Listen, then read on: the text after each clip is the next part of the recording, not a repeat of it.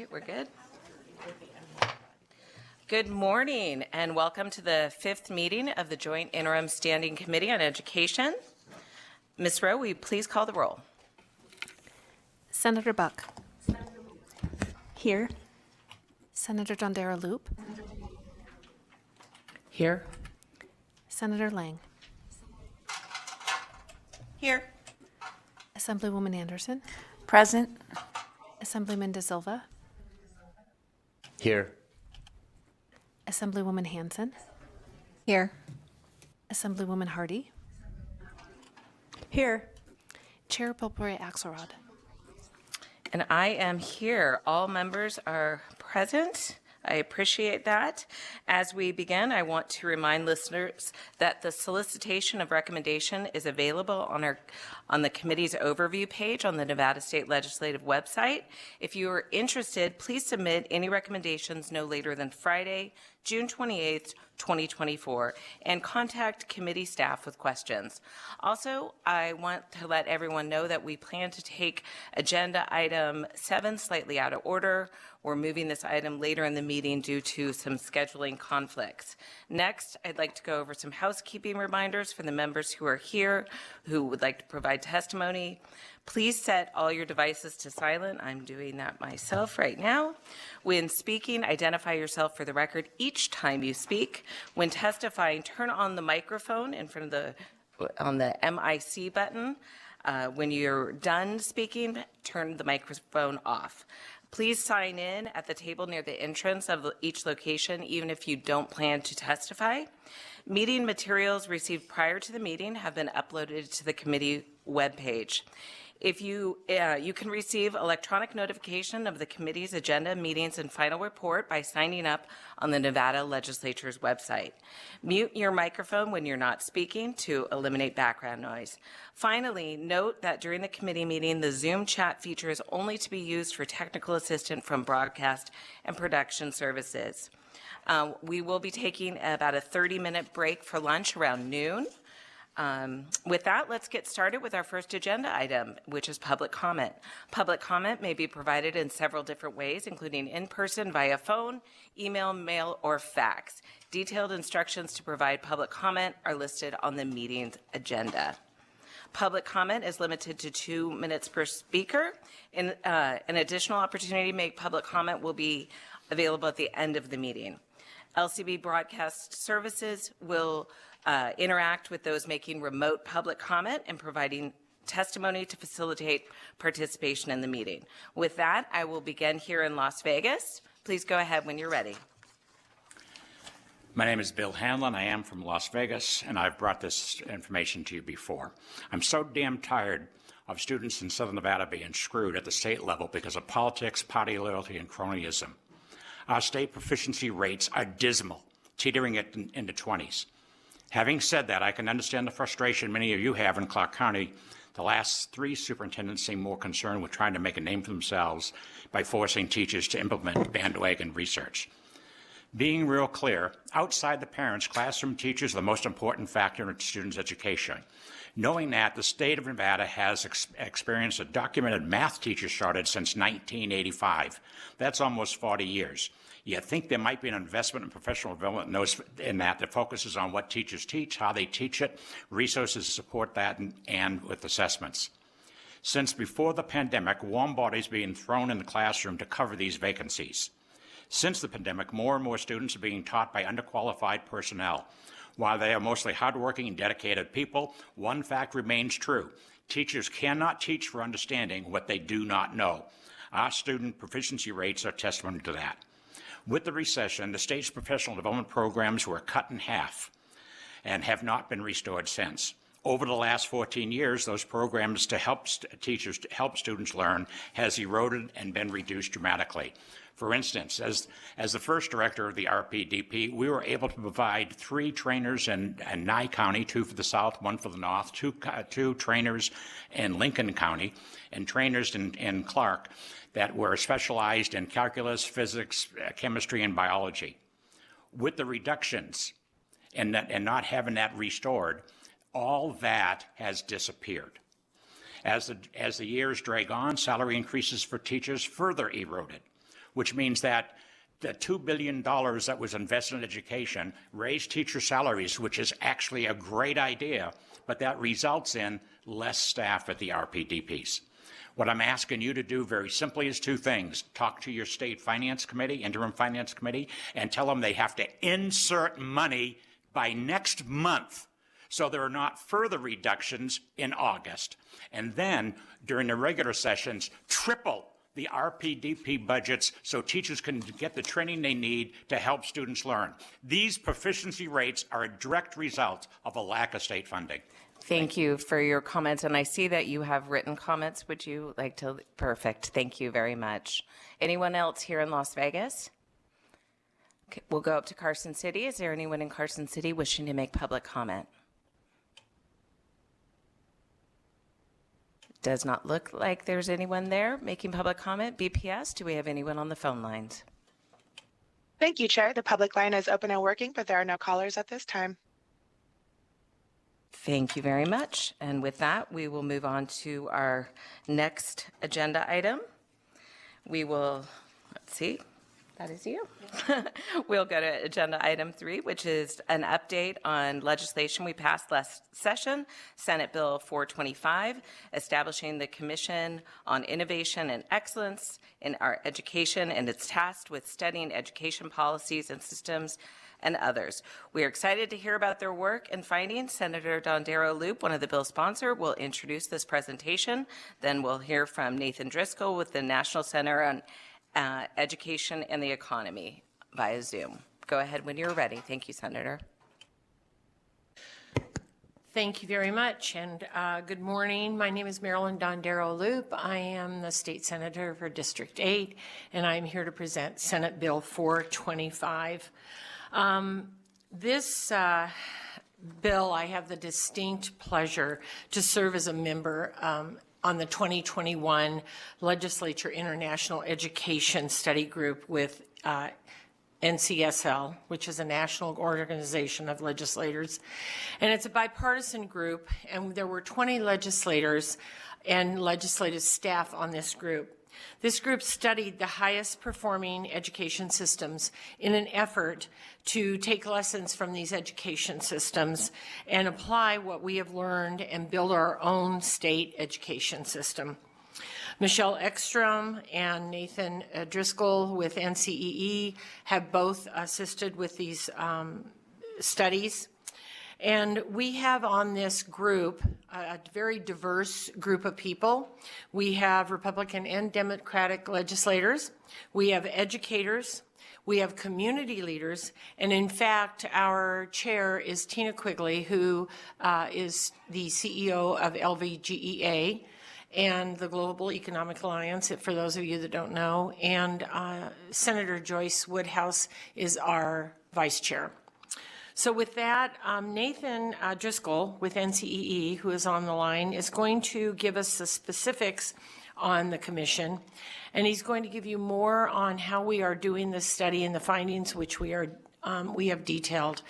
And so with that, I would like to go ahead and turn it over to him. I think it would be best to have the presentation, and then if you have questions, we'll go forward. So thank you.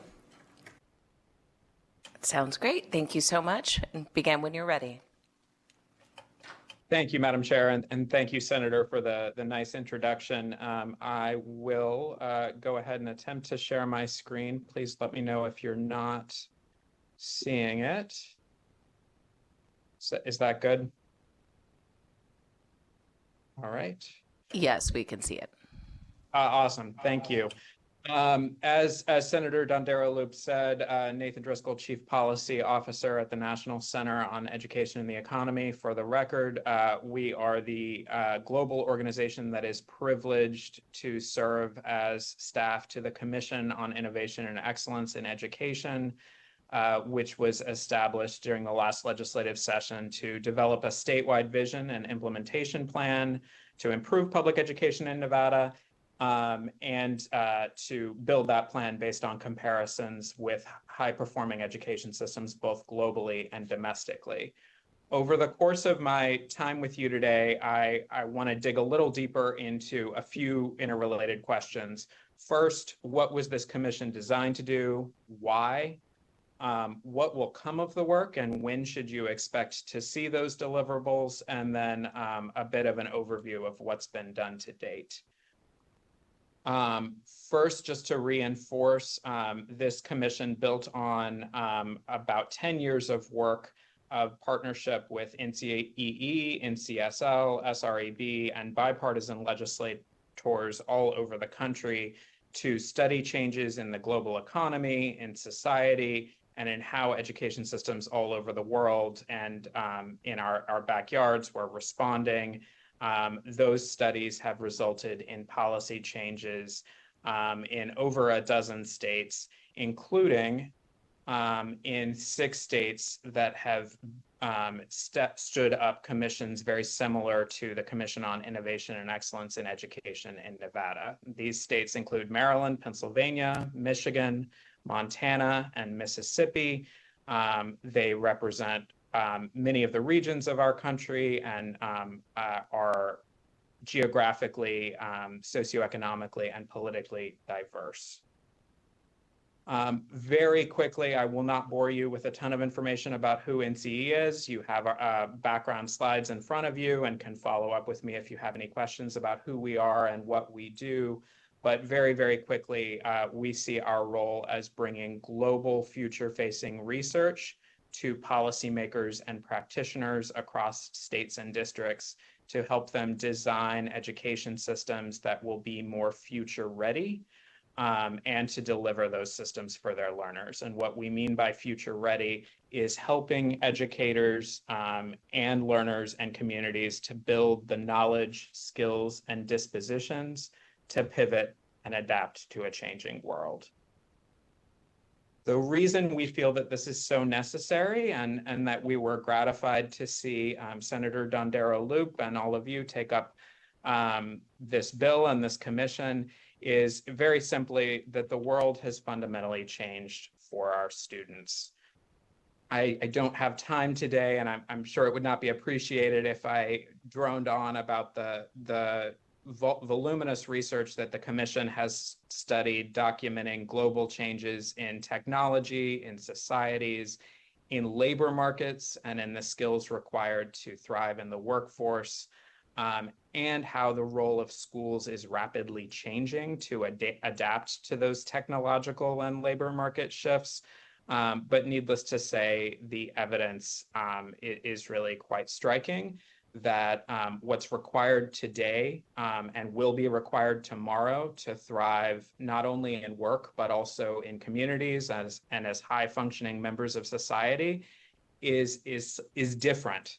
Will require new technological literacy, new skills, new ways of working and collaborating and thinking critically to be able to adapt, and schools are going to have to adapt to those realities as well, and already are.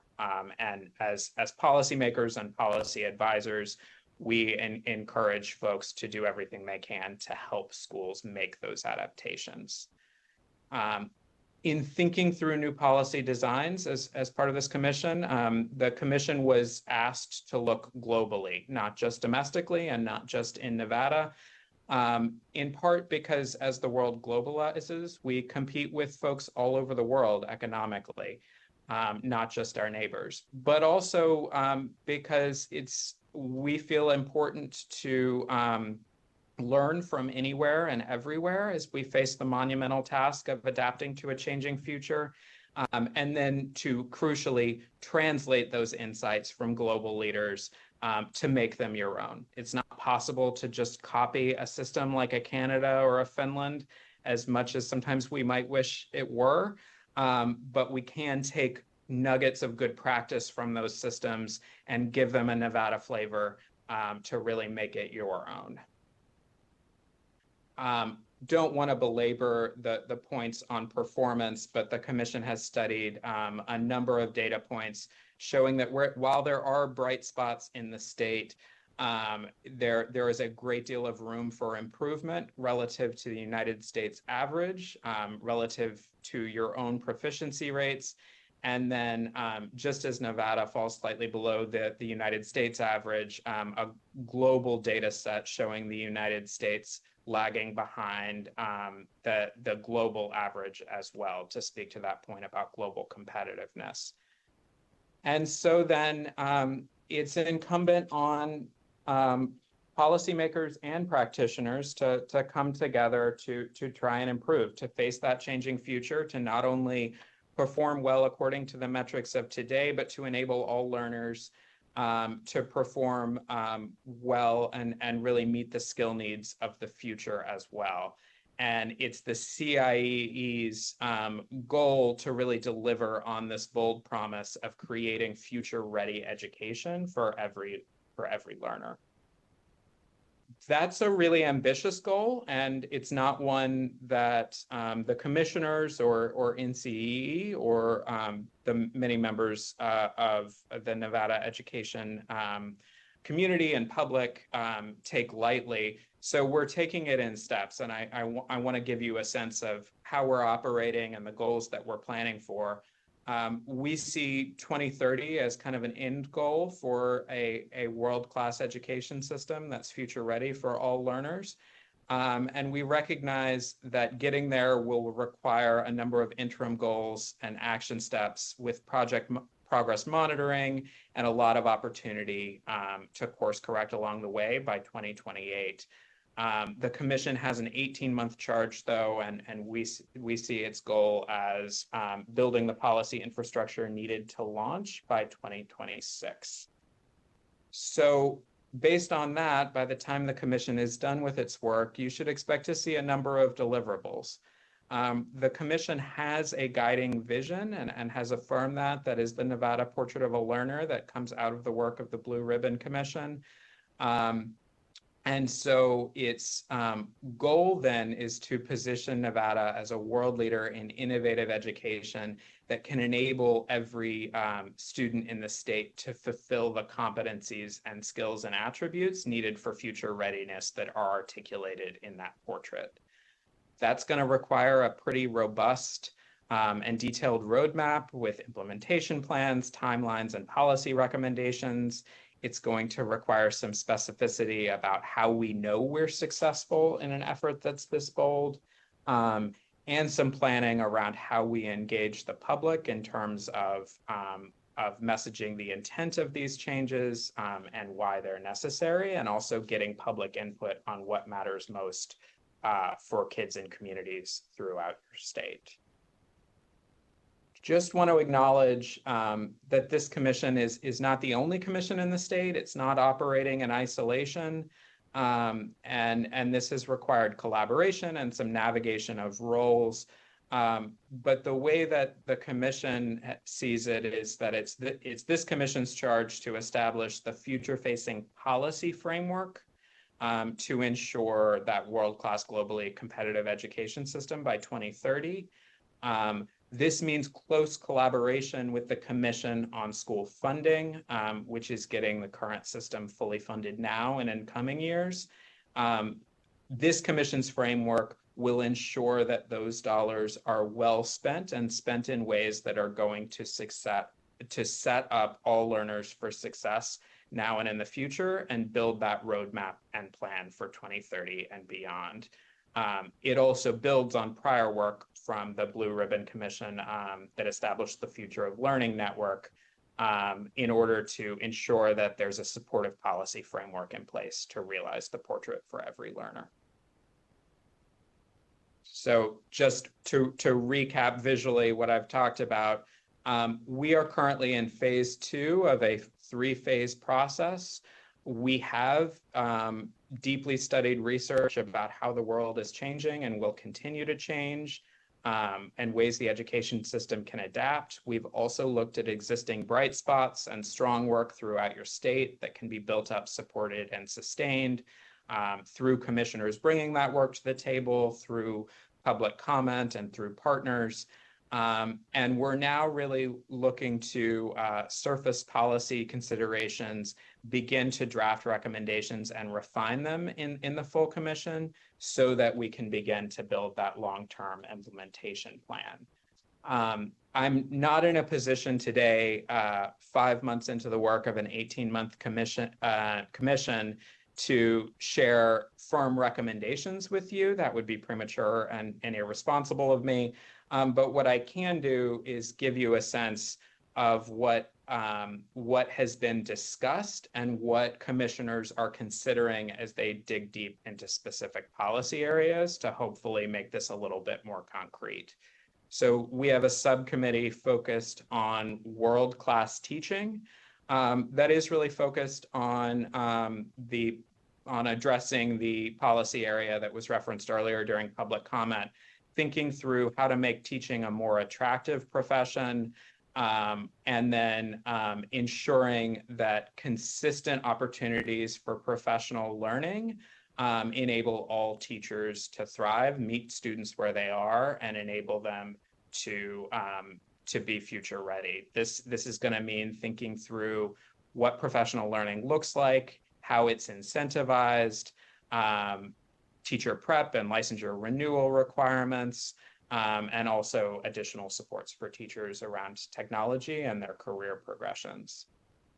We're also looking closely at the CTE system in Nevada, and with an aim of ensuring that every learner has opportunities to explore careers, to participate in career pathways and authentic learning environments, if that's something that is of interest to them, and in really emphasizing how students can build those skills that are necessary to be entrepreneurial and learn for life, understanding that the evidence shows that many of today's learners are actually going to go on to take many jobs and pivot many times throughout their career.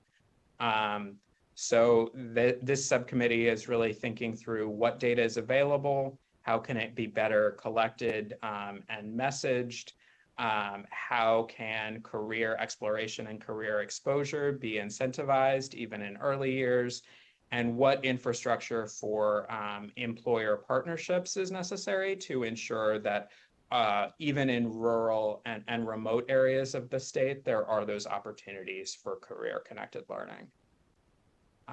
We also have a subcommittee focused on proficiency-based learning, really thinking through how to leverage the opportunities that were created via the Future of Learning Network, via AB 110, and then figuring out what flexibilities those opportunities create, but then where there's still opportunities for growth to ensure that students are learning in a system where they can move on when ready, and when they demonstrate proficiency for their learning. So that's going to be digging much more deeply into creating ample time for teachers and for students to be able to engage in that kind of learning, what incentives and supports are necessary for that. Again, professional learning for teachers to engage in this way, and thinking through the role of school leadership in this process. And then finally, we have a subcommittee focused on developing, aligning, and enhancing the public communication of performance metrics for the whole of the system, so that teachers and students and communities get the data they need to understand how they're doing and how they can improve. And that's supported by a robust communication strategy that really helps to communicate all of the great work going on in your schools and the opportunities for improvement to communities, to business, and to families. And then just to close, here's a timeline of where we are and where we're going. Hope to be able to have some preliminary actionable recommendations for you by December the 10th in advance of the next session, but then the commission will continue meeting through Q2 of 2025 in order to flesh out the details needed for that plan, which will include much more long-term planning up until 2030. So, Madam Chair, members of the committee, I recognize that was a lot of information I just threw at you. I'm happy to stick around for any questions or defer to Senator Dondero Loop if she would prefer to answer those as well. Thank you very much for your time. Thank you very much. And as you can see, we've taken on a very big project, but we're up to the task, and we believe Nevada will benefit from this. The Nevada Commission on Innovation and Excellence in Education is designed to deliver on that bold promise of a world-class, future-ready education for every Nevada young person. As a 30-year classroom educator, I have lived in education, worked in education, love education, and I believe that our state deserves a great education for all of our kids. So thank you very much, Madam Chair. Thank you very much. And with that, we'll open it to questions. I'm going to go to Carson City first. Assemblywoman Anderson, go ahead. Thank you, Chair, and thank you for the presentation. This looks like a very extensive undertaking, so thank you for taking it on. My question, I was able to look up a little bit online as to the very extensive members, and so if we could also get a list of the members, that'd be wonderful. But my question has to do with slide 17, with the consideration for policy development. The first bullet has to do with work-based and project-based experiences. Has there been any consideration, or will there be any consideration, to take a look at what credits are needed for graduation from our K-12 schools? Because I know that that has been a very large discussion over the last few board meetings, education board meetings, and then also a concern with other people as our community changes. Thank you very much for the question. I'm going to go ahead and hand that over to Mr. Driscoll, but yes, there has been discussion. Thank you, Madam Chair, and thank you, Assemblywoman Senator. Yes, there has been discussion. Obviously, as I'm sure you know, this is a pretty weighty topic that's going to require some pretty considered analysis, and so I can't say much more at this time other than it's very much on the minds of commissioners that this will be something that needs to be looked at, particularly as we all are affirming that we really want to refocus what's required of kids on those skills that actually do matter for success in work and in life. Would also add that, you know, the meetings are open to the public, and of course we welcome any input on that topic as well. Great. Thank you so much, and thank you, Chair. And I don't think we have any other questions from Carson City. What about Las Vegas? Any questions? Doesn't look like any. You have a lot of work, we know. So look forward. I will be paying attention to the good work that this committee's doing. So thank you. Thank you very much, and thank you for your time, and thank you, Mr. Driscoll, for joining us this morning. Thank you all. All right. Next, we'll hear about efforts to support pipelines from our educational personnel in the state. We'll be hearing from several presenters during this item, including some representatives who will discuss Assembly Bill 428 from the 2023 session, which added efforts to bolster pipeline programs in Nevada. But first, we will hear from Sergeant Major Gary Schoolfield and Kyle Rothel, representing, and Jeffrey Geis, who I believe Dr. Geis is in Carson City, who will be presenting on the Silver State Education Foundation and the work they are doing. So please go ahead when you are ready.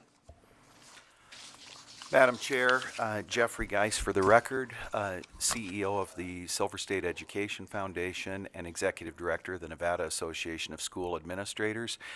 I'm here as in place of Bridget Bilbray Phillips, who's our operations person and acting president of the Silver State Education Foundation. But I want to thank you, Madam Chair, and the entire commission for the invitation today, the committee. I just want to open with a few brief comments by stating the year 1994. 1994 was the last year every vacancy was filled in the Clark County School District alone, And as Mr. Hanlon indicated in his comments, there were sporadic vacancies before that in some of the highest need areas, like math. In Clark County School District alone right now, there are substitute teachers. By the way, I don't say anything disparaging about hardworking substitute teachers. This is not their fault at all. They're doing their best. But there are substitute teachers in Spanish classrooms right now, for example, that do not know Spanish themselves. There was recently reported a high school in the Clark County School District where there were 18 science teachers in that high school, which is pretty common for a large comprehensive high school, with only one licensed science teacher. And we could go on with examples where there are substitute teachers working in classrooms that don't have the content knowledge or the pedagogy with the kids, but are doing their best, which causes even more frustration for hardworking educators, especially teachers who are called in to often sell their preparation periods or group kids together. And we believe at NASA and the SSEF, teachers are overworked and underpaid. So we wanted to, at the Nevada Association of School Administrators, give back. And our way of giving back was dedicating, to date, about $250,000 to the inception of this foundation. And the city of North Las Vegas has invested with us as well to the tune of about $400,000. And we are also doing philanthropic efforts in partnership recently with the Leadership Institute of Nevada that has produced some philanthropic dollars for our foundation. So I'm so happy that other efforts have recently passed, legislative efforts, where we can partner to really make a difference in the lives of children. What kind of separates us is that our program brings forward a instructional coach, which you're going to meet here in a moment, Sergeant Major Schoolfield. And he works alongside the programming in schools. In this case, we're launching at Canyon Springs High School. We've already launched. We've got over 100 students. Gary's gotten over 100 students interested. And he works along that with side by side with a CTE teacher, and he'll be working with the students and their families. And we will be engaging with agreements or commitments, if you will, for those students to continue in the city of North Las Vegas, where, by the way, has the highest number of vacancies per capita than any other municipality in our great state. So, ladies and gentlemen, without any further comments from me, but I will certainly be here to field questions. I would like to introduce you to Sergeant Major Gary Schoolfield and Kyle Rothell, who are going to go through some information for you. Thank you very much. Good morning, Madam Chair Bilbray Axelrod and members of the committee. My name is Kyle Rothell, and I'm here representing the Silver State Education Foundation. I am also a proud student or graduate of Clark County School District and from our local university, UNLV. It is also my pleasure to introduce Sergeant Major Schoolfield, SSEF's first career coach, and today we are here to share some information pertaining to SSEF and talk about and discuss our first pilot program at Canyon Springs High School that is being implemented in collaboration with the City of North Las Vegas, and its full implementation that started just this month on June 1st. When we first started working on setting up the foundation in January of 2023, the statistics that our data experts kept sharing was that Nevada was the top 3 in the nation pertaining to teacher shortages. As the year continued, all statistics showed that Nevada was number one for teacher shortages. We believe this is a true state of emergency. You can see here on the slide that the data supports that North Las Vegas schools deserve more investment. North Las Vegas schools compared to Henderson schools have a 3 times more vacancy rate with teachers. That is why SSEF made the strategic decision to start their work with Canyon Springs High School and the City of North Las Vegas. You might wonder why there is a need for assistance from foundations such as SSEF, or why not work with recruitment agencies or other organizations. The answer is the need is so great that what is happening isn't enough. Pipeline programs are on the decline in our nation, generating less than 90,000 fewer teacher candidates annually compared to just 16 years ago. We believe SSEF can play an important role in helping replenish our education pipeline programs. The Silver State Education Foundation has our values, vision, and mission, and we're laser focused. It starts at our core with our value, which is to promote the next generation of our educators and leaders within education here in Nevada, followed by our vision, which is to support creating a sustainable pipeline of qualified teachers for Nevada, which supports our mission of strengthening our education system by recruiting high-quality candidates from the community and helping reduce the teacher shortage here in Nevada. The Silver State Education Foundation is made of a rich, diverse group of leaders with a strong education background and experience. The leadership team provides valuable insight and support and has been instrumental in creating a successful teacher pipeline program such as SSEF. Bridget Bilbray Phillips, SSEF's acting president, was also going to be here today. However, her daughter went into early labor, so she had to fly to the East Coast. The SSEF model is based on a proven model like Avenue Scholars. Avenue Scholars model has coaches that start with students at the genesis of the program, supporting the student every step of the way through the post-probationary status as a teacher. Nationally, we lose half of our teachers after they enter the classroom. We want to have a model that ensures great success of these program recruits. We are honored to have Dr. Ken Bird, founder, president, and CEO of Avenue Scholars, on the SSEF board.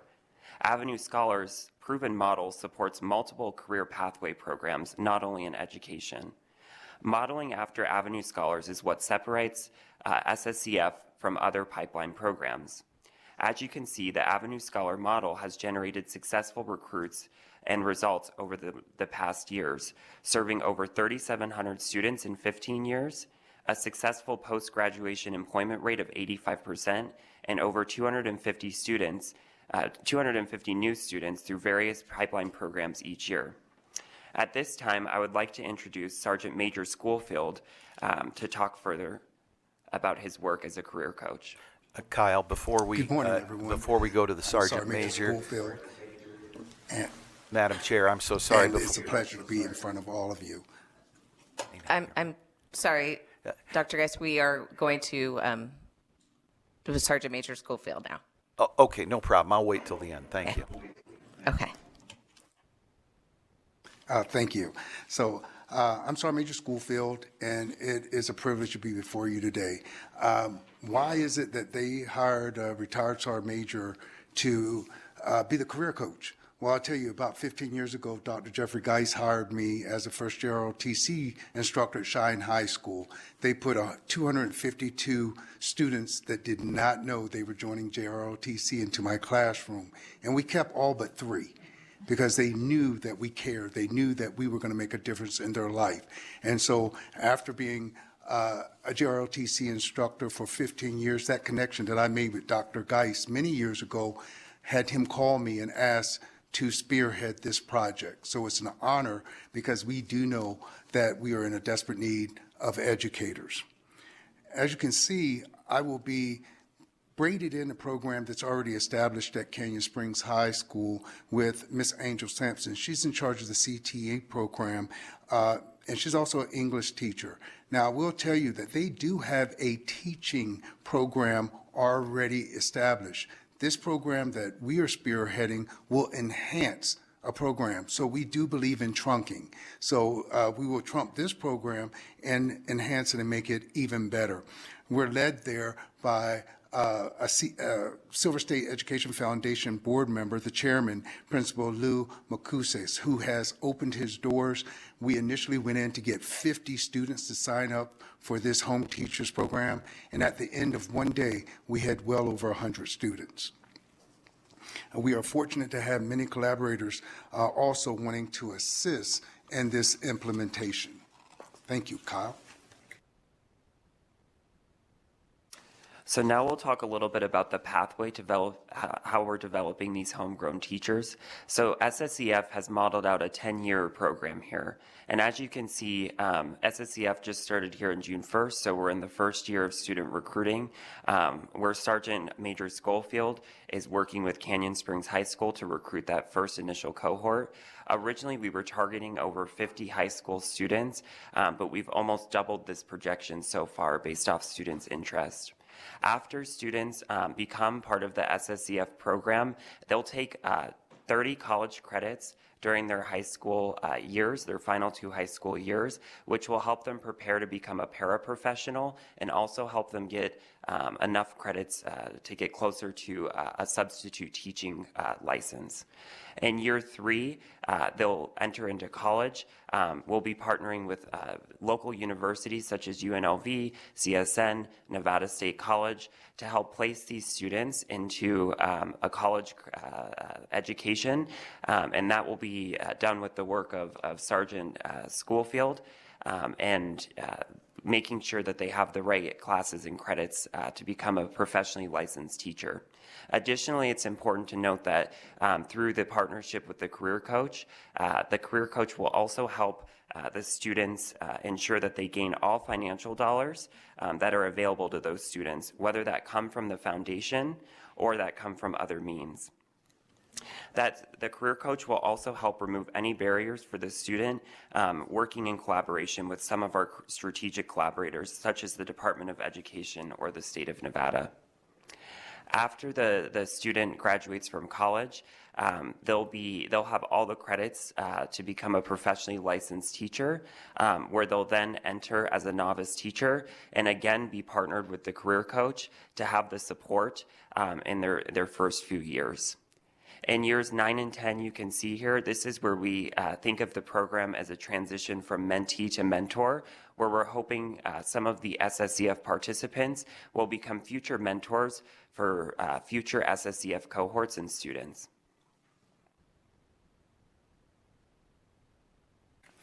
As was mentioned earlier, we talked about the vacancies have existed ever since 1994.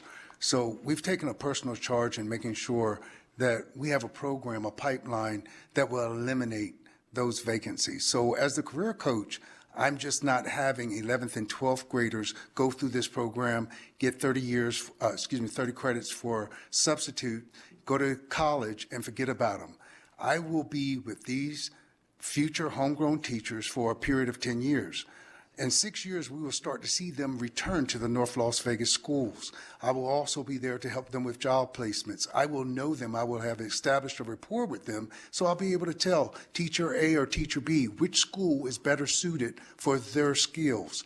So this is a long process, but the benefit of starting this now is going to pay for years to come. Some of the things that you see on this slide is showing how we're going to prepare these homegrown teachers for returning to the high school classroom.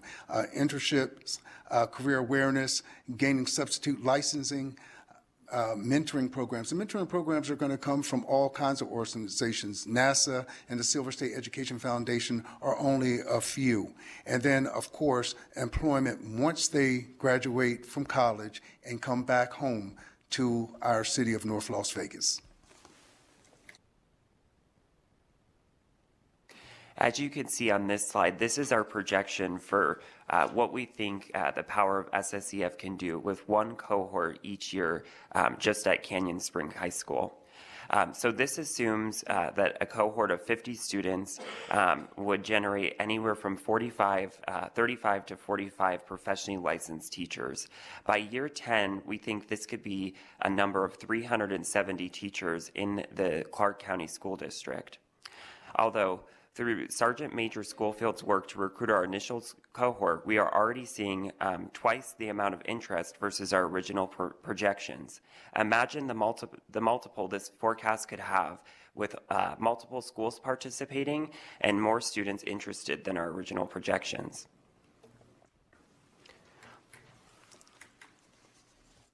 Panel, as you can see, that the attrition rate of teachers is great.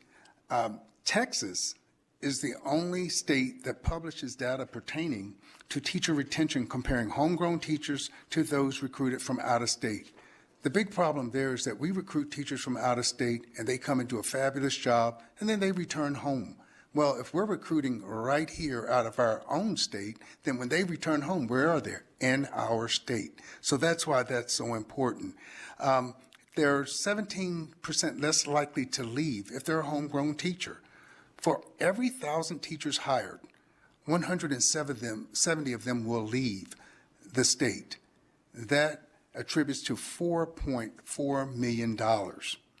We are pleased to say that a collaboration with the Department of Education, it looks like we will start gathering and sharing data collected right here in Nevada.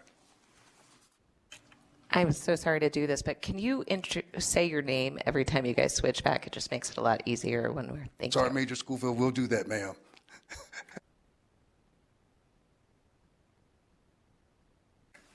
Sorry, Major Schofield again. This is what we're doing. We are going to continue to work closely with families, educators, and most importantly, the students to ensure their success.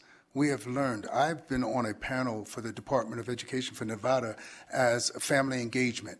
And when you have families engaged, combined with dedicated educators, students will excel. And that's why this program will be a success. We have an empowerment planner that was recommended by the city of North Las Vegas. So not only am I tracking the students, the parents, the fellow educators, but this planner also guides them through the entire process. And here are some of the things that I will personally be doing as a career coach to ensure their success. I will be academically tracking them, whether it's progress reports, report cards, whether a grade goes below our guided point or not. Attendance, yes, we're going to make sure they get up, get dressed, and get to school. Credit sufficient, I heard it mentioned in the last presentation about the credits, but we are going to say whatever the standard is, we're going to make sure that our homegrown teachers are meeting and exceeding that standard. We're going to make sure the course enrollments, they're taking classes that they need to become educators. Also the extracurricular participation to keep them well-rounded, and of course, establishing and maintaining and highlighting those soft skills. This is Kyle Rothell. So just wrapping up here, when evaluating what it would cost to support the SSEF program, we ran two scenarios. The first scenario, which is reflected here on the screen, shows a budget for just one cohort over 10 years. The cost over 10 years is just around $4 million, or around $94,000 to produce one licensed teacher. In scenario 2, we modeled out the cost of the program when producing and supporting a cohort each year. At a 10-year budget, this would be around $11 million total, a little more than half, but with a 10x teacher return. Additionally, the cost to produce a licensed teacher through the pipeline program was reduced from $94,000 down to $45,000, which makes this pipeline program one of the most economical compared to some of the other pipeline programs through different career paths. Lastly, I'll note that the partnership with the City of North Las Vegas, we have been able to receive funds to cover the cost for year one. We have modeled that we will be able to actually use those funds to last further into 2025. So you may ask, how impactful is one SSEF cohort? Well, just one cohort could generate up to 35 teachers at a minimum, which could impact over 31,000 North Las Vegas and CCSD students over their teaching careers.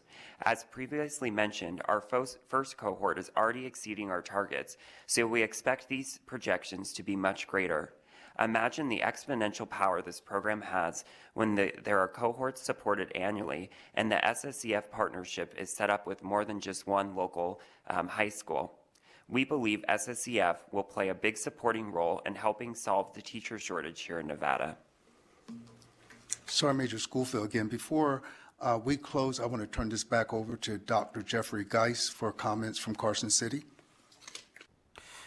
Madam Chair, members of the committee, Jeff Geis for the record, thank you for allowing us the time to share with you today. I will just say in closing, if there's any questions, please fire away. But I want to emphasize that this is not just a North Las Vegas program. We are a statewide organization. We just simply felt that that was the logical place to begin, given the per capita vacancies there compared to any other municipality. And I've already, had other principals inquire about how we could couple the efforts with their schools and so forth. So we'll do that as we move forward. Thank you very much. Thank you. Committee, do you have questions? Do we have questions up here? We'll start with you, Assemblyman De Silva. Thank you, Madam Chair. And thank you, Sergeant Major, Kyle, and Mr. Geis. It's always good seeing you. Great presentation. I had just one quick question. So when it comes to getting the substitute license, this is going to entail now the accumulation of 60 credits, correct, while the student is still in a high school setting. So what's the plan there? I mean, are we going to have a sort of specific classes that they will be taking? Is it going to be like a general ed sort of programming? Because I know that there could be a discrepancy there between some of our teacher training academies and their focuses, as well as what's just required of a substitute teacher in Clark County. And then secondly, too, just to confirm, so once a student goes to this program, they'll be committed to teaching in North Las Vegas for 5 years, correct? Okay. Thank you. Madam Chair, Assemblyman, thank you for the question. So the students that are in the program working with a CTE teacher and Sergeant Major Schofield will be expected to complete 1 year of college before they graduate high school. So they graduate high school as a sophomore. Part of those dual credits, those dual college credits between high school and college, will be a highly effective substitute teacher endorsement through the College of Southern Nevada. They're one of our partners in that. As such, once a student graduates from high school, completes another 30 college credits, if the student chooses to, they can then be eligible to apply to be a long-term substitute teacher. Now, let's be real, I mean, not every 19-year-old or 20-year-old kid wants to necessarily be a substitute teacher. However, we don't want to remove that barrier because some may fit that role very well, especially at, the elementary or middle school level. Also, when they graduate high school, a sergeant major will be working closely with that student even before they graduate to apply for parapro jobs in that North Las Vegas pipeline. They will already have had experiences. We're going to give those kids a little stipend through our foundation to do apprenticeships at that Canyon Springs feeder alignment. So the whole goal here is that they just become integrated into that school community and that school pre-K through 12 community so that they won't want to leave that area, right? We're even looking at collegial housing into the future. So we have some big plans. Assemblyman, I'm so sorry, I forgot the second part of your question. Yeah. I was just asking for a confirmation that this would be a program where students who go through this will be committed to North Las Vegas for 5 years. Yes, sir. Jeff Geis for the record, Madam Chair. That's correct. Any municipality, that was part of our arrangement with the city of North Las Vegas. I thought that was a very fair expectation. And in this case, that would be the agreement that we would want to engage in with that student's family initially. And then, of course, once the student graduates, we continue that agreement with them personally. Next, we will go to Senator Dondero Loop. Thank you very much, Madam Chair. And I'm going to go to the financing of this first because this is a lot of money. And we know that sometimes funding is the issue. So does the program qualify for any of the funding identified in Assembly Bill 428? And how sustainable is this moving forward? And I'll add in there, another part of that question is this a pilot before the expansion? Madam Chair, Senator Dondero Loop, Jeff Geis for the record. The answer is, Senator, I don't know if I have not looked at that bill in particular. We have not sought funds from that, and nor do I plan to seek funds from that. This is a pilot with the city of North Las Vegas. They're excited about it to see the results. I think our results are going to be very promising given the leadership within our foundation that we have, and Sergeant Major boots on the ground. And right now, I am just working with that municipality and our philanthropic dollars and programming we've created from NASA to support these efforts for the students we serve. So that's where we are at this point. AB 428 is, from what I understand, a great initiative. I like that we are able to help channel the students that we're working with very aggressively with our career coach to the resources that would come from that, because they would certainly qualify for that too as potential future teachers within our schools. Madam Chair, may I? Yes. So I guess I would encourage you to read Assembly Bill 428 if you haven't done that, if that's what I'm understanding you to say, because I think that that's an important piece of this. While I recognize your partnership with North Las Vegas, as you well know, we have a huge school district with a lot of needs, and I think that we need to be sort of working in a community as a whole and not just isolate certain areas. And sometimes those needs that might be presented in certain groups are really needs in other part of the district as well. So I think that that would be an important piece. Also, I am a little worried about the tuition reimbursements, because if we're promising the kids these, the students these reimbursements, and then you don't have them in the end, that's where I was kind of going with the sustainability. So what if we say to a student, you know, it's going to be this amount of money. I think on your pathway to developing, one of the things was when the Nevada licensed teacher, up to $10,000 reimbursements available for student support. So if that isn't available for all the students, I think I remember at one point in a conversation that, say, 200 kids had signed up. We know maybe all 200 won't go through the whole program, but even if you had 50 and they each got $10,000, what's the sustainability of that? Because if you don't have the money and you've promised that, is kind of where I'm going with it. So those are just my thoughts for the day. Madam Chair, Senator, thank you so much for the questions. I am familiar and have read Assembly Bill 428. I just want to make it clear, we're not seeking funding from Assembly Bill 428. And to your other question and point, Senator, you're absolutely right. We never want to promise a child anything that we wouldn't be able to deliver.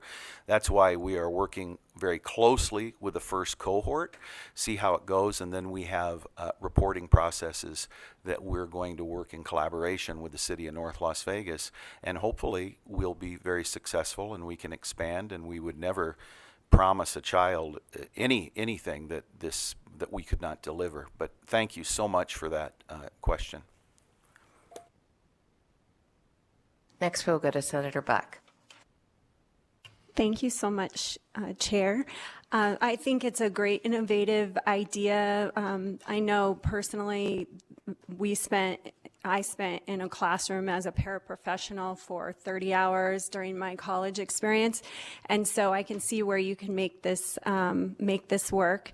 I see other jurisdictions wanting to participate, and so I was wondering if there's a plan for this, to roll this out in other jurisdictions. And then I also wondered if the city of North Las Vegas is stepping in with any sort of funding to help. Madam Chair, Senator Buck, Jeff Geis for the record. So we're going to see how this goes. We have some very promising data initially. We've just started working with students in May through Sergeant Major Schoolfield's recruitment efforts in partnership with the existing CTE teacher and programming there. The hope is to get the CTE teacher's classes full, so she's not teaching English anymore. She's just teaching those students in the teacher pathway program, full class loads of those students.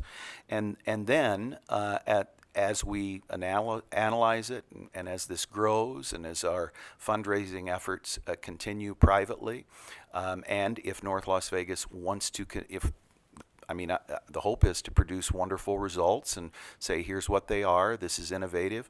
And then at that time, when we have something to showcase, we're very happy to move forward and have the discussions with other municipalities in the state because, after all, we are a statewide organization. This was just, we felt, the best logical place to begin, given the level of vacancies in that community that have been. I served as a principal in that community for a decade. I supervised schools in the North Las Vegas area as an associate superintendent, and I just know the struggles that principals there and everywhere, but particularly in some of those schools with a large number of vacancies. So that's just our starting point, Senator Buck. And Madam Chair, if I may, Sergeant Major Schoolfield, Senator, to answer your question also with what Dr. Geis was saying, when I left the JROTC arena just this year, many of my coworkers were like, what is it that you're doing? I can guarantee those who I supervise, plus the new breed of instructor coming in, we will always have committed career coaches. Thank you. Yes, I definitely think that is key. The mentorship is fabulous, so great idea.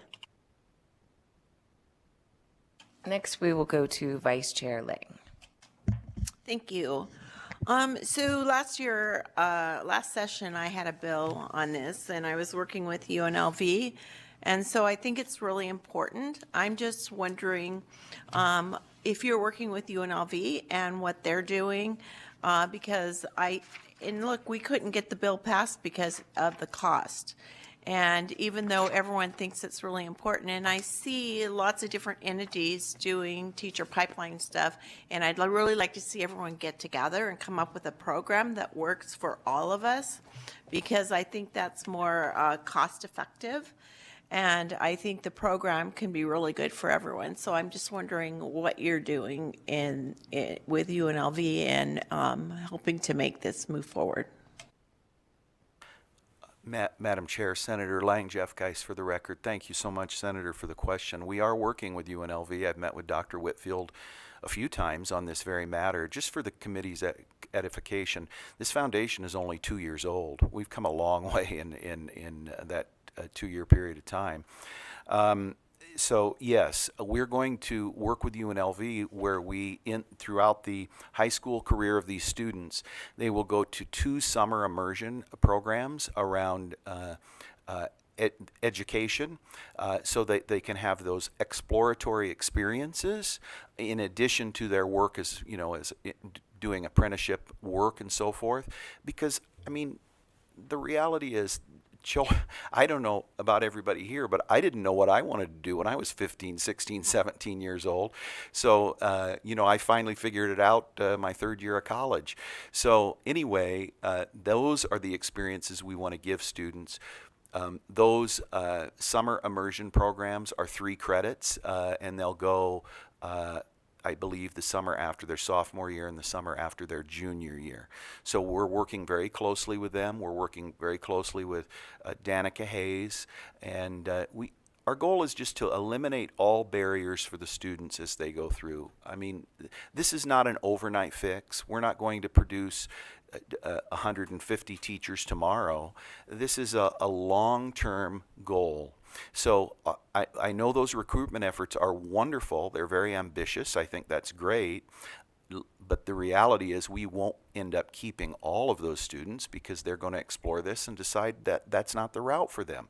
And that's okay, because the real investment starts, after all, after graduation, when they start to get into their collegial expenses. Thank you. Next, we will go to Carson City to Assemblywoman Anderson. Thank you, Chair, and thank you for bringing this forward. You actually brought up, Dr. Geis, I hope I'm saying that correctly, my question, which was, I'm looking at almost the last slide where you have a 70% impact and 100% of how many successes there were. So I just want to verify, sometimes being part of a career counselor is telling somebody you're not meant to be a teacher. So I just want to make sure that that is part of the program as well. And then my other question, how do you do your recruitment? Is it just, hey, come on in, or is it very directed in that application process to make sure you get these numbers? Madam Chair, Assemblywoman, thank you so much for the question. Jeff Geis for the record. So what Mr. Rothel did here was just a mock-up based on approximately 35 students over a 10-year period. 35 students and their impact, if it were one cohort, over their career of impacting 31,500 kids. When we originally began this initiative, as I said, we're working closely with Avenue Scholars. By the way, their programming in Omaha, Nebraska, Des Moines, Iowa is in very at-risk schools. I often say Omaha, Nebraska, and Des Moines, Iowa, and people think, oh, that's all suburban. No. They're very at-risk school communities working with doing other workforce connection pathways for kids, and that's who we're working with and modeling this after. As to the second part of your question, Assemblywoman, I would turn it over to Sergeant Major Schoolfield, because he was there doing the presentations, and he can answer that quite well, I think. Sergeant Major Schoolfield. Yes, ma'am. We initially went to Canyon Springs with this idea of starting there because, of course, we've mentioned that Nevada is in a very emergency state as far as getting, and North Las Vegas being even more of an emergency state. Well, we went in looking for 50 highly interested students, and throughout a day and a half visiting 19 classrooms, explaining to them exactly what the Homegrown Teachers Program is, asking them who was interested in being a teacher and showing them the benefits of teaching and the impact they can make. I told one student, I said, anything that you dislike in this classroom or anything that you would like to change, you're going to get to do it when you come back as a homegrown teacher. So with the delivery that we gave to these young people, amazingly, we went in for 50, and I think the count when we finished was 104. Thank you. Thank you so much for that clarification. And it sounds like that's exactly what I say often as well, is like, don't like it? Get that teacher degree. And that actually brings up my last question, if I may, Chair. You state teacher, but is this all education personnel? Because we're also having a problem with getting enough counselors, getting enough other education licensed areas. And sometimes I get worried that we're forgetting about that area. At the same time, I don't want to not look at getting the teacher shortage. Are you looking at all education personnel, or is it just teachers? Madam Chair, Assemblywoman Jeff Geis for the record. So right now we're starting with our biggest problem, classroom teachers. Could this pathway program expand to other personnel in education? Yes. Could this pathway program expand to other industry in Nevada, the medical industry or other industry where we're short people? Yes, it could. This is just the start. And after all, we are an educational organization. I want to emphasize, this is an enhancement to what's already existing. We have no intention, and I'll put it on the record, of trying to go after or seek AB 428 funding. That is not what we are about. That is so needed, and quite frankly, I don't even know, from what I understand, that that's even enough in that kitty of money to do what's needed statewide and in Clark County, given the nature of our crisis. I mean, directly from the interim superintendent in Clark County, she told me there's approximately 1,300 vacancies right now. I mean, that's horrific. You could have 50 people playing in this sandbox or organizations and still not fill that void. So I want to make it clear, we want to partner with all entities, all efforts. We already have done that, and I agree. I think it was Senator Lang that indicated that's who we are. That's what we want to do. We just want to help. Often these are going to be mainly first-generation college students. Not only uplift them, but then students in the classroom. So that is what this foundation is about. Thank you, Chair, and thank you for that answer.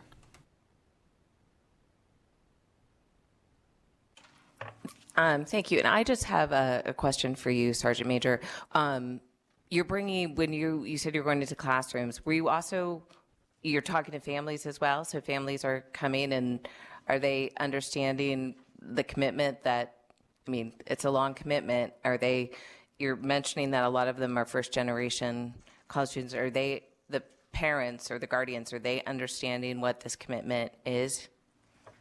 Madam Chair, thank you. Sergeant Major Schoolfield, great question, and the answer is absolutely yes.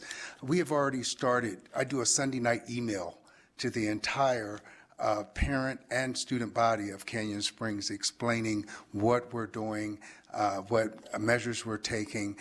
This week's email will be about the benefits of being a teacher. Also, we have hosted in-person meetings. We've done one, we did the first in May, and we just did one on June 6th, where, believe it or not, as school is out, we still had parents and kids attend to get more information about this. And we're using, I mean, on the video Zoom we had, the one parent asked what could she do. I told her to bring 2 parents to our meeting, and lo and behold, they were there. So we're getting this information out. We're ensuring that they understand what they're signing up for and how myself and this supporting cast is going to be there all the way through the process for their children to become teachers. Thank you. And I'd also just like some clarification, Dr. Geis. You said that you thought this model might scale to other things. I was under the impression from talking to you that you guys were planning on staying in your lane with just teachers. Madam Chair, thank you for the clarification. I envision that our long-term goal is going to be primarily teachers.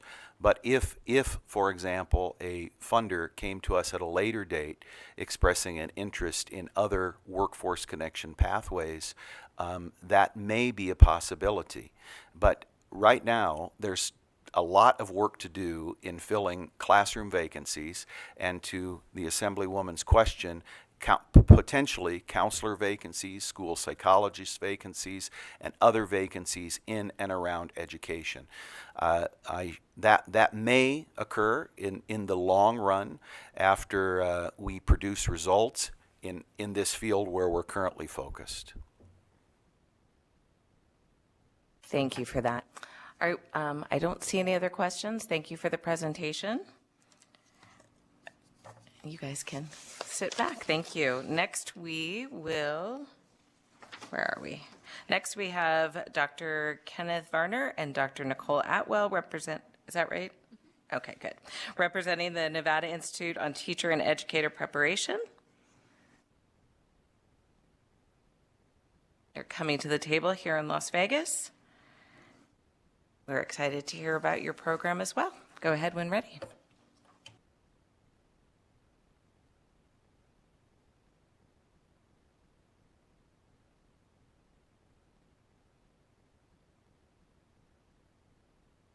Thank you, Madam Chair. For the record, Danica Hayes, Dean of UNLV's College of Education, formerly known as Nicole Atwell.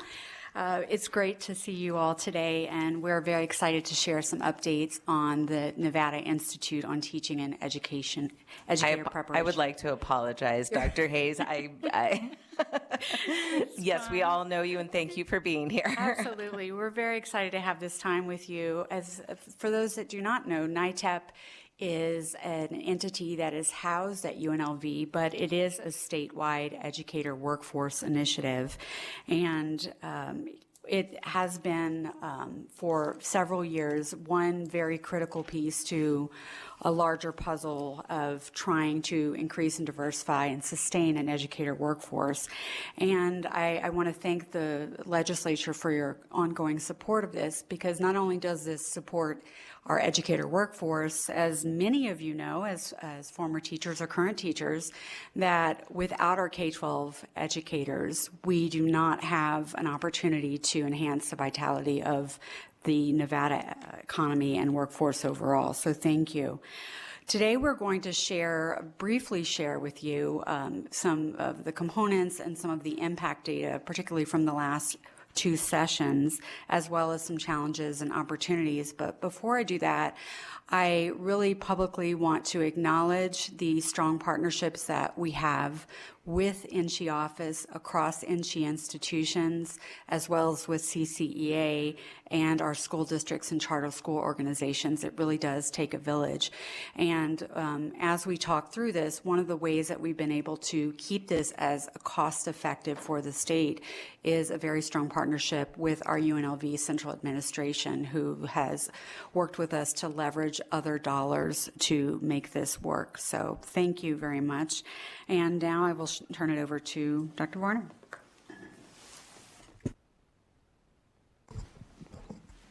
Kenny Varner for the record. I serve as Associate Dean for Academic Programs and Initiatives at UNLV's College of Education. Madam Chair and committee, thank you for hearing our presentation today. We're going to just go through a little data to give you a picture and kind of the story of change that represents NITEP from when we took it over several years ago until now. It's a program that's continually evolving to try to figure out how we best serve Nevada's needs. Just a little sense of the numbers. Initially, this program started with the idea of serving traditional students, and by the time we are done with our presentation, we're going to talk about how the landscape has changed, and non-traditional student populations really represent in a lot of ways the future when we think about paraprofessionals, school support staff, and others, the homegrown component. But from 2020 to 2024, we served approximately 147 students, 60% of whom were students of color. And in the last 2 years, we had the distinct pleasure of partnering with sister institutions at the University of Nevada, Reno, and Nevada State University to also include fellows from their institutions. As Dean Hayes shared, while we're the host of NITEP, it really is important that all Nevadans are served statewide. And we talk a little bit later about some of the initiatives we're working on. It's important to us. Dean Hayes and I have spent the better part of the last 18 months on the road, from Elko to Esmeralda, from Nye to Carson City. And while we have a strong partnership with CCSD that matters given its volume and size, every district is facing similar teacher shortages. And so that's part of our commitment. NITEP fundamentally tries to deal with 6 aspects: educational engagement and providing pathways for pre-service teachers to do things that help them develop as teachers besides just being in the classroom. A really strong foundation to their support, as well as community engagement. We want pre-service teachers to know that they're also serving their community beyond just the classroom and the school, and that by leveraging those relationships and partnerships, it actually makes their work easier. We also want to embed professional development that's world-class, that helps teachers know from the very early time of their training on that this is a continuous journey. Senator Dondero Loop talked about how long she's been in education and doesn't stop learning, that part of the pathway through professional development is making sure that teachers really understand how it is that they develop over time and continue to ask questions as the landscape changes. How we prepare someone today won't reflect the landscape in 5 years, and they need to have the skill set at being able to develop those inquiries. We also embed research, where we're giving pre-service teachers the opportunity to serve as researchers and ask questions. What do they care about knowing the answer to as a teacher, and how can they find the sources of knowledge and not just rely on others to tell them? We provide mentoring and micro-credentials, and in alignment with AB 428, making sure that teachers have access to high-quality professional development, particularly around parental involvement, family engagement, and multicultural, without cost to them. For the record, it's in here, the number of hours and impact, but it's important to know that it isn't just a scholarship program. Scholarships alone have not moved the needle in Nevada. It's really wrapping around these supports and making sure that the engagement is there. We don't want to just sort of entice people to be teachers by saying we have money, and then they enter the classroom. And any of us that have been teachers know, once you get in the classroom, it's a different story than how you were prepared. And part of our commitment is a post-program support to make sure that in the first 3 years of a teacher's career, they see us as being a partner with them still. So this gives you a little sense of the magnitude of the hours, about 25,000 hours of engagement for NITEP fellows, and also 21 research projects that have helped inform how we as a higher ed institution can think about what teacher preparation looks like.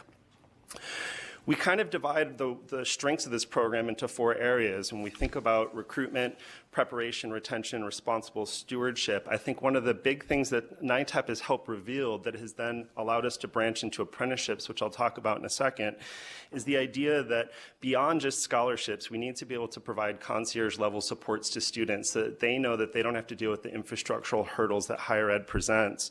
We provide student success coaches. We embed the professional development. We seek to create flexible and responsive programming for students and pre-service teachers. And through partnership with RPDP and CCEA, we also look to provide 3 years of post-program support during those critical years in a teacher's development.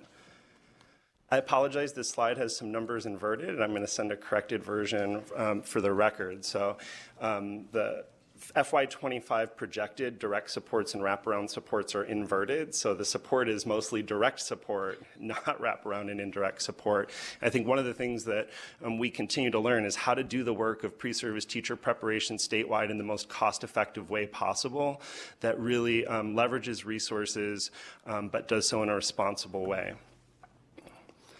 For next year, to talk a little bit about our traditional students, we'll welcome 25 new fellows, and we extended the offer to all 4 four-year granting institutions in Nevada, and our sister institution, Nevada State, is partnering with us, and we will have 25 new fellows, along with layers of teacher leaders and senior fellows so that we can continue to invite educators into the fold through NITEP. And branching into our apprenticeship students. One of the things that in 2023, we were recognized as the first registered apprenticeship teaching program in the state of Nevada, which is pretty exciting. We have over 509, not over 509, we have 509 registered apprentices. And since 2021, working with paraprofessionals and school support staff, we've had over 1,100 participants in the program. What's amazing is by leveraging the supports and resources and ideology that NITEP has brought to bear, we in that program have a 94, almost 95% graduation rate. And we think about what it looks like for the rest of NSHE and kind of traditional programs. This is a significant change. It helped us understand that it's not just tuition dollars that students need, they need wraparound supports. We're working in 250 school sites statewide. And maintaining a high level of student diversity, which we believe is significantly important to how we move the state forward. And I'm going to turn it back to, I'm sorry, for you, right? You can start the challenge. Okay. So when we think about, still Kenny Varner, not Dean Hayes. When we think about some of the challenges, personnel to run programming is a significant challenge, and a lot of the efforts in the state have provided really strong tuition dollars for students. But I think NITEP has shown us systematically over a number of years that just hasn't moved the needle. And how we have sustained funding and to address the concerns in the earlier presentation, do so in a responsible way that comes in at a dollar amount that is reasonable. And I think for us, we've been able since the last session to really drill down to getting to the most responsible, careful number possible about what that looks like. Value? Thank you. For the record, again, Danica Hayes, Dean of UNLV College of Education. And I'll just add that I mentioned at the beginning, this is one critical piece of a very large puzzle, not just at UNLV, but statewide. And we hear from the exciting projects from our constituents here today. But one of the things I'd like to add is we've already started work on implementing or helping to implement AB 428. For example, this summer, we have our initial cohort of 58 youth apprenticeships. 35 of those are in Clark County, but the others are statewide. And so we are working closely with our school districts, CCEA, and others to make sure that that is successfully implemented across the state. And so if there are ways that we can weave some of the components of NITEP with other elements that we're doing, other entities are doing to be cost effective, that is our mission moving forward.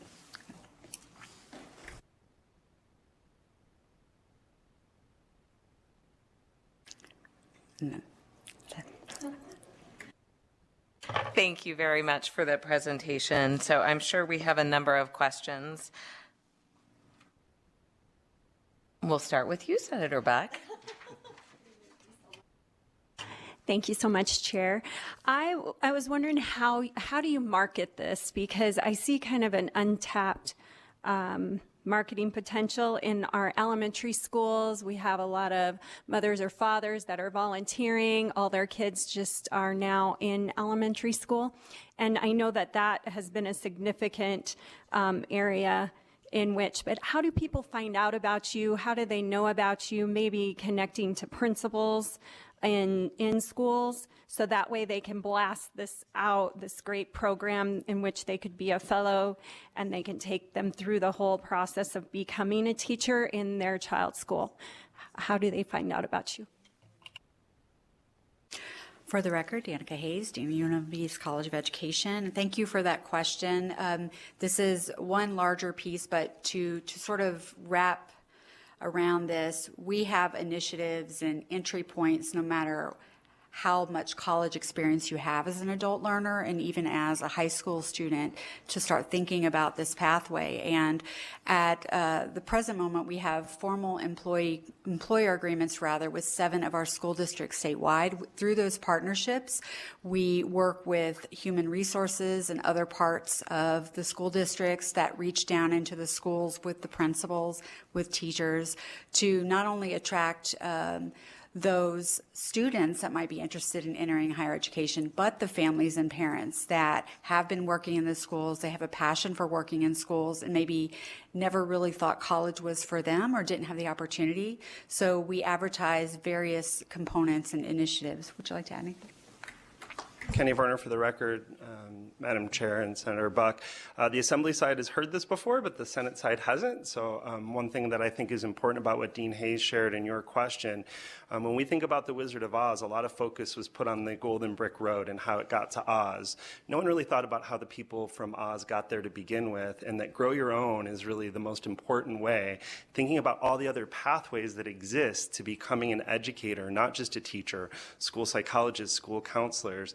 I'm, as many of you know, the proud son of a 67-year-old freshman at UNLV. It's never too late. And so when we think about the ways in which parents and community want to get involved with teaching, it's really important that we keep exploiting in the best way possible the multiple ways and think about the people that already live within the ecosystem of schools that have gone untapped. And I think some of the powerful work with our teacher apprenticeship program, supported by NITAP in part, has been the way in which we started with paraprofessionals, but they're not the only folks in those schools. And those of you that work in schools know, in our program, we have school bus drivers, custodians, office workers, people that work in the lunchroom that say, I've been doing this for 5, 6, 10 years. I know something about kids a little bit, and I want to make a difference, and why can't I be a teacher too? And we say, of course. So creative pathways are going to be kind of the direction that NITEP wants to continue taking. We don't want to get rid of traditional pathways. That's not what I'm suggesting. But traditional pathway, that one road into Oz, can't really be what we spend all of our time thinking about if we're going to kind of really address the critical, not just teacher shortage, let's call it what it really is, which is a strong workforce shortage in Nevada that has a huge impact on the economy, not just in K-12 schools. Thank you. Thank you so much. I do think, and this is a message to principals, as you see moms and dads and volunteering for hours and hours and hours, that's where, you know, you approach them and say, hey, have you ever thought about teaching, and why not teach, you know, here? So does the Department of Education help and have a forum to which they can direct people to say, oh, this program may be best for you, or this homegrown program that we last heard about is best for you? Is there some sort of a website or platform in which we can direct, or principals can direct potential applicants to? Kenny Varner for the record, Madam Chair, to Senator Buck.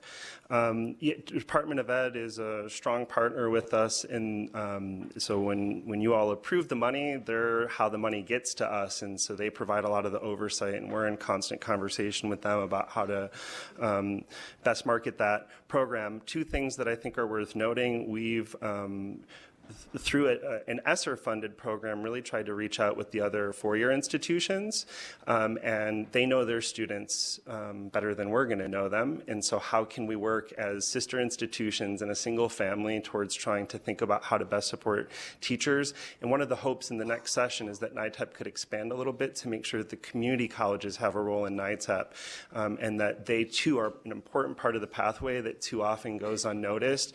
And the current structure of NITEP really facilitates folks at the major portion of the degree once there has typically been that. And I think that there's room for thinking about not only the multiple people that exist within schools, but the multiple pathways in which people need to take to get to college and to the degree. It's not always simply going to be through the four-year institution. So we look to have a more robust dialogue as the next session comes.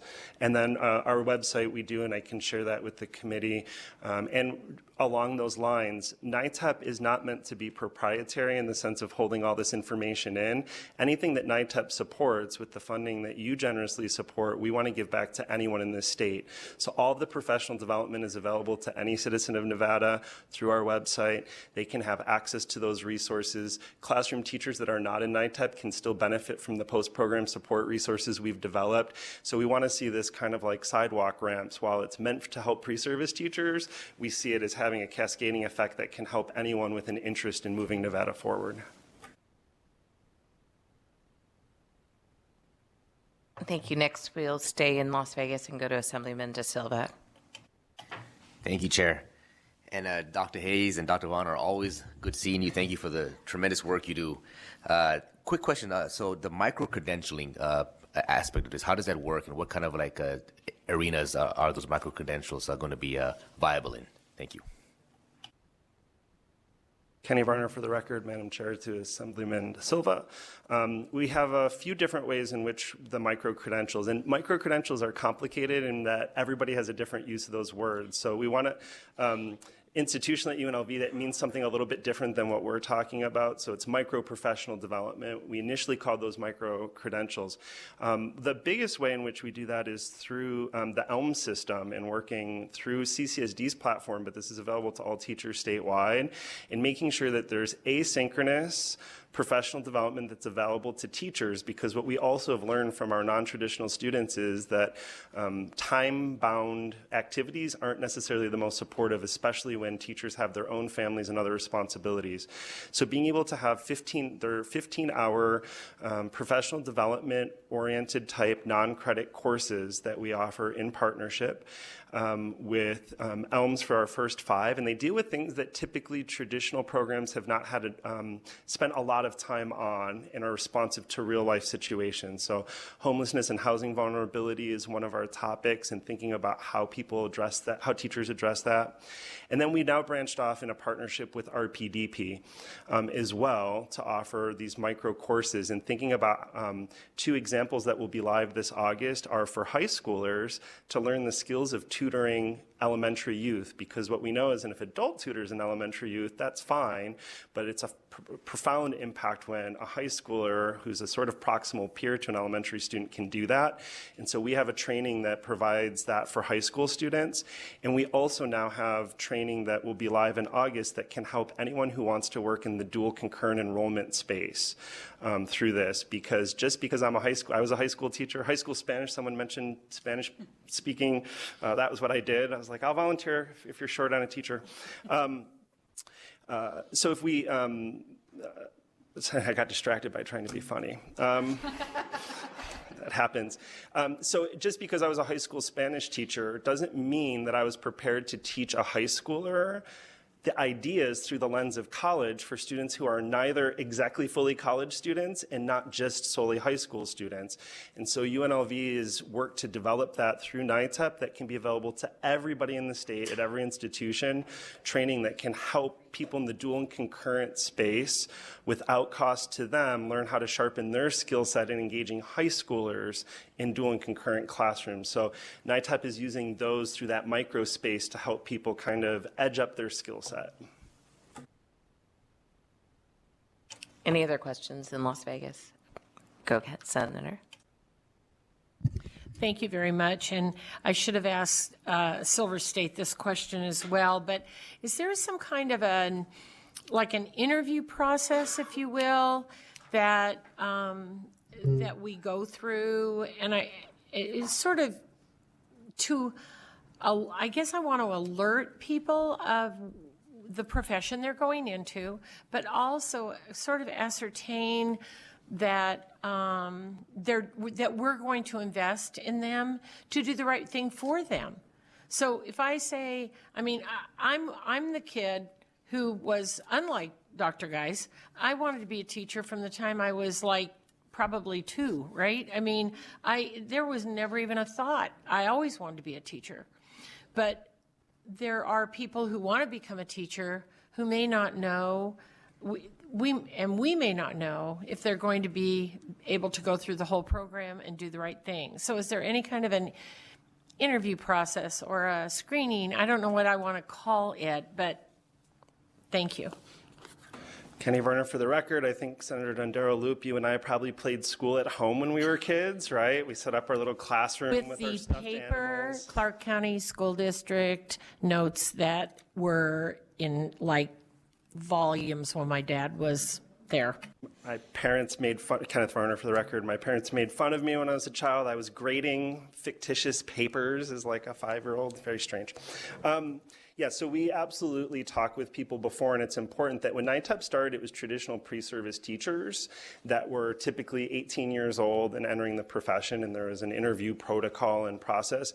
NITEP has expanded to include so many different people on pathways into teaching, so the paraprofessional who's saying, no one's really paid attention to me and I desperately want to be a teacher, it's a much different conversation than we're having with someone who's just out of high school and wanting to enter. So we've even had to differentiate the way in which we have these conversations, and now we're thinking about some cool tools. There's a really cool tool called Video Ask that helps us get those interviews to also be recorded with time to think about it and to be analyzed, because part of what we're asking isn't just, do you want to be a teacher? Do you know the reality? We don't even want it to sound deficit, right? Like, do you know that there's these shortages? Do you know how hard it's going to be? We are all about a positive conversation about the honor it is to get to teach. But one of the things that we ask everyone is, how do you plan to move Nevada forward as a teacher? And we want them to have insight around what it means to be a Nevadan, to serve Nevada, to understand the resiliency of Nevadans, and that's a really important part of this. We don't want to prepare people who then go to Arizona, California, Utah. Not that we don't want to help those states, but we want to keep people here. So part of the inboarding with them, the onboarding rather, through that interview process is to find out what their motivations are to do this. Do they understand what they're getting into, and how we can learn to support them through what they don't know yet, and then what are they thinking about currently about how this work as a teacher can move Nevada forward.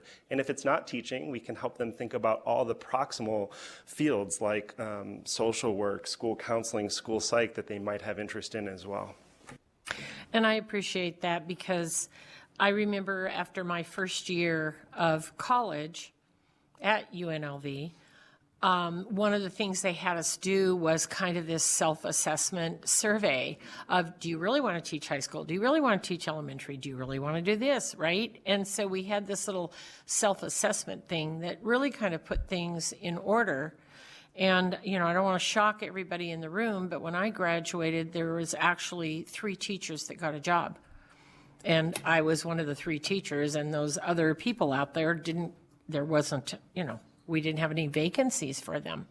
So now we're fast forward, right? We're exactly flipped, and we can't produce enough teachers. But I also think it's extremely important that we not just put people in a position to be an educator and then 2 years later have them go, never mind, I don't want to do this. Because that's something that I feel very strongly about. I watched it when I was teaching.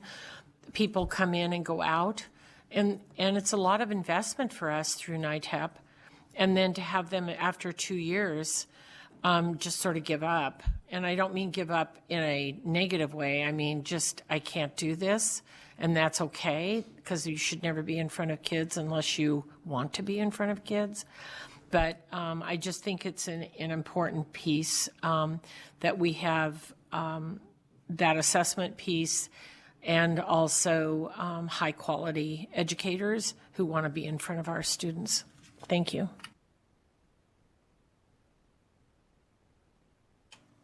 Okay. I'm going to go to Carson City because I know both Assemblywomen have questions, so whoever wants to start. Thank you, Chair. Thank you for being here. It's been very insightful, and Mr. Varner, I appreciate your childhood vibe. I think that's spectacular, and it shows. All your passion is still there. I appreciate that.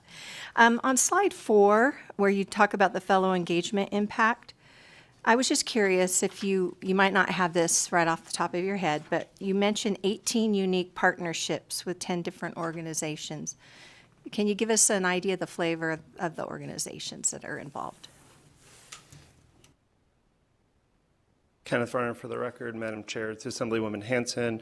Just a flavor of them. Nevada Partnership for Homeless Youth is one, Boys and Girls Club. We partner with all of the sister institutions in an interesting way. So one of the things for the that the pre-service teachers are working on in terms of community engagement is doing virtual college visits, because as we serve more and more students in the parts of Nevada that are more frontier and remote, sometimes college visits are really difficult, and we want them to know about every institution. So it's not a recruitment strategy for UNLV. We want them to go wherever they're going to be happy, and so we've partnered cross-institutionally to prepare virtual visits with all the sister institutions. So those are some of the relationships that we have.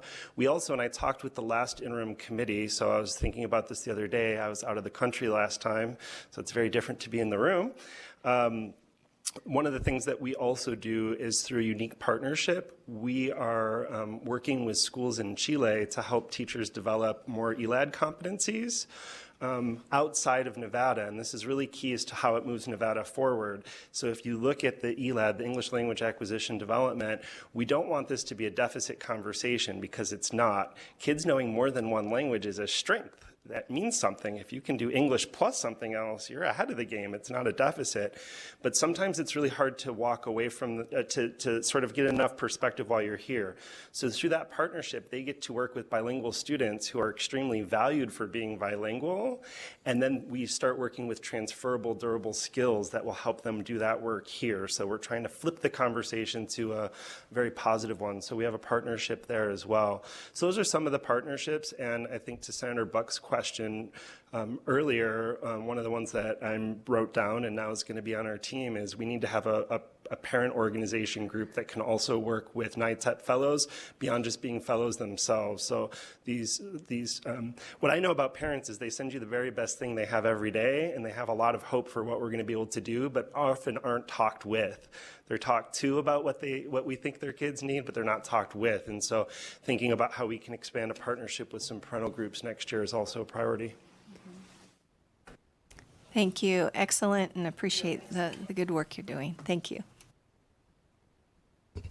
Thank you for the presentation. So is it okay if I just jump in, Chair? Assemblymember Anderson. So I have two questions for you. First of all, it's nice to see you, Dean Hayes and Dr. Bonner. The first is, you mentioned that you were aligned with AB 428. Is that meaning that you're working currently with some of the schools in Clark County, or is it just that you're starting the alignment? And if you are working with any of the schools, since I see you shaking your head yes, what schools are you working with at this time? Kenneth Varner for the record, Madam Chair, to Assemblywoman Anderson. Good to see you as well, from a distance. Yeah, AB 428, we're working in alignment in two ways.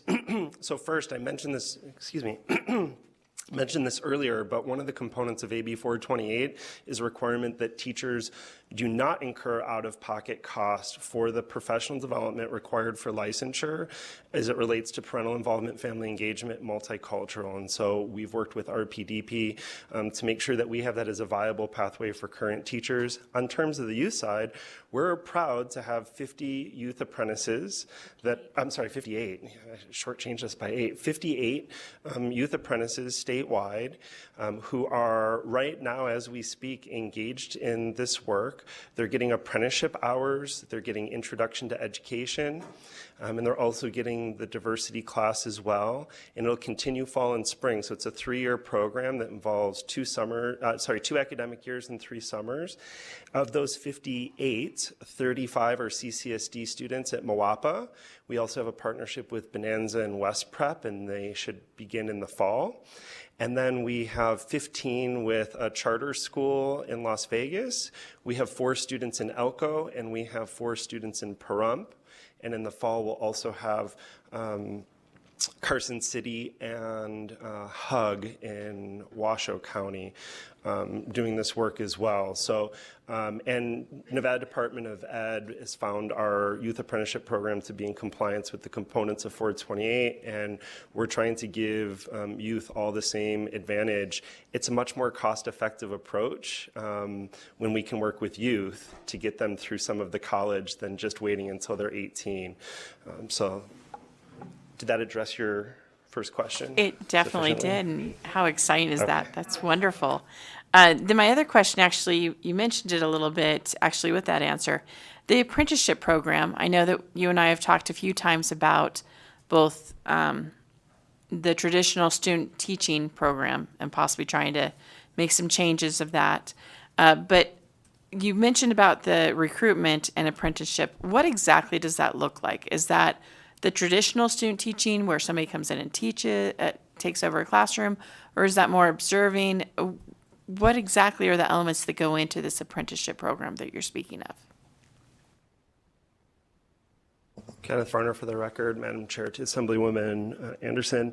It looks a lot of different ways. It's this Wizard of Oz thing again, right? So it's multiple pathways. It's not a one-size-fit-all. We're really proud of a pilot partnership with CCSD where we had 8 traditional student teachers in 2 schools in pairs. So we had special ed and elementary teachers, student teachers, and they were able to work in a classroom together and be hired by the district as long-term subs, which they qualified to do. And thanks to the legislature's passing of SB 291 in the last session, removed the requirement that prohibited earning income in the first 4 weeks of student teaching.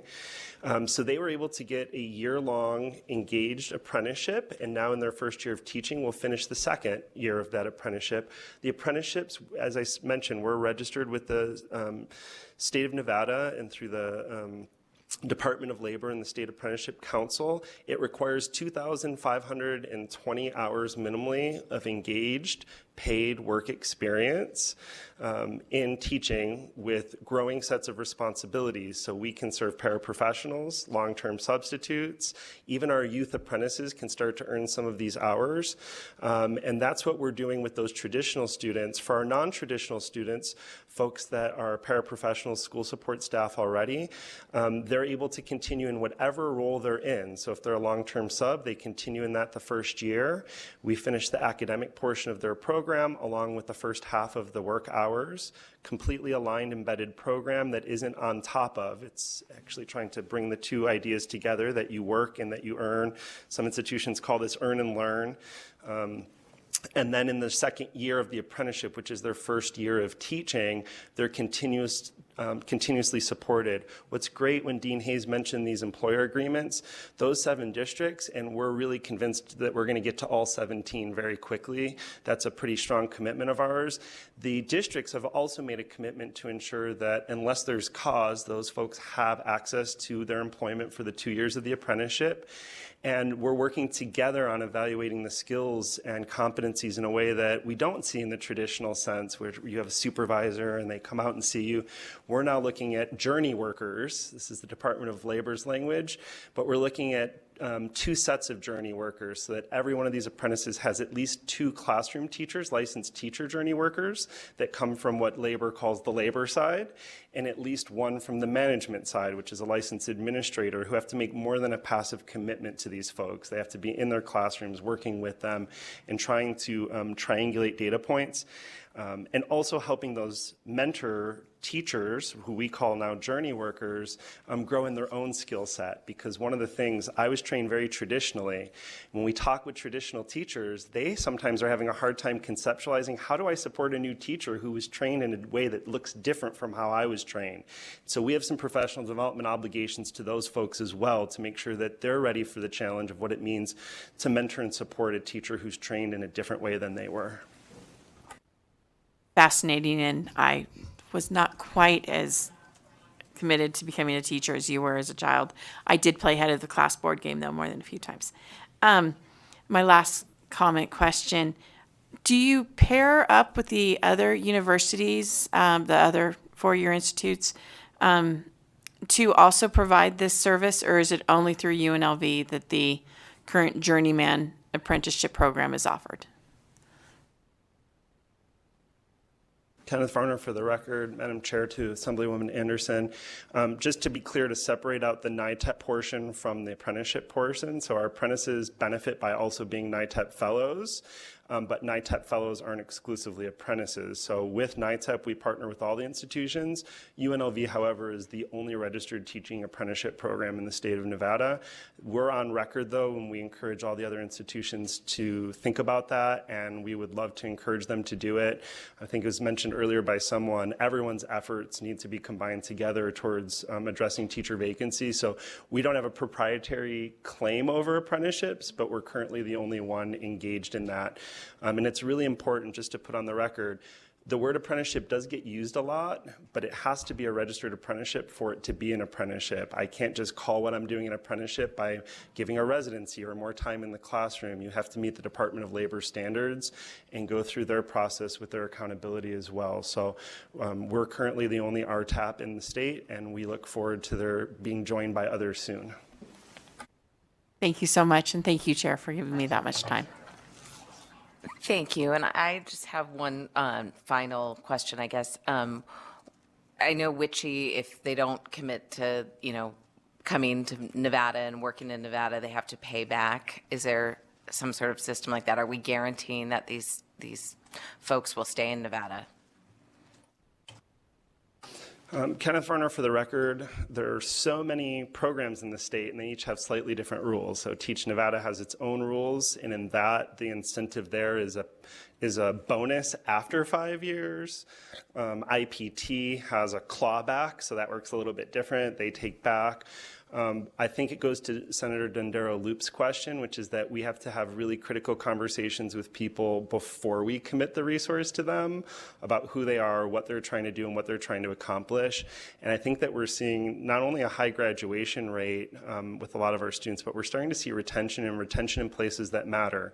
North Las Vegas is certainly important, but there are a lot of Title I schools all over the state that need teachers, and we're finding that the Grow Your Own model that we're using and leveraging NITEP with now, so the UNLV fellows are mostly coming from the apprenticeship track. They're already in schools that are typically Title I schools. They've been making a difference for a long time, and they just don't have the certification yet, and we want to make sure that we give them the proper skills and supports to do that work, but we're not seeing them move. So we're seeing like a 95+% retention rate in those Title I settings, which is crazy phenomenal. That's really important to us as well.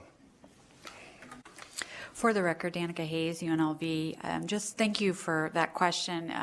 Just to add to Dr. Varner's points, I think that what's been really successful in keeping folks in Nevada, yes, there are some clawbacks and other incentives in some of these funding sources, but what's been really helpful is those wraparound supports, everything from interest in teaching to 3 years post-program support. We know if we can keep most teachers 3 years, they'll stay. But what has been really incredible about this is right from the beginning, we have cohort-based models. There's developing a community of teachers, and we're staying with them even 3 years. It's like a reunion with folks that have graduated where they're coming together for some of these wraparound supports. So I think that's been very incredible to keep them in Nevada as well. Thank you for that. Thank you very much for being here today. And yes, and I thank you, Dr. Hayes and Dr. Varner. Have a good one. All right, next we will move on to Dr. Brenda Larson Mitchell, Interim Superintendent for Clark County School District. And it looks like you have some folks that you're bringing up with you. Do we have enough chairs? Looks like we do. Please begin when you're ready.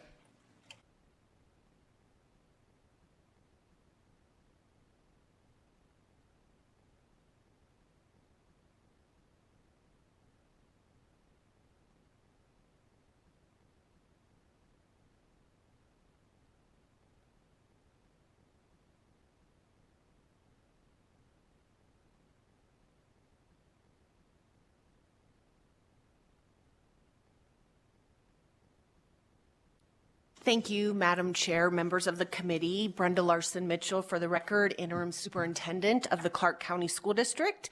We are grateful and value the opportunity to share information with you regarding the work related to teacher pipeline efforts in the Clark County School District.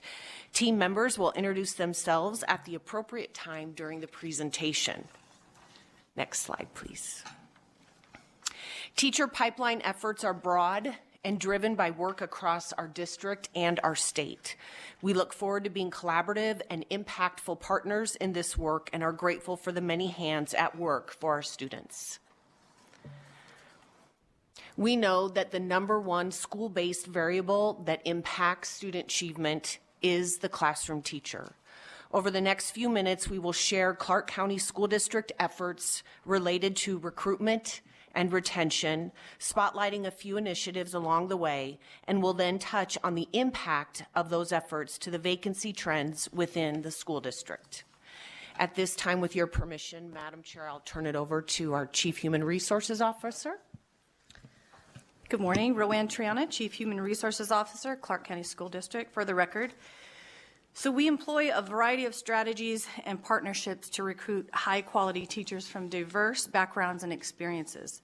These include collaborating with local colleges and universities, engaging with soon-to-graduate education majors, recent graduates, and highlighting our compensation and benefits, professional development opportunities, and supportive work environment. Our student teacher placement efforts involve working with universities to place student teachers in our schools, providing them with mentorship and hands-on experience. We offer employment pathways to student teachers who show strong potential and align with our culture. We strengthen relationships with teacher preparation programs to ensure future placements. We partnered with the New Teacher Project, TNTP, to recruit high-quality educators. This is a 2-year program leading to an alternate route to licensure certificate and then a master's degree. For the last 5 years, TNTP has placed 125 teaching fellows at Clark County School District schools. Teach for America recruits college graduates to serve as teachers, typically in low-income communities. This program is conducted in partnership with UNLV. Our relationship with Teach for America allows us to bring very motivated and mission-driven teachers into our schools. Since 2017, the district has hired teachers from the Philippines through the J1 Cultural Exchange Program. The district focuses its hiring of J1 candidates specifically in the high-needs areas of special education, elementary education, mathematics, and science. Through this rich cultural exchange program, we are afforded the opportunity to diversify our teaching staff and enrich the experiences of our students through cultural exchange activities and ideas. This year will be our most diverse cohort to date. We're going to have teachers from India, Jamaica, Belize, Portugal, Kenya, and the Philippines. Additional external efforts underway include a partnership with Teachers of Tomorrow, alternative route to licensure program, recruitment of business and industry professionals, military spouse and family recruiting initiatives, a targeted marketing campaign in Southern California, and targeted social media marketing in areas experiencing workforce reductions. We also participate in multiple virtual and in-person hiring events, both locally and nationally.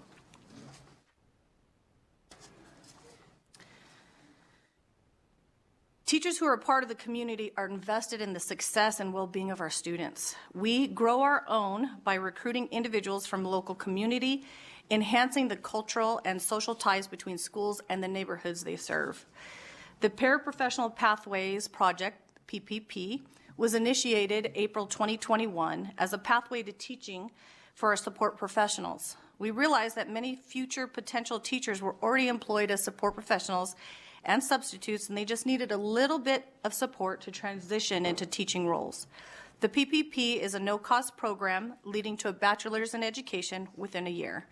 The first cohort, in partnership with UNLV and the Nevada Department of Education, began with 35 students. The program has expanded significantly, with the latest cohort starting in May 2024, comprising 219 students. Overall, 129 have completed the program and entered the teaching profession. Additionally, 102 recent graduates are in the pipeline and will be eligible to apply for teaching positions within the next few months. The Accelerated Alternate Route to Licensure Program, better known as the AARL, is an innovative fast-track program for individuals who've already earned a bachelor's degree in a non-education field who are interested in teaching in Nevada. Developed in partnership with the Clark County Education Association, the Public Education Foundation, UNLV, and other partners, this program uses a cohort approach which values relationship building and nurturing a community of learners. The best way to move Nevada forward is to prepare diverse individuals with other diverse individuals who bring rich and unique experiences to the table. The goal is to develop a community of educators to serve our students. The first cohort in April 2022 had 83 students. All 83 graduated May 2023 with a master's degree. We have 151 new enrollees this year, and to date, the Clark County School District has hired 152 AARL graduates. Beginning March 2024, the district allocated $1 million towards scholarships for tuition and application fees for 150 employees with a bachelor's degree to enroll in the iTeach ARL program.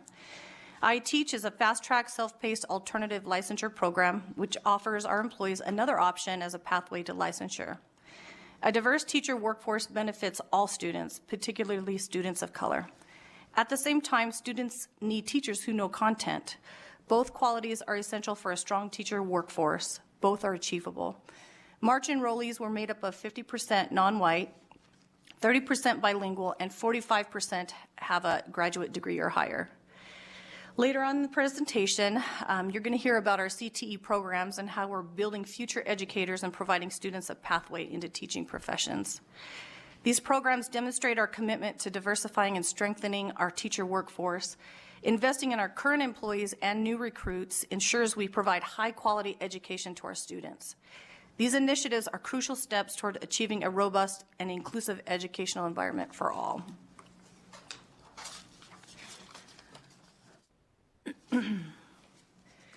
In May, we launched a new teacher recruitment campaign titled "We Are Vegas, We Are CCSD." The campaign emphasizes the benefits of teaching in Clark County. It showcases the abundant entertainment, sporting, cultural, and recreational opportunities available in Southern Nevada. We highlight our recent salary increase, the absence of state income tax, and the lower cost of living in the Valley compared to the high cost of living in California. The campaign was strategically launched in response to recent reductions in force in many Southern California school districts, aiming to attract effective educators to our school district. We have a comprehensive plan to assist those affected by workforce reductions. Our goal is to replicate this strategy in other districts facing similar reductions. Presently, we have approximately 264 candidates in our recruitment pool from this initiative. Our recruitment team ensures personalized interactions by contacting each candidate individually. We created the website teach.ccsd.net specifically for this campaign, making it easy for candidates to find information about teaching in the Clark County School District. This website is prominently featured in all of our advertising efforts, targeting Southern California, The campaign video highlights the similarities between living and working in Southern Nevada, appealing to a potential candidate in Southern California. A virtual hiring fair is scheduled next week, providing an accessible platform for candidates to engage with us. I'd like to now hand it over to Ms. Gia Moore, who's going to talk a little bit more about how we're growing our own students. Thank you, Ms. Triana, and good morning, Madam Chair, members of the committee. Again, Gia Moore for the record. Since the 2017-2018 school year, CCSD has adopted the Teaching and Training Career and Technical Education program to nurture future educators and provide students with a pathway into teaching professions. This program offers a comprehensive curriculum covering educational philosophies, child development, learning theories, diversity, lesson planning, instructional methods, student assessment, and creating supportive learning environments. In year one, students take Teaching and Training 1 to learn the basics of the education field. In year 2, they advance to Teaching and Training 2 to deepen their knowledge. In years 3 and 4, students benefit from dual credit courses with NCHE institutions, advanced studies, externships, or pursuing a double completer status and related pathways such as early childhood education. All CCSD students have the opportunity to participate in the CTE pathway. They can enroll in this traditional program or take advantage of other pipeline initiatives, such as what we heard about this morning from our great partners at UNLV, the Rebel Start program, which is the first registered youth apprenticeship in the state of Nevada. Nevada Learning Academy, we're looking to expand access across Clark County. That is a project that is in conjunction with some of our veteran teachers in the teaching and training program, and they're developing that course, and that will be available in the fall of this coming up school year. And then school choice options that we have at our magnet schools or eligible change of school assignment schools. And so since the advent of this, there are currently over 4,400 students enrolled in this pathway, marking a 390% increase in the implementation, since 2017. Additionally, we have over 1,000 students that are enrolled in dual enrollment coursework with our great partners at UNLV, NSU, and then UNR will be adding a pilot program at some of our schools in the fall as well.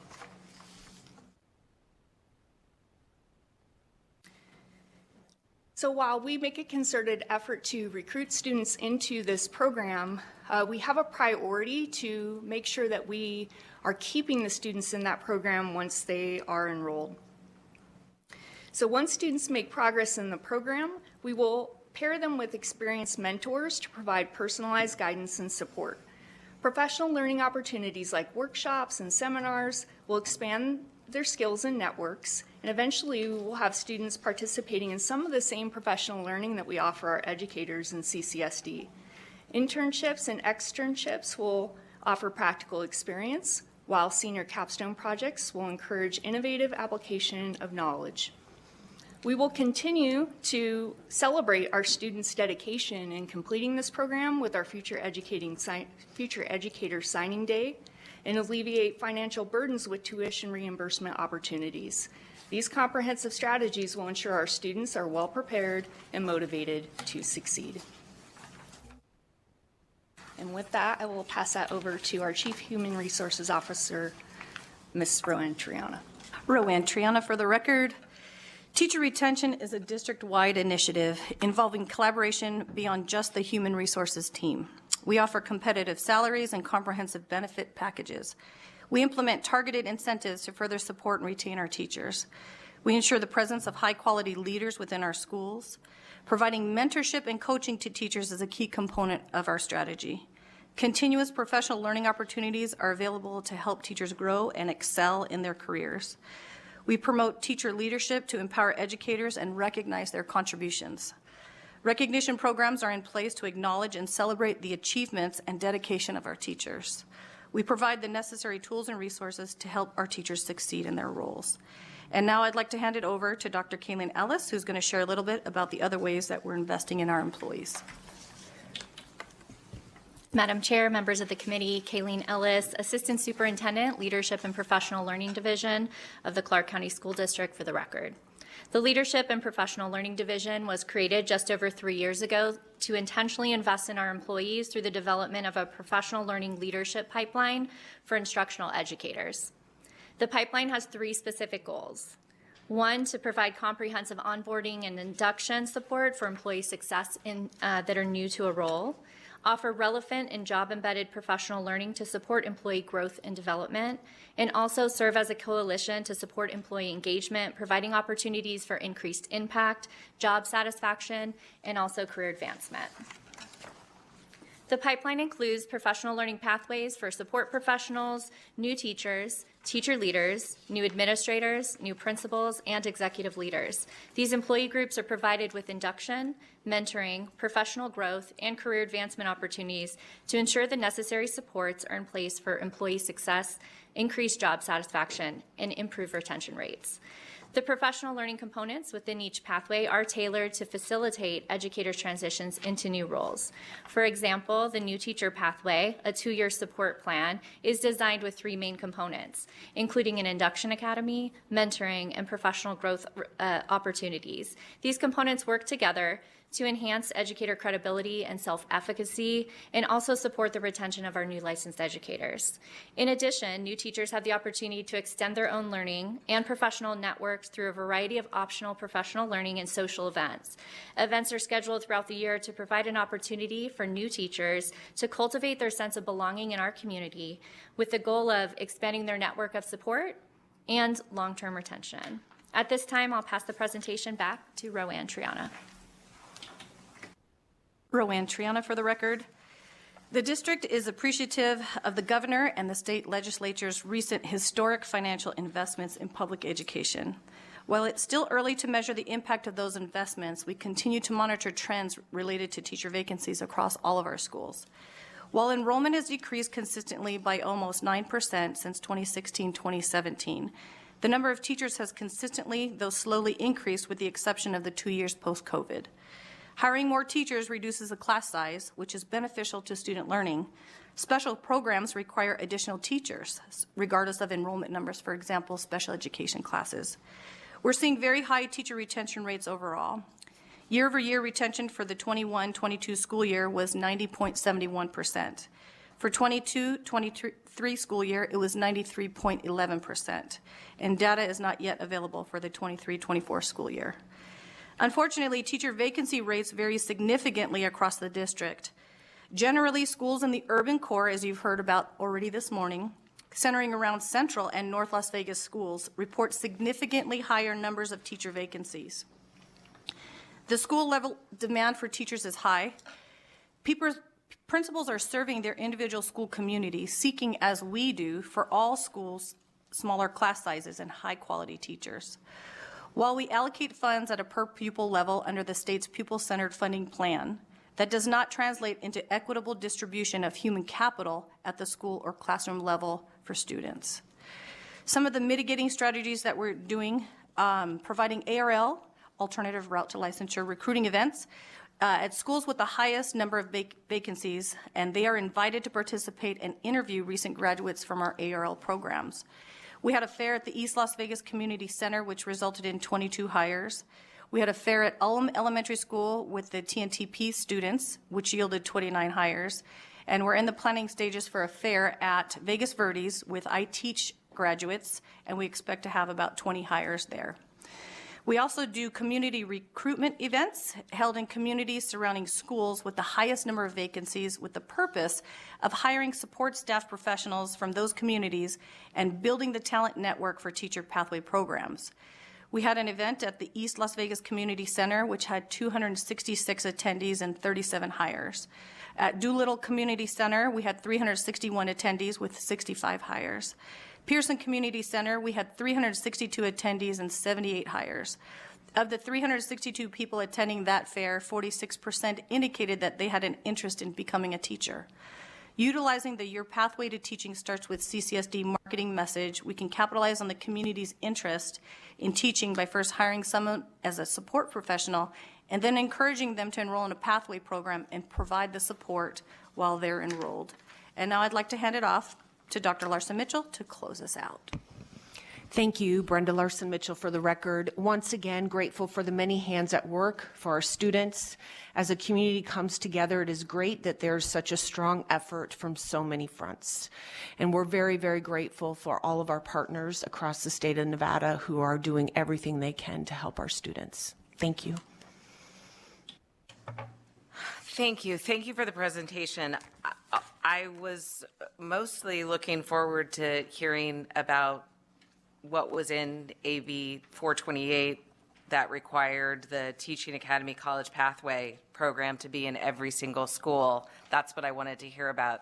The CTA stuff we've been doing for a long time, and it's just not been bringing, that was kind of the catalyst behind AB 428. So what is going on? Is this going to be in every school starting the fall, like it was required in the bill?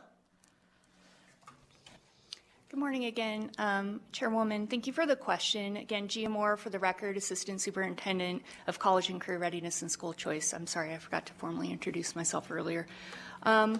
So we have been making a concerted effort. As mentioned prior, we have only had the robust pathway since 2017-2018 in terms of the teaching and training program, and have gained significant success in that with that 300% increase of enrollment in that program. Every CCSD student has an opportunity to participate in a teaching and training program. We have a full traditional program at 34 of the schools. And when I say eligible schools, these are schools that are both eligible with the 250 student or more enrollment under the bill, as well as some schools that are offering it that are under that enrollment. So that is the traditional offering at 34 of those schools. And then we have 9 of the schools that will also be offering programs, as you heard earlier, at Bonanza, at West Prep, and then at Moapa Valley. They will be offering the Rebel Start program. Students also have an opportunity to take place of a plethora of choice options, which we do a concerted effort in recruiting for each year, which is at our magnet schools and our career and technical academies, as well as our change of school assignment options. In the fall, we did a campaign to promote this program and this new option. We did a career exploration week highlighting a teaching and training program to let students know that there will be potential funding for that upon graduation of the program. And then in order to make sure that we are making the biggest effort possible, as Dr. Larson-Mitchell mentioned, we're leveraging as many partnerships as we can. One of them is with the Clark County Education Association. We meet with them bi-weekly and really collaborate. It's been great. We try to figure out ways that we can expand this option to more of our students, and then looking at ways that we can improve as well. Okay, I'm not going to beat a dead horse, but the bill requires that this program be in every school. It's great that you guys are doing other things. That, there's more than one way that we can, but the bill actually requires the Teacher Academy College Pathway Program to be in every Clark County School District school. So is that happening? Will that be happening? Will that be happening in the fall? Madam Chair, for the record, Brenda Larson-Mitchell. We mentioned the 34 and the 9. At this time, it is being offered to every student in the Clark County School District to participate. The program will not be specifically at every school, but it is being offered to every single student in the district with avenues to engage. Okay. Questions from the committee? Assemblyman De Silva. Thank you, Madam Chair. And thank you again for your presentation. And Dr. Larson-Mitchell, it's always good to see our superintendent here in the mix of our committee hearings. So just a couple questions about the pipeline program. This is something I was very excited about. As a freshman legislator last year, I was able to really get hands-on into creating this sort of like broad program that's going to now have teacher academies at every single high school here. Here in Clark County. Work with NSHE in creating tuition abatement programs and a process really that's going to excite young people about becoming teachers. So my real concern has been that we haven't seen as much sort of establishments of these academies throughout the high schools. I know we have a program at Rancho High School, and that there are avenues available for students across the district. But there's a sort of hands-on approach, the academy, with a tiered program, a first year, second year, third year program. And also, I'm also hearing that there's also online sort of applications available as well. And I don't know if that's necessarily the best pathway forward. My real concern is, are we making concerted effort to implement the academy program, the Teacher Pipeline Academy programs, as pursuant to AB 428?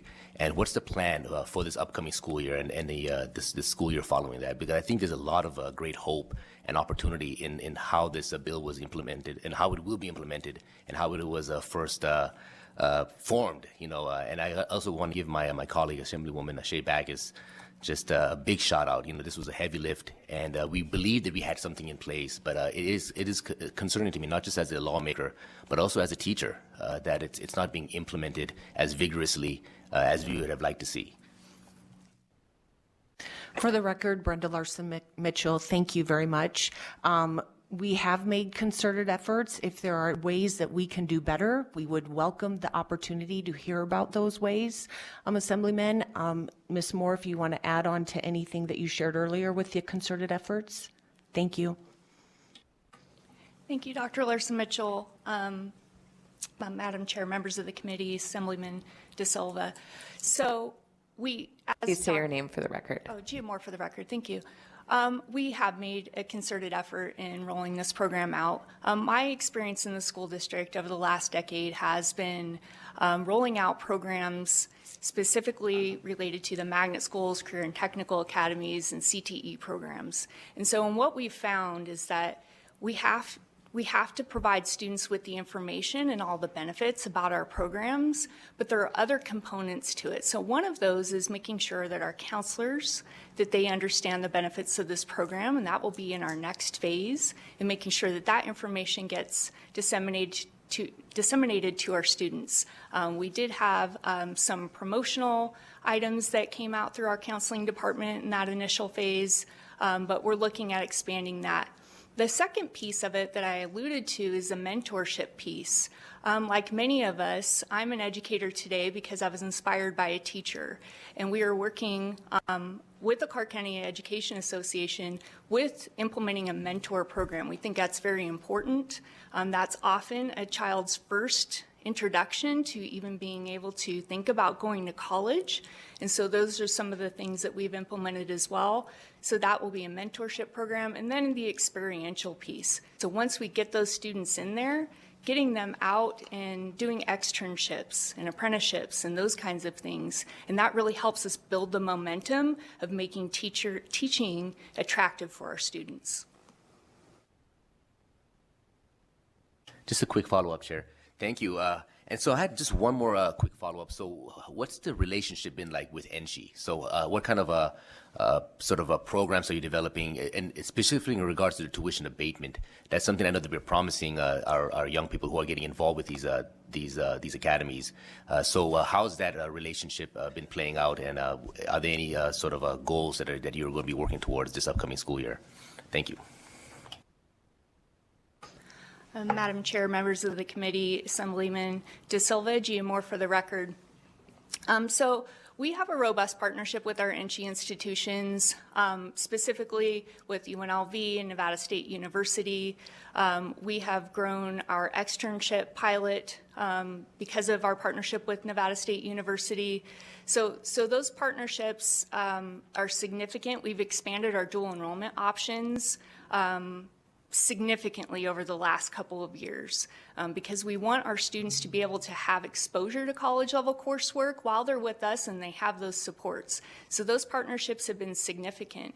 In terms of the tuition, so we pay for students dual enrollment if they express economic need through grant funding, and then we work with our partnering institutions as they have other funding sources that have been able to help supplement our dual enrollment aspect of this program.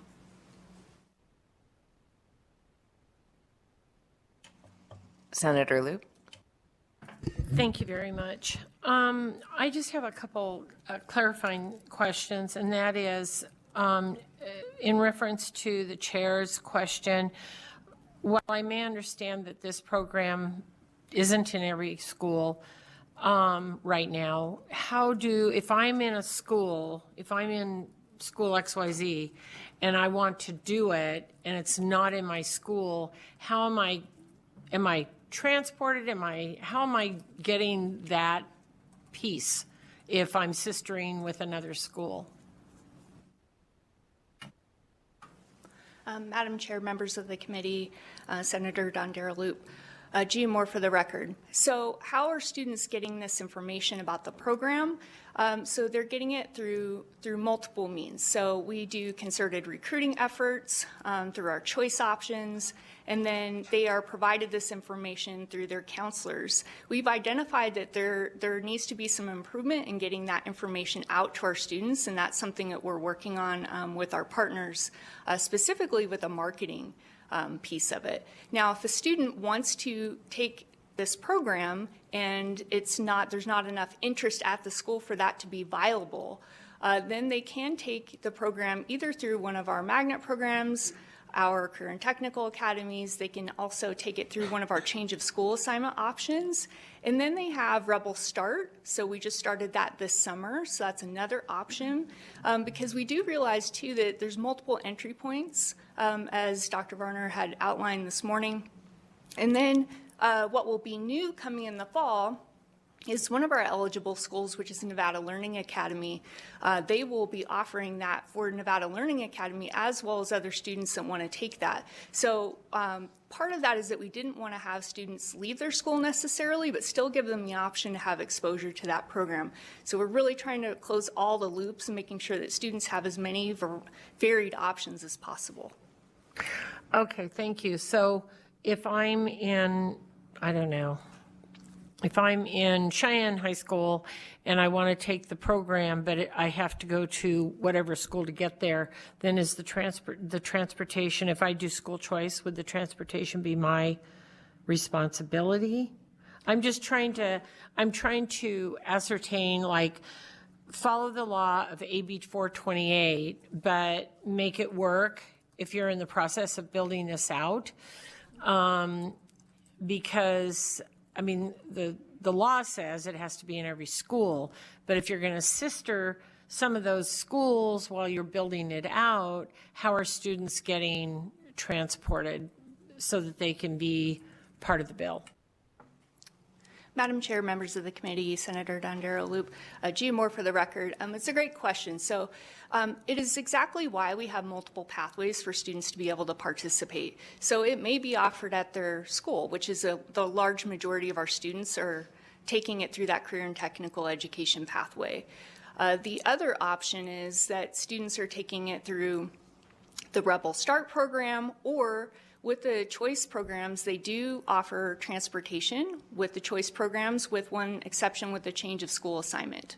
But that is why we wanted to work diligently, especially with some of our veteran educators, in creating that curriculum for Nevada Learning Academy, so that closes an additional loop for that. So they still have that option and there's no barriers to taking it.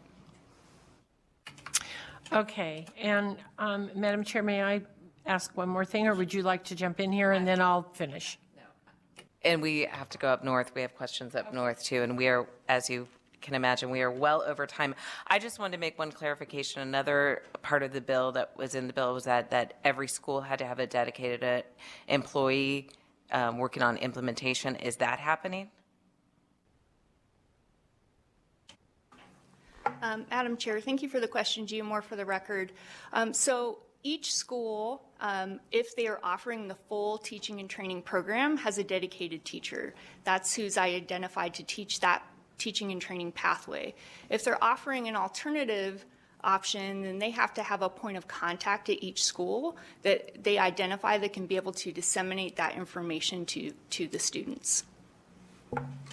I'm not sure that is what the law requires, but we can talk about this offline. I'm going to go up north, and then so Assemblywoman Anderson and Hanson, go ahead. Thank you, Chair. And I also have numerous concerns about how this has been implemented, but I will take those offline because I know about our time element.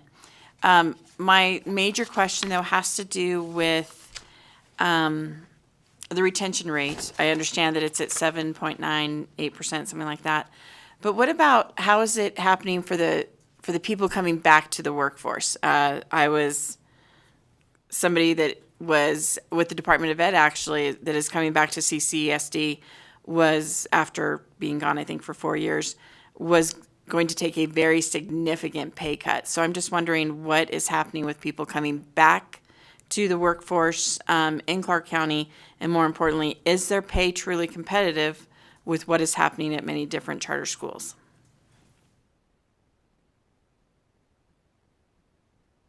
Madam Chair, Assemblywoman Anderson, thank you for the question. Rowan Triana, Chief Human Resources Officer for the Clark County School District.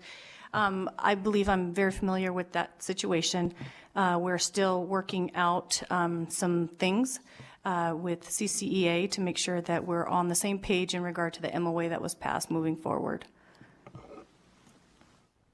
Thank you. But if I may, it's sad, though, that somebody had to know somebody to be able to get that sort of attention. So how many other situations are we in where we might have people that have left our profession, especially in Clark County, coming back now that there has been this significant investment in education and are going to be caught up in this again? So if they have not been teaching for 2 or 3 years, are they actually being paid less than brand new teachers who have not taught with any experience at all? I guess is really what the crux of the issue is.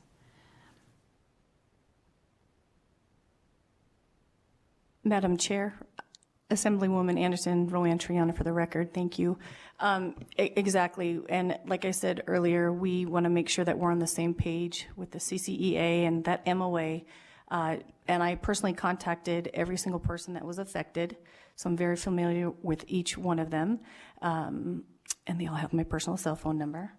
But we are making sure that we have clarity moving forward so that everybody's clear on the pay as to who is considered new, who is considered returning back to the district, and we have a little bit of work yet to do with that. Thank you for that. And I think my other concerns, especially around the academy, I will be following up with you individually if I may. Thank you, Chair. Assemblywoman Hanson, quick question. Yeah, I'll try to make it really quick. I'm sorry, I know we are short on time. On your targeted recruitment marketing slide, you mentioned targeting San Diego, San Francisco, Los Angeles. I'm just curious why those markets, as I look, so this is a nationwide problem according to the Bureau of Labor Statistics. 44% of states report that they're having trouble with recruitment. And so when I look at like the top 10 that aren't having trouble, I'm curious why we aren't maybe going to Colorado or North Dakota, Missouri. They're not having the trouble we are. And the state of California is on that list of the top 10 that are having trouble with recruitment. So just curious, as a business owner where we have to do recruitment for plumbers who require a 4-year apprentice and 4 years of night school, 2 nights a week, I feel the pain of recruitment, and I know we have to get very creative. We're 22nd in the nation for starting pay, and these other states that I mentioned, their teacher starting pay is lower, and so it would seem that could be a draw. So just curious what the mindset was to go into a state that is already having trouble recruiting. Madam Chair, Assemblywoman Hanson, Rowan Triana for the record. Thank you for that question. So I became the Chief HR Officer early March, and soon after that I learned that California was going to be laying off something to the tune of 2,000 employees and that they would be getting their pink slips on May 15th. So during that time, from March to April, that's when we worked with our marketing department to really develop and partner with a company called Odyssey. That took some time, but that is the reason why we targeted Southern California, and knowing that we have a lot of people that do come from California already coming to Las Vegas to move. That is the reason why we targeted Southern California. But with what we learned from this marketing campaign, we plan to replicate it because we're using commercials, but we're also using targeted social media efforts. And so we're learning from this one, and then we plan to replicate that with other districts experiencing those reductions as well. Okay, we are going to move on. So thank you very much for being here, and I'm sure we'll have a lot more robust conversations about the implementation of this bill. So thank you for being here. I'm not sure if Assemblywoman Backus is available. I know she is chairing revenue in the other room. So if not, I think she has some phone a friends that are going to come up and give us an update from people who worked diligently on this teacher pipeline bill, AB 428. Thank you, and begin when ready.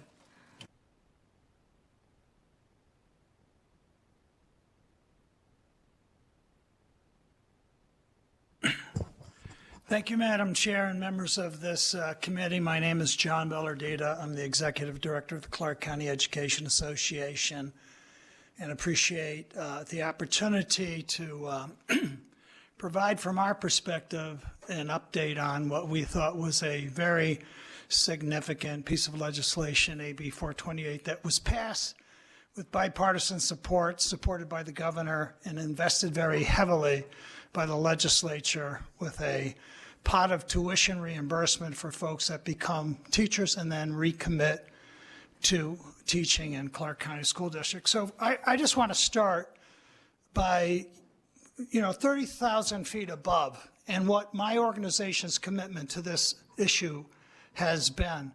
When the pandemic hit in 2020 and we had a huge shutdown in the economy in this state, it was very clear that education is an integral part of the economy, and we needed to improve the workforce to diversify the economy. We commissioned a report by the Anderson Economic Group to try to assess what would be emergent industries and how can we improve workforce development in this state.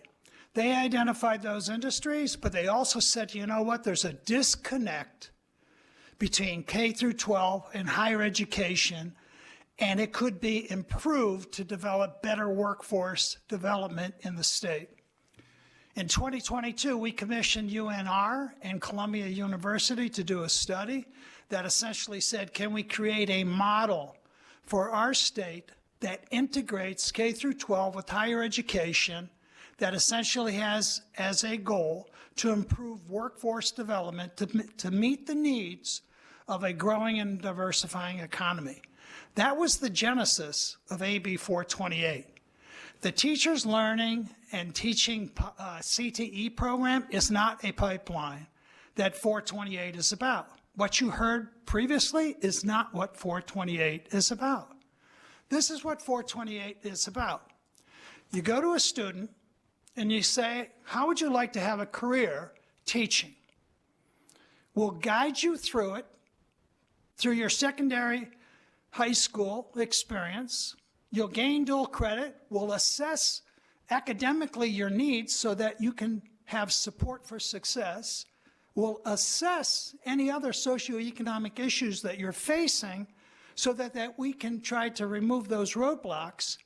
We'll partner with higher education to offer dual credit at no cost to you so that you're academically acceptable to a Nevada higher education, a college, a university, to go into the School of Education, to complete it successfully, and then return and teach in the Clark County School District and have your tuition abated.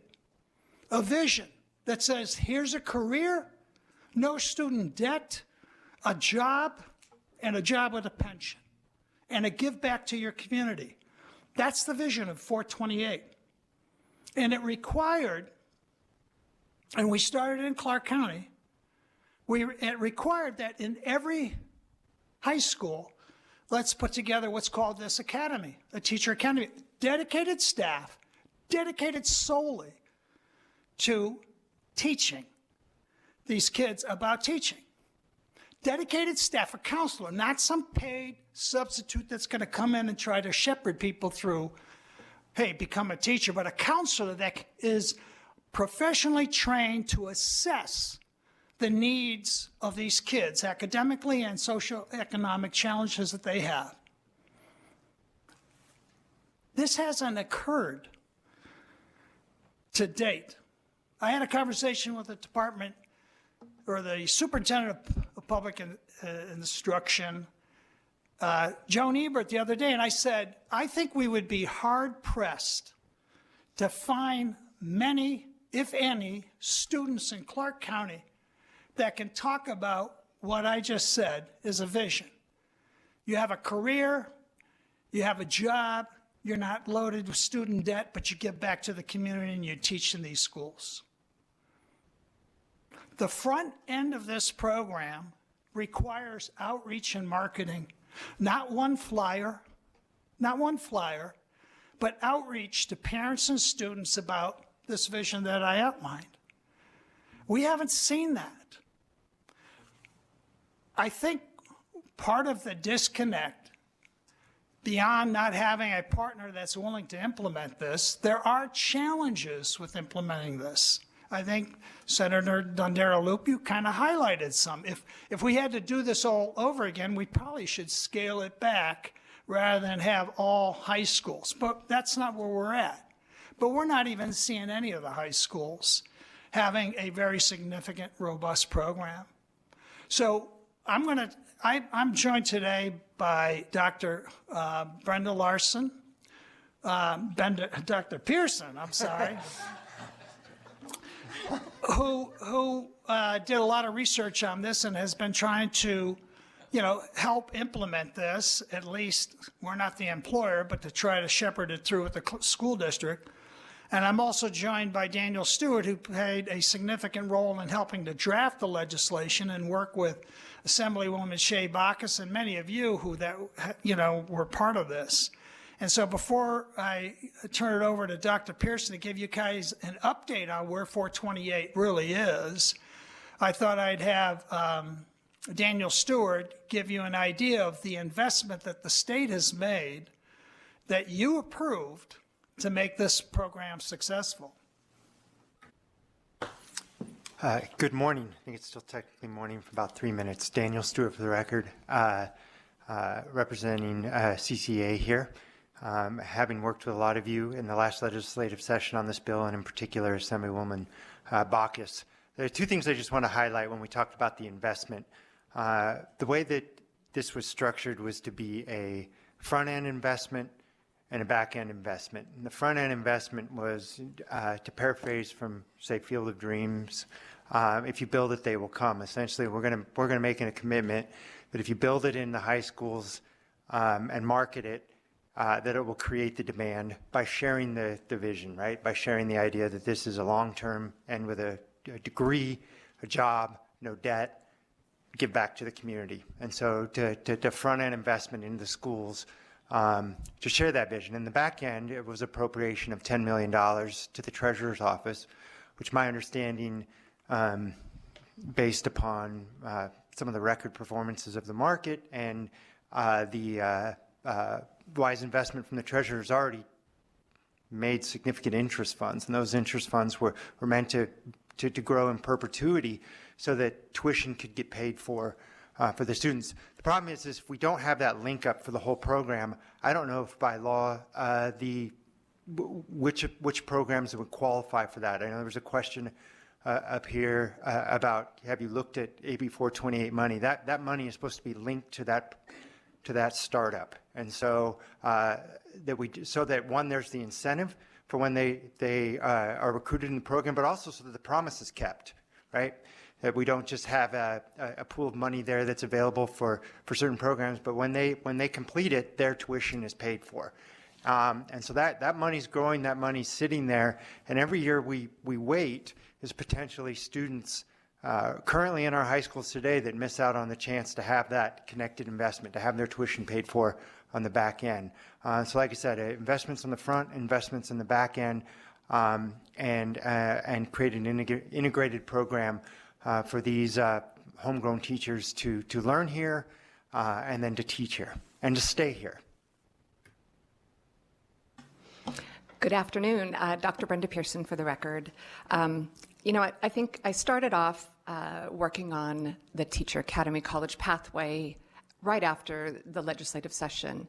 And shortly after the legislative session, there was an email that went out to all of CCSD's teachers, CCSD's administrators, banning them from working with me regarding the Teacher Academy College pathway. That's significant to mention because it put a stop to the work that I was able to do and the work that we're going to be doing with our schools. To date, I've had 18 schools that I've worked with that should be running the Teacher Academy College pathway. Every school with more than 250 students should be managing this program and having this program rolled out next year. Currently, 9 of those schools are not. Keeping in mind that the reason why we have this pathway is so that we can diversify our population, our teachers as they enter. If we are offering something along the line as a COSA and there's no busing to get to students to this pathway, then how are we going to be turning these students through? Additionally, the teachers were supposed to, CCSD was supposed to advertise for this. One marketing flyer went out, and students don't know about this program, as John has said before. You know, I can talk to you a little bit about my experiences in the school district when I was going around and I had visited each of the schools that have the program. And it went from, you know, there were some wonderful examples, but down to other examples where the teaching and training program looked like a student sitting at a desk reading a book. Right, we are moving from a teaching and training program, which is career exploration, to a Teacher Academy College pathway, which is a career pathway. The transition is not happening, and this is really of concern. The components of the bill ask for one teacher at least to be focused at each school. That's not happening. A full-time teacher. We also don't have the advertisement going out. That's not happening. We have an assessment that's going out to students, which will be going out, but it hasn't as of yet, and it hasn't been completed. There's so much unfinished business that has not been happening. We really need to focus on equitable options for all of our students. The curriculum that is included within the bill is required for students to be exposed to within the Teacher Academy College pathway model. Although none of the instructions have been given to counselors, nor have they been given to any of the teachers. So we're starting the school year without any information about a new curriculum that's supposed to be supported by our teachers. I'm going to leave it there for now.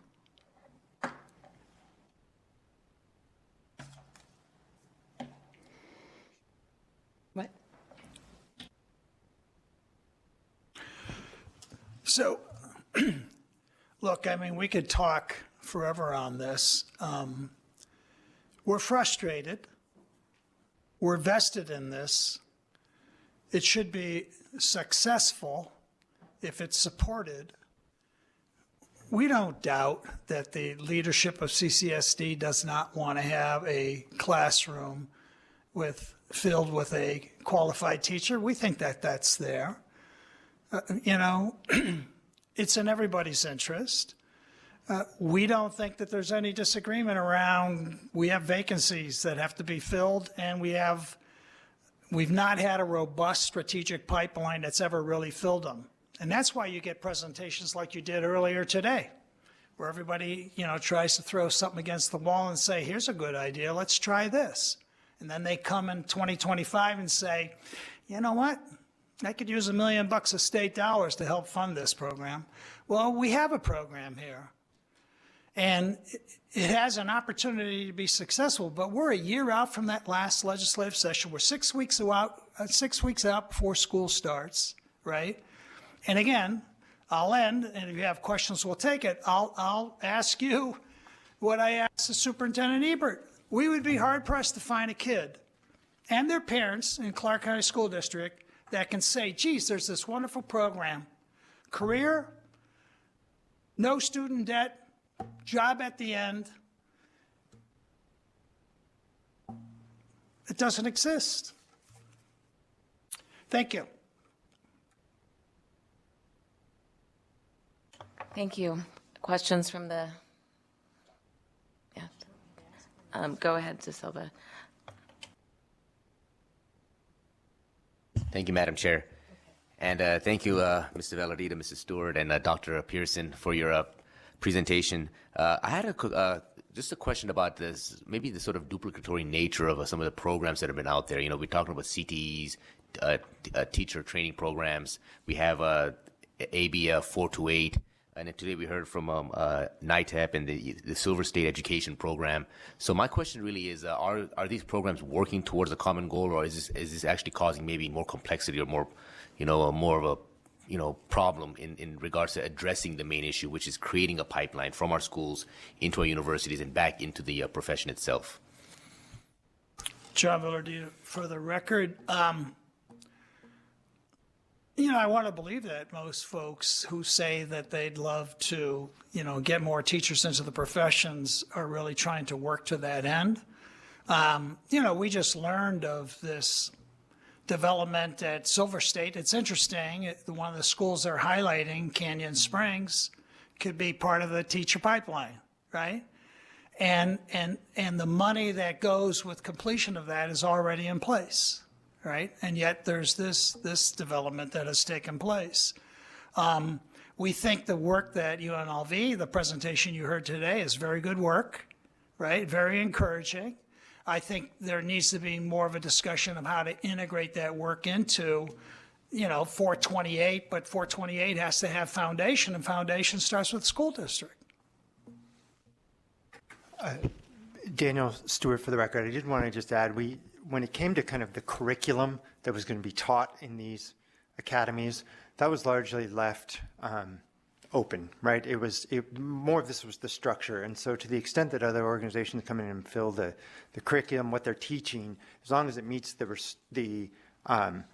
rigors of putting them on this 5, 6, 7-year path, with linkage and assessments and all that, I believe there's a great deal of flexibility. It's getting that foundation in first, and then plugging in this other stuff.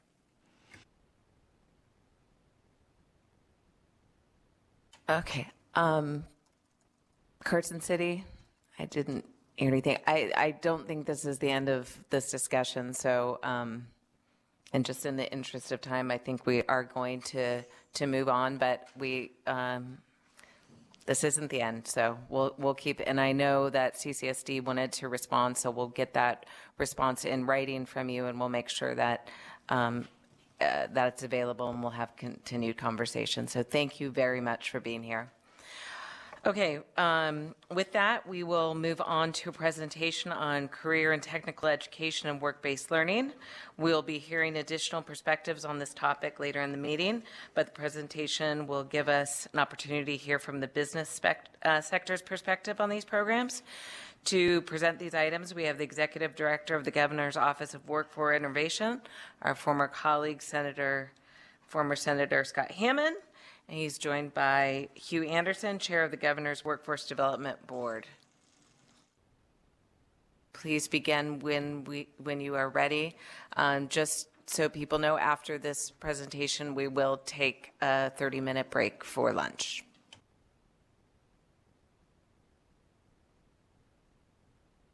And thank you for, don't you miss these education committee meetings? It's very important stuff. I don't know what to say. I was told my kids keep telling me you shouldn't speak too often unless you want to say the truth. So I always tell them, you look great this morning. I think those sandals look really good with a long dress. No. I know. I shouldn't try to be funny in the morning or in the afternoon. No, I'm grateful to be here. Miss these meetings. Can't wait to see, if it goes to 4 o'clock. But we're excited here. I've got with me, Madam Chair, Scott Hammond, for the record, Director of the Office of Workforce Innovation. I have to my right the Chair of the Governor's Workforce Development Board, Mr. Hugh Anderson, and then to his immediate right, I have Ken Evans, who's the Vice Chair of the Governor's Workforce Development Board. And to my left, I have Katie Gilbertson, who's our Policy Director at the Office of Workforce Innovation. I think to make sure that to make sure that we have no problems with the presentation and to answer questions as well. And then behind me, I have two of my staff members who are here. Ashley Martin she was our recent hire. We're talking about AB 428, and then Jackie Fernandez, who does a lot of work right now with the, what is it called? Empower. I'm sorry. That's our P20 data system. So anyway, if we are able to proceed, we'll go from there.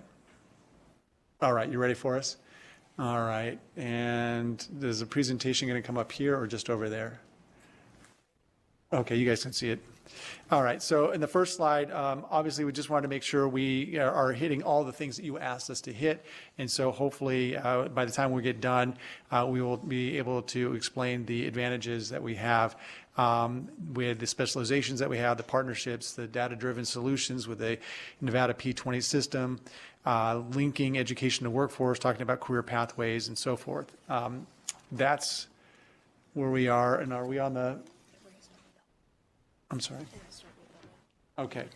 And then we will talk, we're going to talk about the board, but to begin with, we're going to start with Owen. And so we'll go to the next slide. Just as a matter of history, the office of Owen was created in 2000 under, Executive Order 2016 under Governor Brian Sandoval, 2017. Basically, and you can see by what we're supposed to be doing here, our work is mainly to bring the community, business, and education all together. The individuals, we're supposed to try and figure out a way, what is it that needs to happen in the workforce arena or space in order for the businesses to be successful, in order for education to help the community get together. And so that's our main priority. We are as a lot of people like to say, the spear, the tip of the spear, trying to bring all these together. The Own Advantage. These are the partnerships that we have. The Governor's Workforce Development Board, we can read those right here, the data that we bring. One of the things I'm really excited about is the Empower system. That system originally, and we'll talk about this in just a second, we'll have a slide particularly on Empower, that is to bring data into the discussion to make sure that people are policy driven using the data that we are collecting as a state. Programming, we have right now, lots of different programs that Owen is managing, and we sub-grant out, including Project Sandy, which is, I think we were one of 9 states to receive money during COVID. That project will be wrapping up sometime this September, and then we may have the ability to extend it until December because we do have some funds left over, not as many as other states, but we have some, and we'd like to put together a veterans program with whatever remaining funds we have. We have the ANA grant, the H-1B, the SAE. There's a lot of things that we're doing with the T-Mobile settlement projects. And one of that is actually helping UNLV with some of the teacher pathway program that they're doing. So there's lots of programming that we're doing.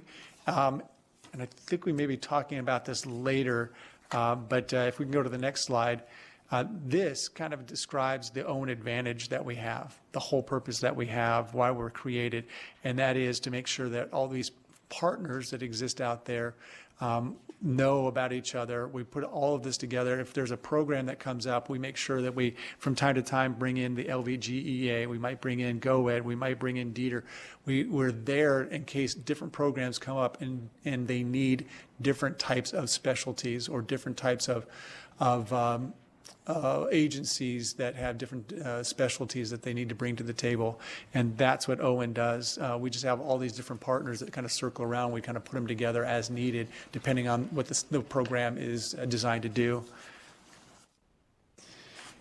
Going back to Empower, this right here kind of describes what Empower is. It is a data gathering program. It was developed by it came about because of legislation that we passed. At the very beginning, it was mandated that the Department of Education, NSHE, and I believe Dieter were the first ones that were mandated by the legislation to give their data. Since then, we've added through MOUs data coming from different agencies, and we're continuing to gather more data from other agencies as we will extend invitations through additional MOUs to bring in data. Again, it's what we do with that data. You can see right here, we started to allow researchers to come in and figure out what's going, what they can do with the data.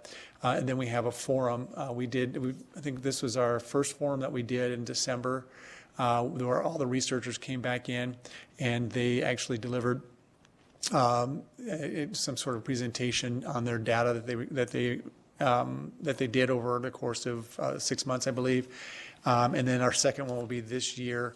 We did award additional dollars to researchers this year. On the next slide, you'll see all the people, all the entities that received additional funding from us to do more research in that area.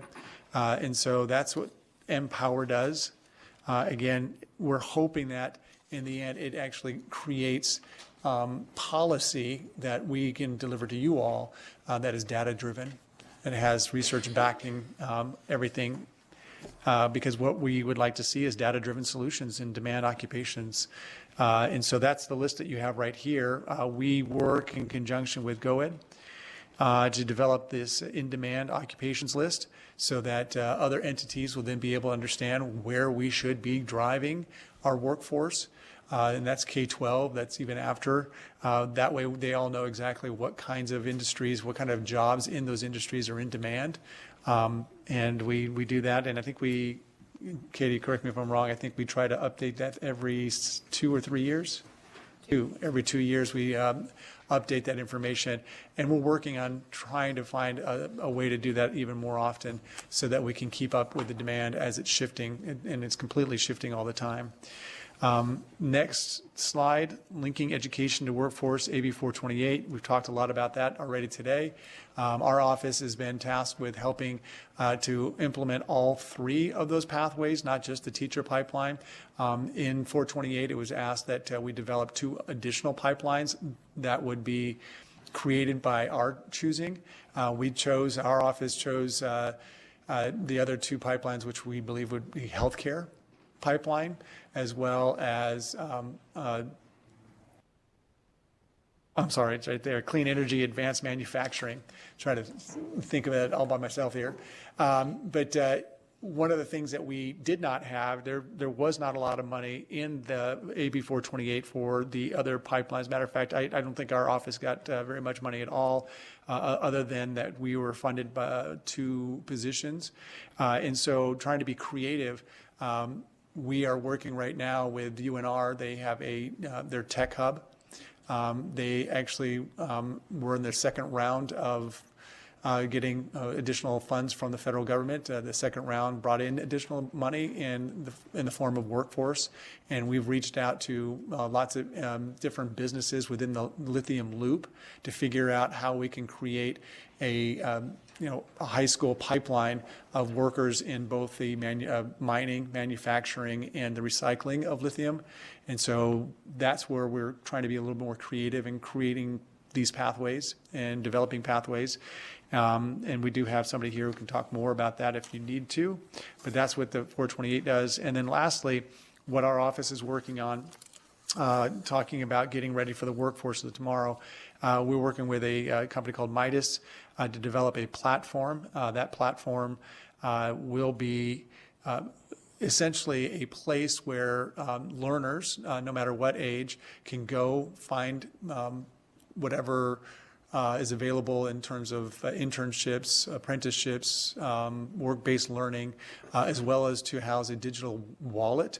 One of the things you keep hearing about are micro-credentials, credentials, and a lot of other types of educational programs. Where do people put those so that future employers may know what they have? Well, that's what we're going to do here. We're going to create an amazing system, a platform that employers will want to use. employees will want to research. Learners will be able to access. In schools, if they so desire, will also have the ability to link into these platforms. And then other programs that already exist, workforce programs that exist, will also be linked into this one platform. So it'll be a one-stop shop, if you will. And then I think we're going to go right into, and unless there's any questions, we'll go right into the Governor's Workforce Development Board. And I think we'll just go right here to the overview. Okay. I'll say this. I know you guys can read a lot of what's already on here, so I won't belabor it. But the primary purpose of the Governor's Workforce Development Board is to be a convener for both industry, labor, and government leaders dedicated to innovating workforce development for the state of Nevada. So you have a board that's made up of about 31 members representing a variety of different businesses, but you also have all of the agencies, the titles, if you will, titles 1, 2, 3, and 4 that are also represented on the board, and they work together to find out what is going right with workforce development and where we can make improvements. The business, private sector business, they're there to try and say, this is what's going on in our world. How is it that we can help you to help us as well? And so there's a lot of collaboration that's going on. It's a very active board right now. Not only did we just finish our WIOA state plan, we got it not only finished, but we got it accepted by the federal government. It is now being funded. But we also, for the first time ever, and I think this might be on the next slide. Oh, this is the WIOA. I jumped the gun. And you can read about the WIOA. This is what we did. It's a 4-year state plan. I don't know if I'm assuming that a lot of you guys understand WIOA. We fund it for 4 years, and then every 2 years they come back and we may have to make corrections to it or additions to it, but that's what happens in about 2 years. But we just got it funded for the next 4 years. But I really am excited about the next plan, the next part, the next slide right here. It shows, for the first time ever, along with the WIOA plan, the board has decided that we needed a strategic plan. How do we implement the plan? How do we get into the nuts and the bolts? How do we find the numbers that shows what we're doing and how we're doing it? And so this is the first time that a strategic plan has been put together. The governor has looked at the strategic plan, which was just completed, and has written a letter of support in what we're trying to achieve with the plan. But what I really am excited about is it helps us to continue the work of when we sat there and said, well, this is what the plan ought to look like. But now we have subcommittees and other members of our board who are going to be working with the titles to make sure that we're putting the effort to achieve the plan. And so it is really the implementation arm of the WIOA state plan. So we're really excited about the fact that we've taken this extra step to make sure we're achieving everything we set out to do in the WIOA plan and to begin with. And I think we have one more. Okay. And the last one, this is sort of a catch-all. We wanted to make sure that you guys were able to see some of the things that we do, the business perspectives on student success for the workforce. We know that education, and I think you guys mentioned it earlier, you've heard it from the very first presentation all the way until now. The workforce is changing all the time. Education is changing all the time. How we deliver education is changing all the time. You've heard micro-credentials mentioned a million times. I always say that, or refer to the micro-credential world as a wild, wild west, because everybody's offering credentials or micro-credentials in this area or that area, but not knowing for sure what kind of validity they have. Who is looking at it saying that what you're learning is going to be applicable to that work that you might get in this company. Does that company recognize everything you've been taught in an education class? And so that's one of the things that we're always trying to do, is we're trying to figure out how to solve that issue. We're going to bring some sort of unity to this micro-credentialing, wild, wild west, and other credentials that exist out there. But developing soft skills, it's all the things that this board is concerned about. we have a couple of different subcommittees with the Governor's Workforce Development Board. One of them is the Barriers Board, looking at what are some of the barriers that prevent people from getting into the workforce. We also have one on childcare. We wanted to make sure that childcare wasn't a barrier to getting into the workforce. We recognize that a lot of, after COVID, a lot of women are trying to get back into the workforce. What's a barrier there? Some of it was childcare. And then so we're actively seeking answers to these problems, these questions, these barriers, and trying to come up with ways to bring more people into the workforce. But I have here some other folks, if you guys are stuck on a question or looking at some of the things that we're doing, they're here to answer those questions. So I think that's it. Thank you so much. Committee members, do you have questions? Assemblyman De Silva. Thank you, Madam Chair. Thank you, Senator Hammond. It's always good seeing you. Mr. Anderson, Mr. Evans is Dr. Evans now with an honorary degree that you just received from CSN. So my question is this: so the research grants, can you just go into those just a little bit more? What are they exactly? What kind of focus will that research be on? Is there any specific interest that the Goldman office may have when it comes to the sort of like information you're trying to get from those grants? And then secondly, too, and this was new to me. I didn't know that there was an advanced manufacturing sort of component here as well. I think there's a great sort of opportunity there for the state. And if there is specific types of manufacturing bases that you'll be looking at developing over the next few years. Thank you. Thank you for the question. Again, this is Scott Hammond for the record.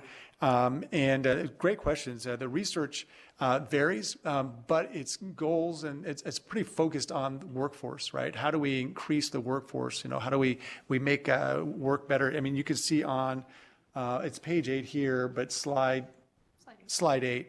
It'll show you all the different entities that received money, but it also tells you in great detail, well, not great detail, but it tells you right here a snapshot into what they were doing as far as research. The first one, strengthening Nevada's P20 teacher pipeline, an assessment to meet workforce projects. That was done by CCEA. We gave them money for that. AI enhanced education in Nevada and its transformative impact on workforce development. So all of these have something to do with workforce, and in particular, how it could impact the workers of tomorrow to try and get more people in these pipelines. There are a lot of applications that come in. I think this last time, I want to say we had 30-something applications, and we didn't fund all of them. We were limited by funding, but we try to spread that money out as much as possible and give it out to the folks. So we were selective. We wanted to make sure everything that was being researched had something that will have a positive impact on getting more people into our workforce in the future. But again, it's about making sure there's information out there for policymakers so that you guys can go back and see that there is data here and it's data driven, so your decision making might be a little easier to make. And I think Mr. Hugh Anderson wanted to chime in as well. Hugh Anderson for the record. Madam Chair, thank you for that question. Let me make sure you're left with the number 42,000. There are 42,000 missing individuals in southern Nevada, in Clark County alone, that are no longer engaged in school and are not in the workforce. And you asked how did advanced manufacturing come to the fore? Well, the Governor's Workforce Board, through our partners, Workforce Connections and Nevada Works, have established what are called industry sector partnerships. And historically around the country, the other Governor's Workforce Boards tell the industries what they need. We turn that table over. The industries come to the table, we sit against the wall, and we find out from them what they need. And advanced manufacturing is a perfect example. So if you think about what's going on in North Las Vegas, if you go down through that industrial corridor, a company like Boxable that's creating these small home units that get put on a flatbed and can be delivered to a site, and you've got a fully developed home in a matter of hours. That requires advanced manufacturing from design to construction and implementation.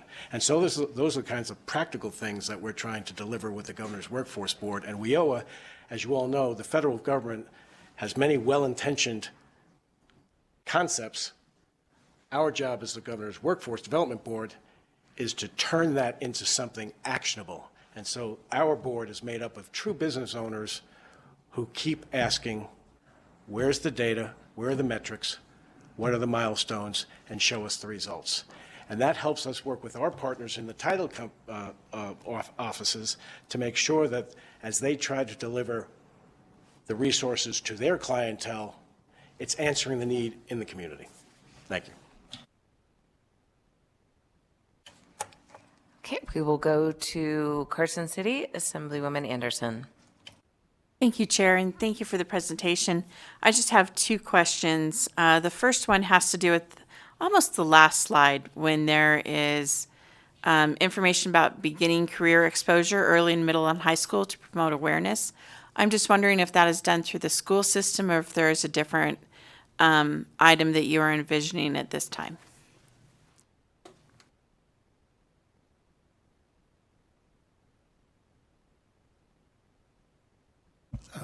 Thank you. For the record, Ken Evans, Vice Chair for the Governor's Workforce Development Board. Thank you, Madam Chair. To you, Assemblywoman Anderson. The way I'll address that is part of our mission as the Governor's Workforce Development Board is to ensure that there's equitable access to opportunities. And by that, we talk about awareness and access on the front end, and then on the back end, livable wage and a substantive career path on the back end. So to specifically answer your question, one of the things we've been looking at, Assemblywoman Anderson, is, first of all, are people aware of our workforce development system? And specifically, we address that question through Nevada Works in the north and Workforce Connections in the south. But again, we ask them, are people aware of what you're doing? And then do they have access to what you're doing? Give you a quick example. Workforce Connection, and this goes back to the 42,000 disconnected individuals that Chair Anderson just talked about. If we only use traditional methods to market, we're not going to reach a population like that. On the other hand, if we put marketing materials, for example, in a fitness area or some type of drop-in location, we're going to reach individuals like that we might not normally reach. And how do we do that? We ask them. You know, we're making more of an effort when it comes to marketing what we do and publicizing what we do to talk to the actual individuals or representation from those groups. So specifically, to answer your question, yes, we still use the traditional methods, but then at the same time, recognizing that there may be room for improvement in terms of awareness and access, we're willing to do some non-traditional things as well. And thank you. I appreciate that. And because I'm looking at everything that's being asked of to be added into our school system sometimes, and I'm just wondering where the time will go. But then my other question actually has to do with Director Anderson. Great last name, by the way. You mentioned the 42,000 Southern Nevada. Do you know what it would be for the rest of the state of the disconnected individuals? I'm going to be lying to you if I said I knew, but I think I heard a number on the order of about 60,000 altogether, statewide. Statewide. Thank you so much.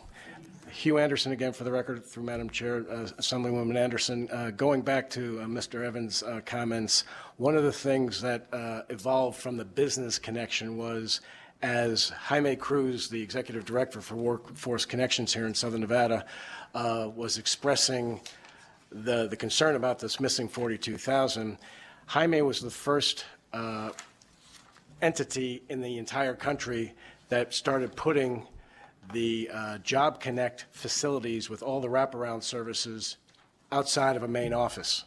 They were the first ones to embed one in the Vegas Chamber of Commerce. Well, the nice thing about that concept was he got a national award for it for innovation because he didn't ask permission, he just did it, and nobody thought to ever do it before. And he was sharing his lamentation about the missing 42,000 to a health club owner. And the health club owner says, well, I know where all those folks are. They're in my gym. They work out 8 hours a day. And they're either at home playing video games the rest of the time or they're couch surfing. He says, why don't you put one of those in my facility? And so Jaime did. And they're actually getting traction from that. Great. Thank you. I don't know if you you have another question. This is Director Hammond. I wanted to add a couple of things. One, to Assemblyman De Silva's question earlier.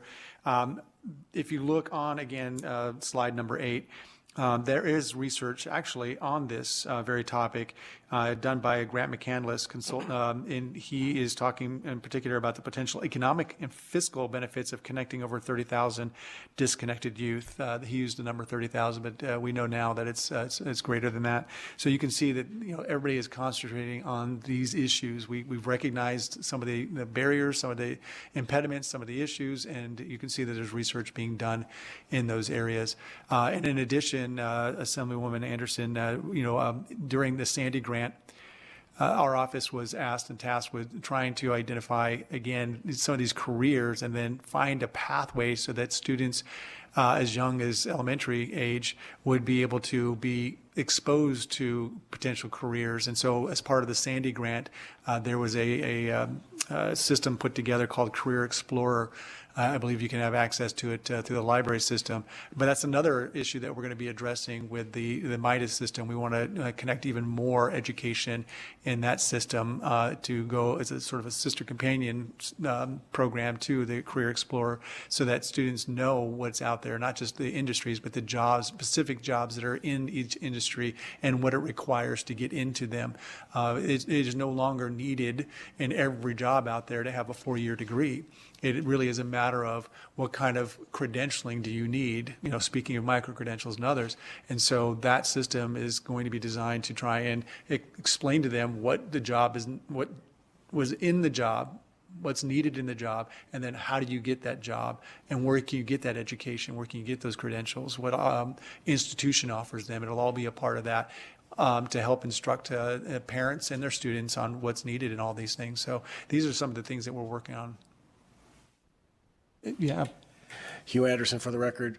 We are most concerned about the most vulnerable of our population, just like you are. We don't want our young people self-selecting out because they don't think something is attainable, especially if they come from a community where they don't see aspirational career paths modeled for them. So we need to reach into the schools and show them the possibilities early that they too can be whatever they want to be, and it always does not require 4-year degrees, advanced degrees. Nothing wrong with those if that's what you aspire to, but there are many other ways to earn a financially secure career, not just a job.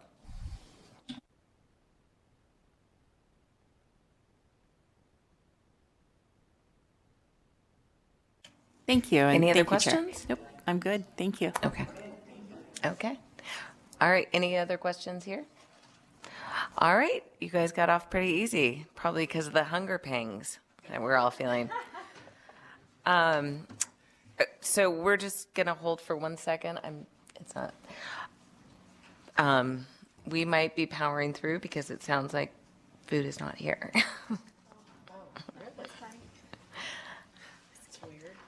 All right. So is the next, folks, you guys are ready? Okay, we're going to power through. Next, we'll have a presentation on higher education fees in Nevada. The presentation will include a discussion of the fee waiver program in place, as well as statistics related to the programs. We have Jose Quiroga with the System of Higher Education. Chancellor, nice to see you. Yeah. Please introduce yourself and go begin when ready. Thank you for being here. Thank you so much, Chair. Bill Bray Axelrod. I think we lost our vice chair, but members of the committee, good afternoon. For the record, my name is Patty Charlton. I don't know if I have to spell like we did last week, but Interim Chancellor of the Nevada System of Higher Education. I'm also joined today by Dr. Daniel Archer, the Vice Chancellor for Academic and Student Affairs, as well as Mr. Jose Quiroga, who's going to do the bulk of the presentation. But I wanted to first just start by thanking the committee for this opportunity to talk about fee waivers within the Nevada System of Higher Education. Fee waivers are an integral part of our priorities of promoting access, student success, and equity within higher education in Nevada. It is necessary, and we're really grateful for the opportunity to have this opportunity to share information about the fee waivers, and then also to look at those current fee waivers and see what is working and what we might need your assistance on as well. You will hear from our team on some of the recommendations also for addressing fee waivers.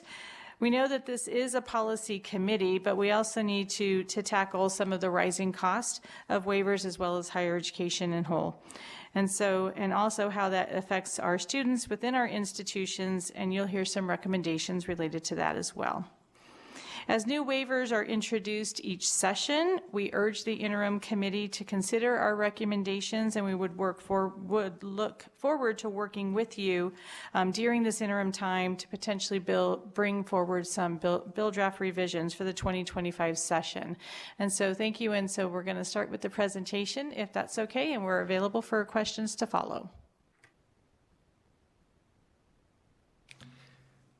Good afternoon, Jose Quiroga for the record, research analyst with the Nevada System of Higher Education.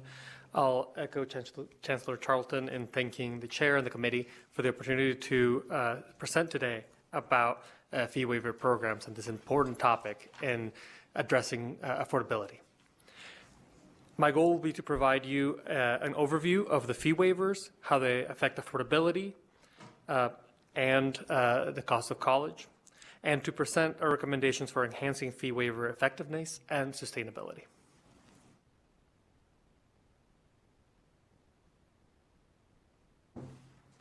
To begin with a shared definition of what fee waivers are. Fee waivers are a release from the requirement to pay certain educational costs that would typically be borne by the student, such as the base registration fee and other special course fees. While fee waivers are very beneficial to students, they also can result in foregone revenue for colleges and universities. And that is an important part to mention because typical financial aid usually has a funding mechanism for any aid that goes to a student. Here I will also pause to talk about what I mean by registration and other fees. This usually is what might colloquially be called tuition. So I may use tuition at some point in the presentation, but what I mean are what an in-state student pays directly to the institution in order to go to class. There are some technical definitions on what that means, and happy to discuss that as well if there are questions. With that definition in mind, in the next slides, I'll try to quickly go through all 7 of our fee waiver programs and pause and highlight some important characteristics of each. First, we have the National Guard fee waiver, which is the oldest existing fee waiver. It was established by the Nevada Legislature in 2003, and it supports Nevada National Guard members, their children, and spouses. It covers base registration and certain laboratory fees for state-supported undergraduate and graduate programs, excluding professional schools like law school, medical, and dental schools. That is important to note because that was traditionally what was covered by fee waiver programs, starting with the National Guard fee waiver. And I'll go over more of each fee waiver later, but I will mention here that the National Guard fee waiver not only is the oldest fee waiver, but the largest, both by student population and fees waived. Next, we have the POW MIA fee waiver. This waiver serves children or widowers of prisoner of war or missing in action service members. Very important, though smaller waiver due to the population. It covers state-supported undergraduate and graduate level programs, same as the previous waiver we discussed, and it waives base registration and laboratory fees. This one, waiver was adopted in 2009, also by the Nevada Legislature.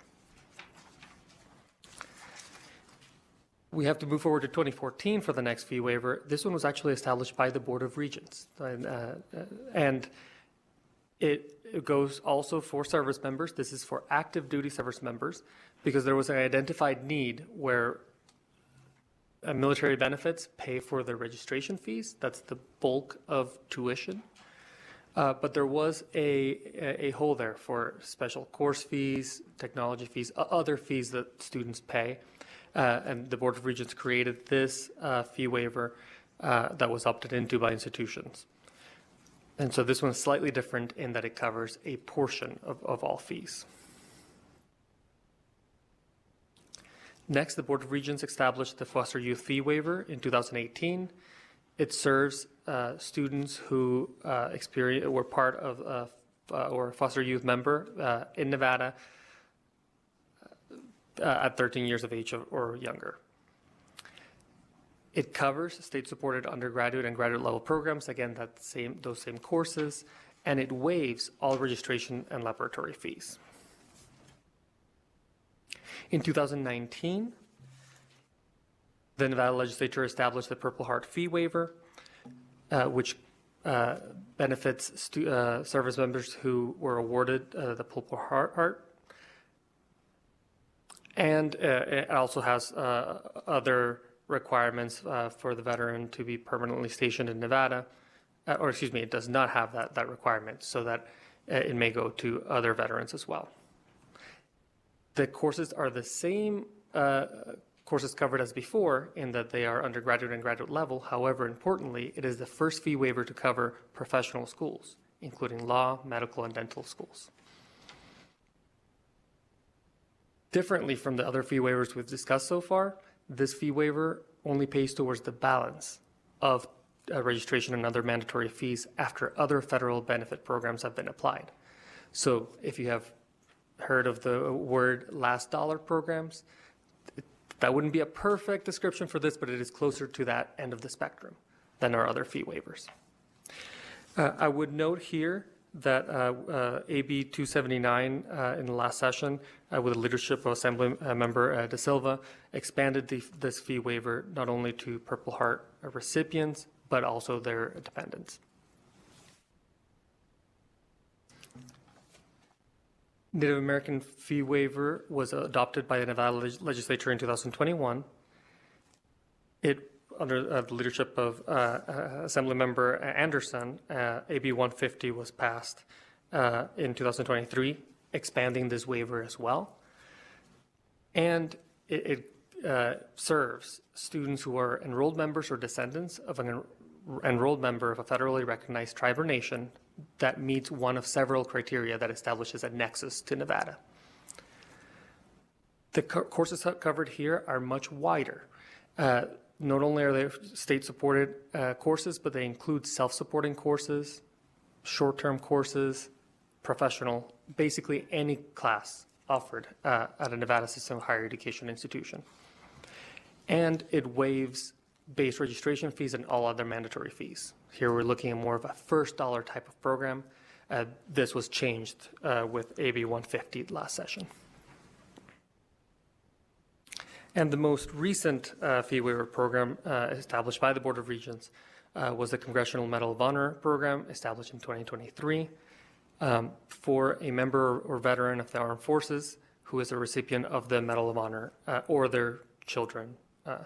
Now, because of this small population overall, we have not yet had recipients of this waiver.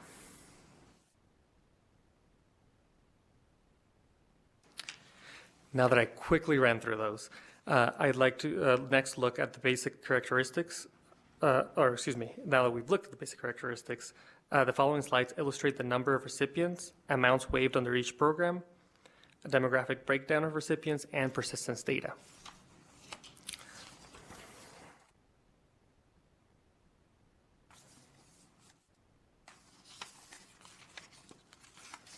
In this slide, we see the number of recipients in each program for the last 5 years, from 2019 to 2024. We have seen a growth in the number of recipients across various fee waiver programs. Especially notable, there are increases in the Native American fee waiver that was only established in 2021-22. However, the number of recipients have more than doubled, closer to tripled.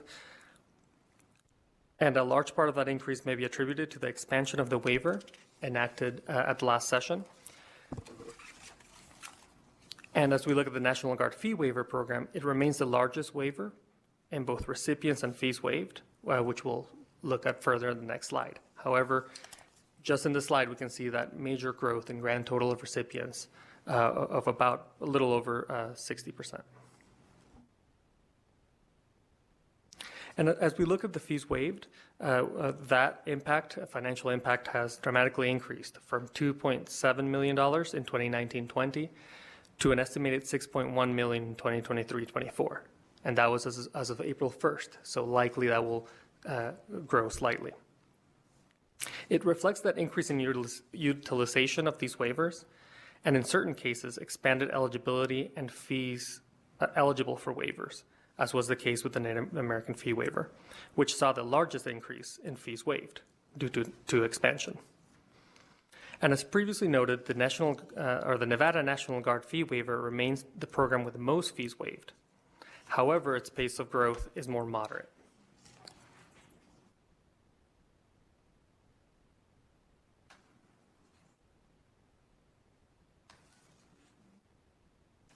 In this slide, we have demographic data we collect to review equity and access of many of our programs. This is a race and ethnicity breakdown.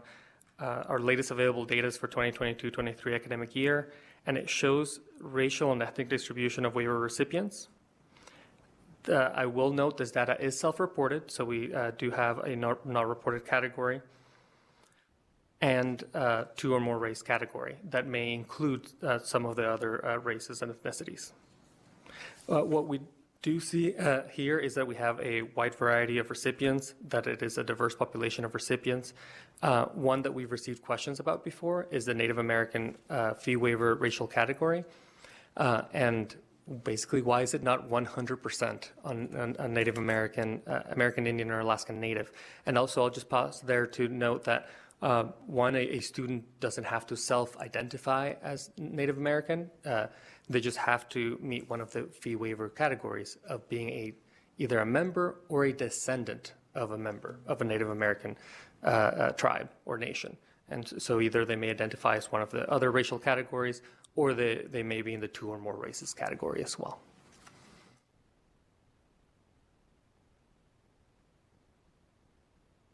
My last slide in this section is about student persistence, which we define here as a fall-to-fall student persistence measured as students who received a fee waiver in fall 2022 and either graduated or enrolled in fall of 2023.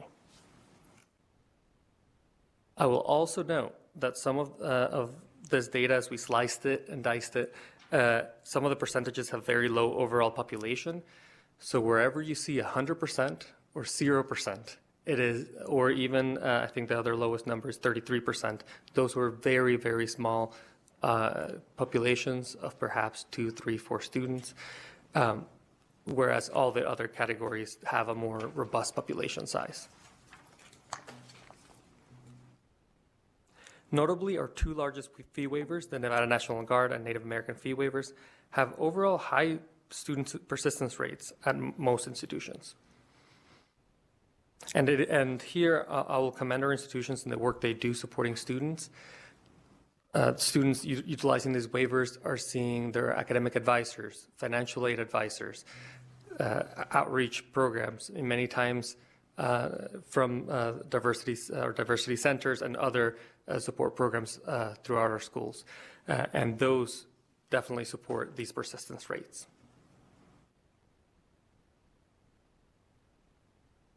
In this next section, I'll review how fee waivers affect affordability.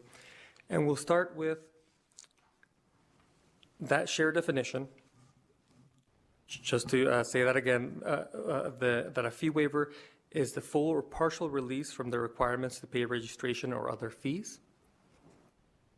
However, as we've looked through each waiver, I hope that you've already been thinking about the differences and commonalities among the waivers, because they are important. The way we structure a fee waiver can change how that impacts a student's, or the way that it impacts a student's affordability to go to college. Depending on the characteristics of the fee waiver, they may impact affordability by directly paying for student tuition and fees, combining with other student aid to pay for indirect costs like housing, meals, and other costs, encouraging FAFSA completion, and encouraging degree completion. Now, degree completion may not be thought traditionally as a part of affordability, but the most expensive degree is one that a student doesn't complete and does not gain the full benefits of degree completion. Another important concept I want to introduce here, I already mentioned earlier, the difference between a last dollar and a first dollar program, with last dollar waivers only paying toward the balance of tuition and fees after other aid has applied, and first dollar waivers paying toward tuition and fees regardless of other aid. Thus, a student's financial assistance may pay toward other educational costs. I will mention again here that these aren't black and white. It's not a dichotomy. Sometimes a program may be toward the last dollar or toward the first dollar, and so the spectrum, but if they may be in a spectrum as opposed to fully one or the other.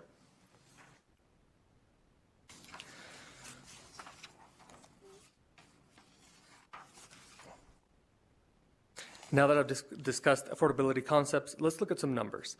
In this table, I've gathered the typical fees at each institution for an in-state undergraduate student living off campus.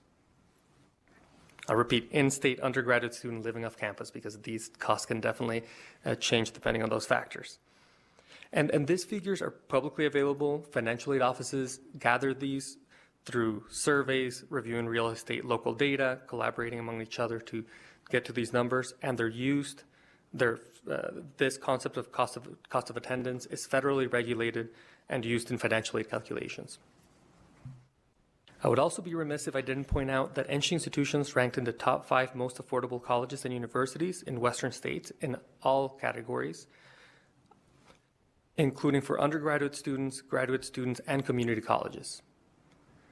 This just looks at the tuition and fees portion of the cost of attendance. However, other costs such as housing and food must be taken into consideration for a full understanding of affordability.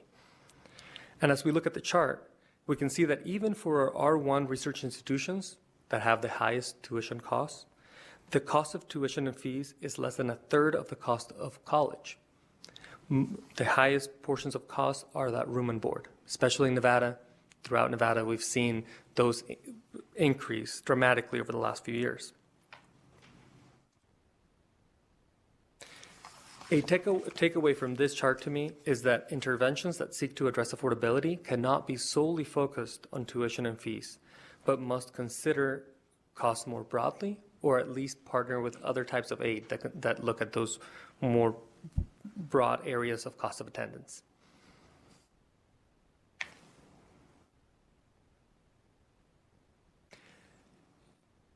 And that leads to this next slide of what other aid is there available for students as they're maybe receive a waiver, but how else are they going to meet their other costs? Because if they don't have other aid, that would mean working longer hours that may lead to not being able to be a full-time student or dedicate the time needed in order to get through school. And that is financial aid. I thought it important to include the broader context of other financial aid dispersed. In 2022-23, NC institutions dispersed $683 million plus in student aid. In contrast, fee waivers that year amounted to $4.1 million. That is not to diminish the impact of fee waivers, but to highlight the importance of creating waivers in a way that align with overall financial assistance to students. Which leads me to this last section of my presentation, the recommendations. I know I'm grateful and we're grateful for the opportunity to provide this body with recommendations and lessons learned as we've implemented fee waivers over the last 20 plus years. In short, we propose standardizing eligibility requirements, standardizing covered courses by fee waivers, and establishing a long-term funding source. And I'll dive into each of those. The first recommendation, and these are in no particular order, by the way, is to standardize eligibility requirements. A challenge we see is that not all fee waivers require completion of the FAFSA, the Free Application for Federal Student Aid. I know this was a particularly challenging year for the FAFSA. However, it is the first step that students take in order to fund their higher education. And for much of those $680+ million dispersed in aid, FAFSA is key. So we definitely want to align that requirement. The second portion is that fee waivers have disparate continuing eligibility requirements. Many of them are a 2.0 semester GPA, but that is not the same as the federal requirement for satisfactory academic progress. SAP gets a little complicated quickly, but usually for most programs, it is a 2.0 cumulative GPA and a 67% completion rate of all courses attempted. Aligning those together would mean aligning fee waiver requirements with federal student aid. Students wouldn't have different requirements for different programs. They would know what they have to follow. And it's a little more forgiving because it's a cumulative as opposed to a semester GPA, that a 4.0 student could have a tough semester currently and lose their fee waiver eligibility if they have something that goes wrong for a single semester, as opposed to, as I said already, the SAP, that is cumulative.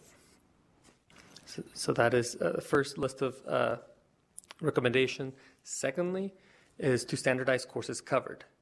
When I discussed each fee waiver, you may have noticed that some programs traditionally started with only covering state-supported and non-professional programs, whereas some of the more recent fee waivers do include both professional programs and non-degree programs. An issue here is that because many of these fee waivers are either don't have any funding attached or have funding attached at a lower level than what utilization is, a relatively small number of students using a fee waiver in a self-supported program can make the program unsustainable. And it's, which is also true for professional programs with smaller class sizes.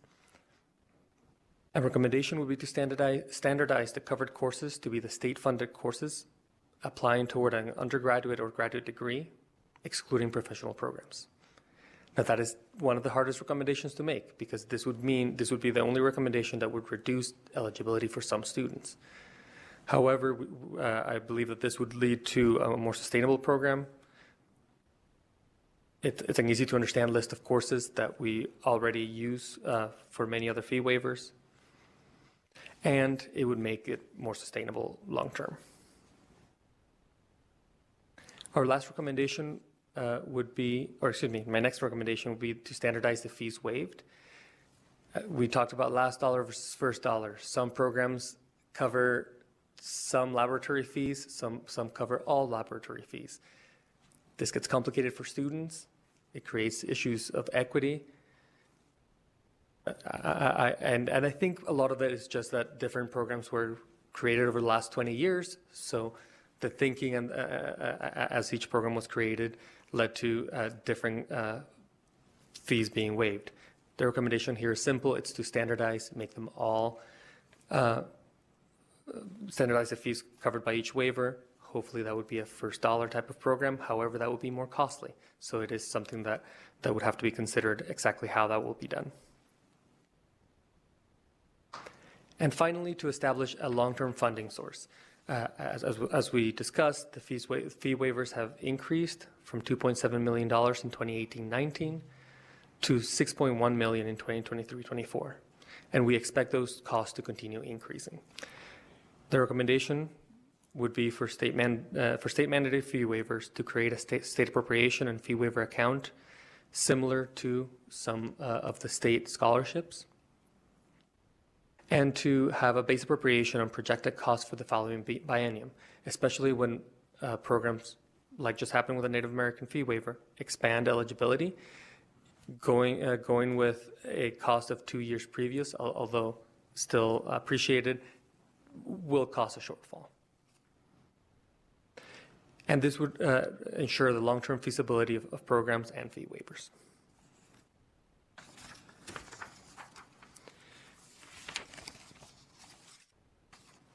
With that, I'll reiterate that fee waivers are vital for making higher education accessible and affordable to our students. We recognize the importance of fee waivers and the work that this body is undertaking in reviewing them, and I believe that our recommendations would enhance the effectiveness, fairness, and sustainability of the programs. Thank you for your consideration, and with the Chair's permission, we'll welcome any questions you may have. Thank you for that presentation, members. We'll start with Assemblyman De Silva. Thank you, Madam Chair. And thank you, Chancellor and team, for your great presentation. It's always good to see NSHE in the building. So I did have a question. This stems from extensive conversations that I myself, and as well as members of this committee and other lawmakers have had with the prior Chancellor, Mr. Eric Yaga, about creating these sort of accounts now that could help with the with paying for the some of the issues that come from the fee waivers applications, and then also by making sure that they're sustainable and that they are long term. So my question would be like, what kind of what's the process for establishing those accounts? Will it be specific towards, say, maybe a classification of a veteran or maybe a public servant? We're talking about teacher and sort of abatements for folks who are going to be part of these teacher training programs. So what's the actual process of creating those accounts? Will they be specific to certain classifications of students? And what are some of the funding sources we can go for, whether it's the private sector or the federal government, so on and so forth? That's a little bit of a complicated question here, but just want to see if you could touch on a little bit of that. Thank you. Certainly so much for the record. Patty Charlton, Interim Chancellor, thank you so much for that question. We actually think that the opportunity to work with the legislature is probably our best first course of action. I will say that we are very grateful, in fact, for the last session where there was an appropriation that was provided for the Native American fee waiver. As you can see, that has been wildly successful, and we just had an opportunity to present last week before the Interim Finance Committee regarding, and we're very grateful for their support in filling the hole. We think that if we can work holistically with the legislature to identify how best to approach this, but to ensure that we have sustainability on the long term, I think would be very important. We do leverage already as much as we can in private funding through donations and donor support for scholarships for students. But as you saw the information that came before you, the cost of attendance is so much larger than just the registration and the tuition and fees that are provided. And so every dollar counts for a student. And we know that this also, all of these programs do meet the need of the state of Nevada. And so we know that over time, it is only going to continue to grow. And as we talked just earlier, even about the teacher education pathway, we need to find ways, and the legislature has done that. And there is some funding that has been, I would say, placed in a savings account, sitting at the treasurer's office for when those students come through the pipeline and eventually come to higher education for their completion of their degree programs. So finding ways that are creative that way, that we can work together, I think is a great approach.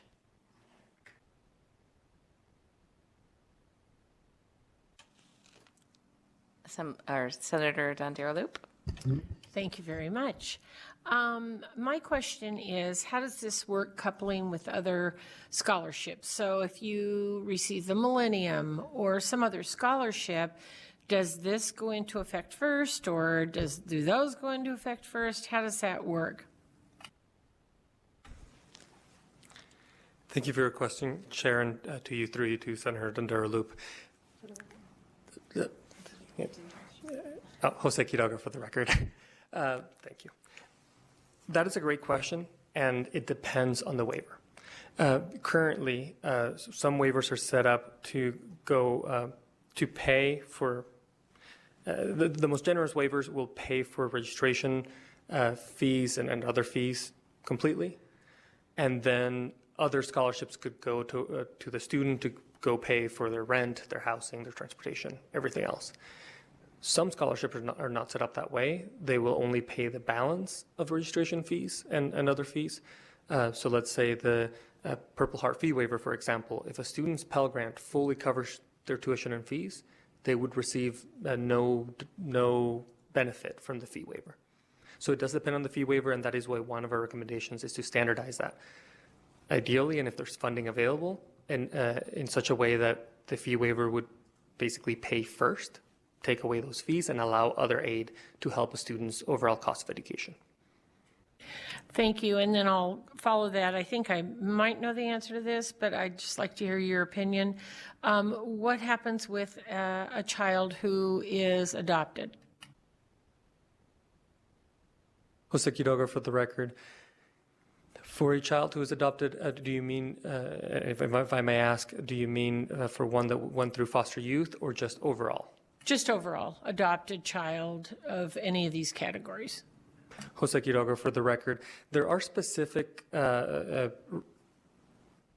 parts of federal aid that will allow for a student who was adopted after a certain age to be eligible for additional federal benefits. However, currently, none of the fee waivers take that into account one way or another.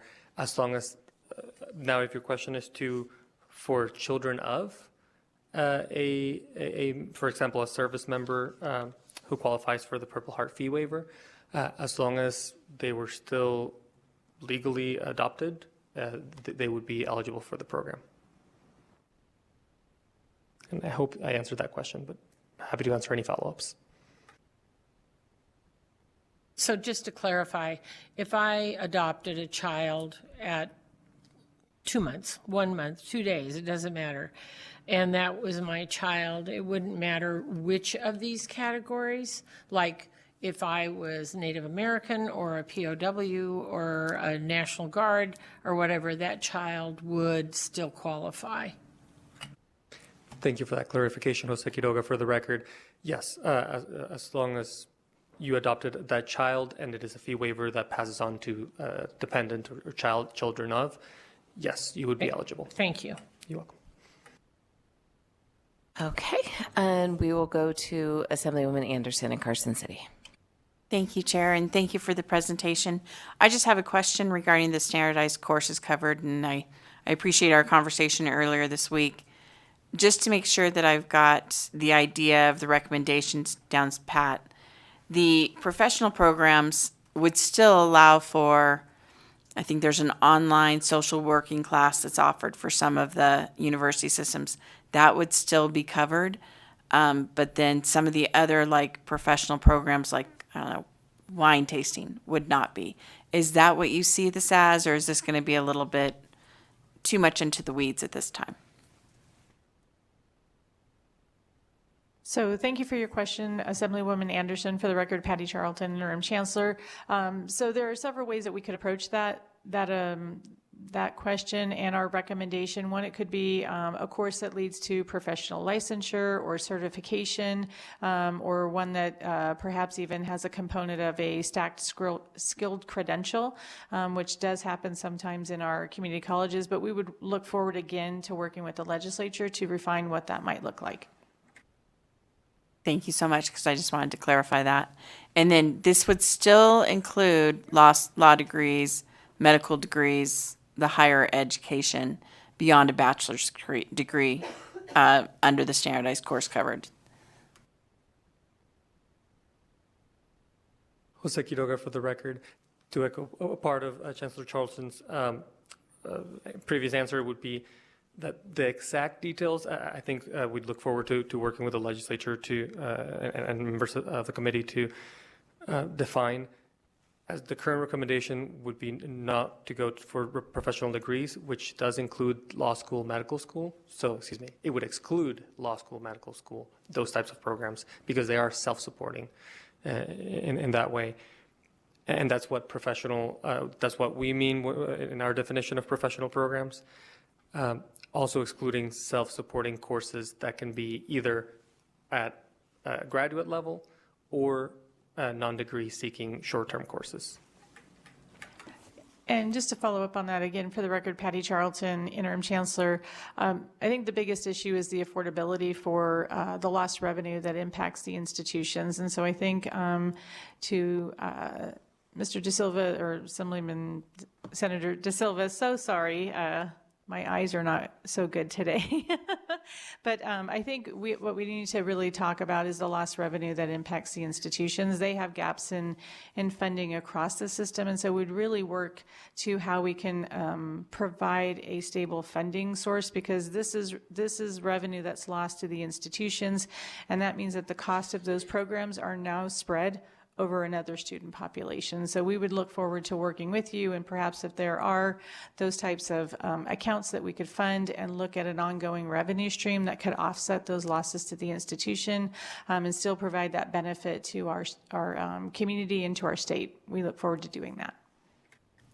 Thank you so much, and I look forward to those discussions. Thank you, Chair. Thank you. I had a question about your recommendations on the standardized fee waived. Obviously, the first dollar, last dollar is an issue, but your recommendation isn't asking that everything becomes last dollar, or is it? That would seem to alleviate some of the burden on the institutions if it was last dollar. I mean, is that at the detriment of anyone, the student? It would seem to be the same to the student, but it would have less of an effect on the institution. So, but that's not the recommendation that I'm seeing here. So thank you, Chair Bilberry Axelrod. For the record, Patty Charlton, Interim Chancellor. So we recognize that there are different populations that are supported by these fee waivers. We do recommend a program that requires the FAFSA to be completed for all students. There's a lot of benefit to our institutions and to the state for having that FAFSA completed for all the students that receive this aid. I think it's important because of the opportunities for other funding that may come into the state, and then also make those students aware of other opportunities that they have. So to that benefit, if we could standardize, and obviously the last dollar approach would be a reduced cost, but it would also bring other aid to the table. Thank you for that clarification. Any other questions? If I could, just for the record also, again, Patty Charlton, Interim Chancellor, the other component that can also do is to requiring the FAFSA is also, and to be consistent in the types of fee waivers that are provided, it reduces the confusion for a student as well, because there are programs where everything is covered. In other cases, some fees are covered, some are not, and it does also help that financial planning for the student as well. Thank you for that. Okay, doesn't look like we have any other questions, so thank you for your presentation and the recommendations. And I'm sure they will be addressed in the next legislative session, so thank you. Thank you so much. Hold one moment.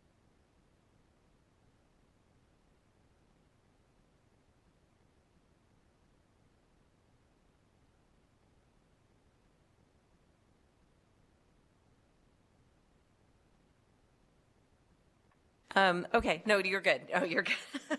Okay, we are going to hopefully take 30 minutes for lunch, hopefully. And we will be back, let's see, it's 1:16, so we'll be back at 1:50. We are in recess.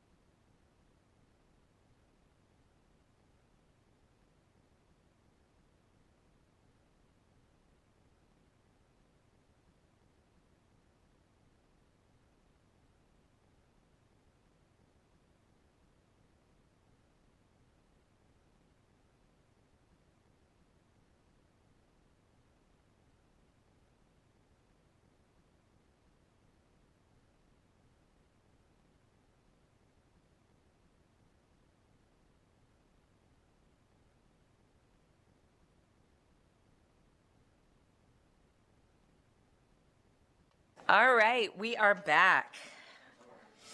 Hopefully everyone got satiated with a little food and we're ready to go, or not. As I mentioned at the start of the meeting, we're taking things slightly out of order, so we're going to move straight to agenda item 8. This presentation will be a task force on power-based violence in education of higher ed. To present, we have Dr. Elizabeth Gunn, who is the task force chair, and we also have the interim chancellor. Welcome back. Please Thank you go so ahead much. when you're ready. Great, thank you so much. And for the record, Patty Charlton, Interim Chancellor, Nevada System of Higher Education. So thank you so much for this opportunity to provide an update to the committee on the NSHE Task Force on Power-Based Violence. And as noted, I'm joined this afternoon, no longer this morning, by Dr. Elizabeth Gunn, who serves as chair. And so we're very anxious to provide this update to you. As you might recall, during the 2023 session, there were some updates to the legislation. And so the work of the NSHE Task Force, which is a comprehensive task force, which you'll hear about momentarily, includes representatives consistent with that new legislation. So we look forward to any questions that you might have following the presentation. So Dr. Gunn. Good afternoon. I'm Elizabeth Gunn. I serve as the Dean of the School of Liberal Arts, Sciences, and Business at Nevada State University, but I'm here in my capacity as chair of the Power-Based Violence Task Force, and it's an honor to serve the institutions and the system and our students in this capacity. I'm appreciative of those who sponsored and co-sponsored this legislation. It's an important intervention in our state, and we are leading the nation with this legislation.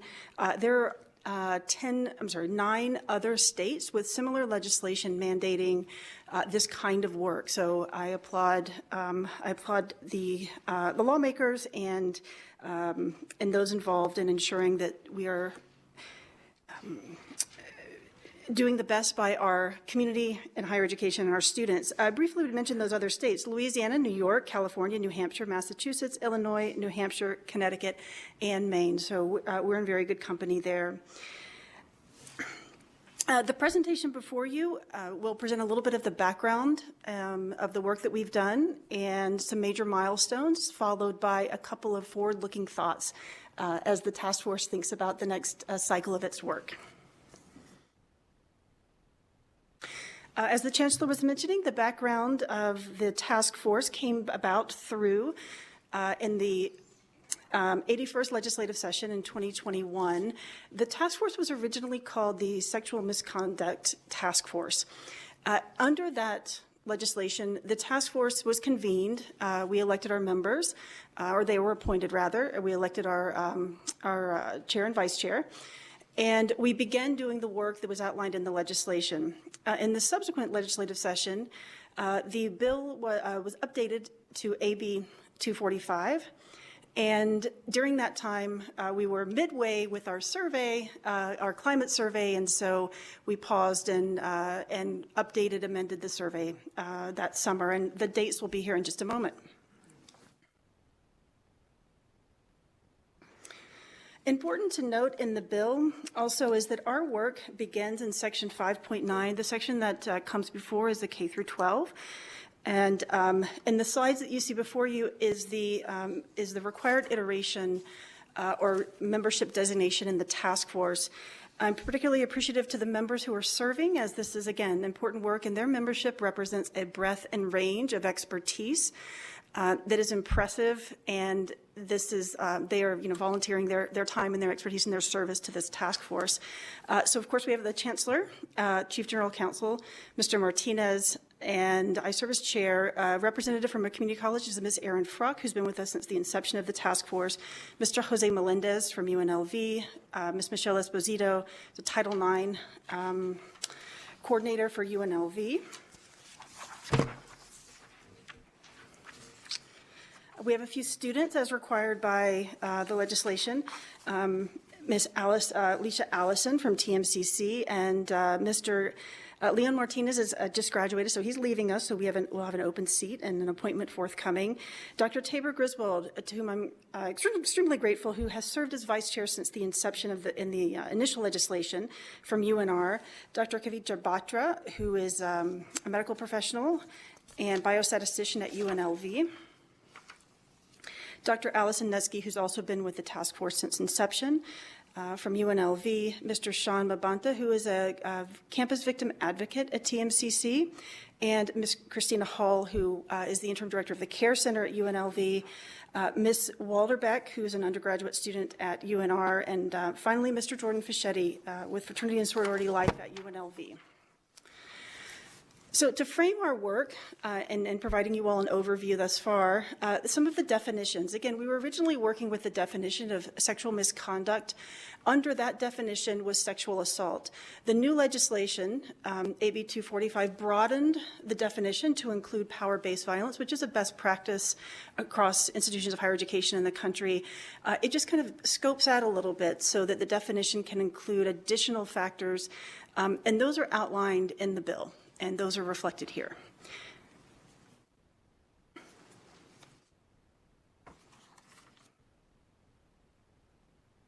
So as I previously mentioned, some of the work that we've been taking concurrently with the change in legislation is the survey. Here's the language from AB 245 that speaks to the climate survey on power-based violence.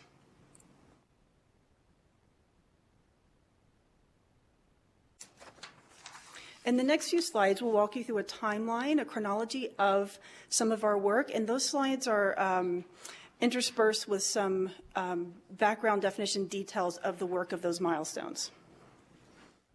So again, we convened for the first time in February 2022.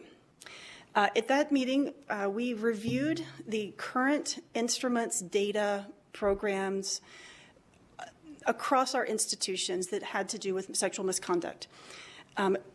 Based on that information, we asked additional experts to come and present to us on what are some of the best practices, both statewide and nationally, about power-based violence, sexual assault. That was in April 2022, and from there we began working with the Survey Center at UNR to craft a draft of the NG-wide survey on sexual misconduct. Because we know and understand the complexities of the issues that we're addressing in the survey, an expert came and spoke with us about how to best craft a survey, knowing that potential survivors might be taking it. And so we kept that in mind as well. Moving into 2023, we were successful in unanimously voting to approve as a task force that we recommend the survey to the Board of Regents. A couple months later in June, they approved it with special project funding from the Chancellor's Office. A little bit about the survey itself. There are 11 sections that you can see there. Campus policies and procedures, bystander readiness, reporting observations, alcohol and sexual opportunities, power-based violence by a perpetrator, relationships, interpersonal violence, abuse norms, perpetrator, unwanted sexual experiences, and unwanted sexual conduct. When we were deciding how to craft the survey and what to focus on, we were provided with a few options from assess the extent of sexual misconduct and power-based violence at institutions of higher education, assess programs and protocols, which we had already done to some extent with the initial presentations, but we didn't feel like we were at the point in our task force journey to do that quite yet through students' perspectives. Another option was to ascertain practitioners' needs relating sexual misconduct and power-based violence at institutions of higher education. And again, we decided as a task force that the most important thing to do was just start at the ground level and assess students' perceptions of the prominence of these occurrences on our campuses. And so there you see the categories that assess that perception. So we spent some time revising the survey after AB 245 became law in July 2023, and we amended the survey to align with power-based violence versus more specificity of sexual misconduct. The fall 2023, the survey was administered across our institutions that enroll students. Some students were excluded because they weren't over 18, for example, and a couple of other minor items there. And in the fall, we had our first meeting of the new iteration of our task force and the election of new officers under the new legislation. So taking a closer look at the survey results, and if you'll recall as I delve into this a little bit deeper, this is just one component of the legislation. Concurrent to the survey, working on the survey, we, as I mentioned, have also been inventorying, we started to inventory the processes, programs, procedures at our institutions to consider what's working really well. Some of the survey results show that doing some amazing things here, and students are responding positively to what the institutions are provided, and also to start thinking about a gap analysis further down the road. So the survey is one component of our work. You can see the list of institutions with respondents. And a high-level overview. This is about as high level as it can get, an overview of the findings. Generally, the findings were positive. That's a good thing. We did not find significant pervasive issues across institutions. That doesn't mean that they're not there, that this is the students who took the survey, this is their perception, and perhaps that is the reality, and we hope it is. So further analysis will help us understand in a more nuanced and granular level what's happening. But our initial results are extremely hopeful and positive.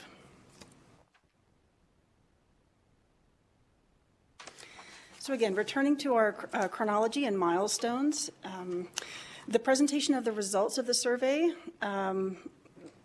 were presented to the task force in March, and earlier this month they were presented to the Board of Regents.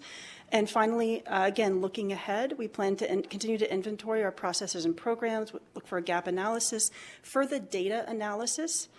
We garnered funding through the Chancellor's Office at the Board of Regents meeting in June, and we'll continue to follow items in the legislation. And specifically, I will mention a couple of them. In Section 7.4 of the bill, there is language around possible policy development, and 7.7, there is the language of a possible for the Board of Regents to designate advocates at each institution. And in Section 8, it refers to programs and preventions. So those are additional items that we're working toward as a task force.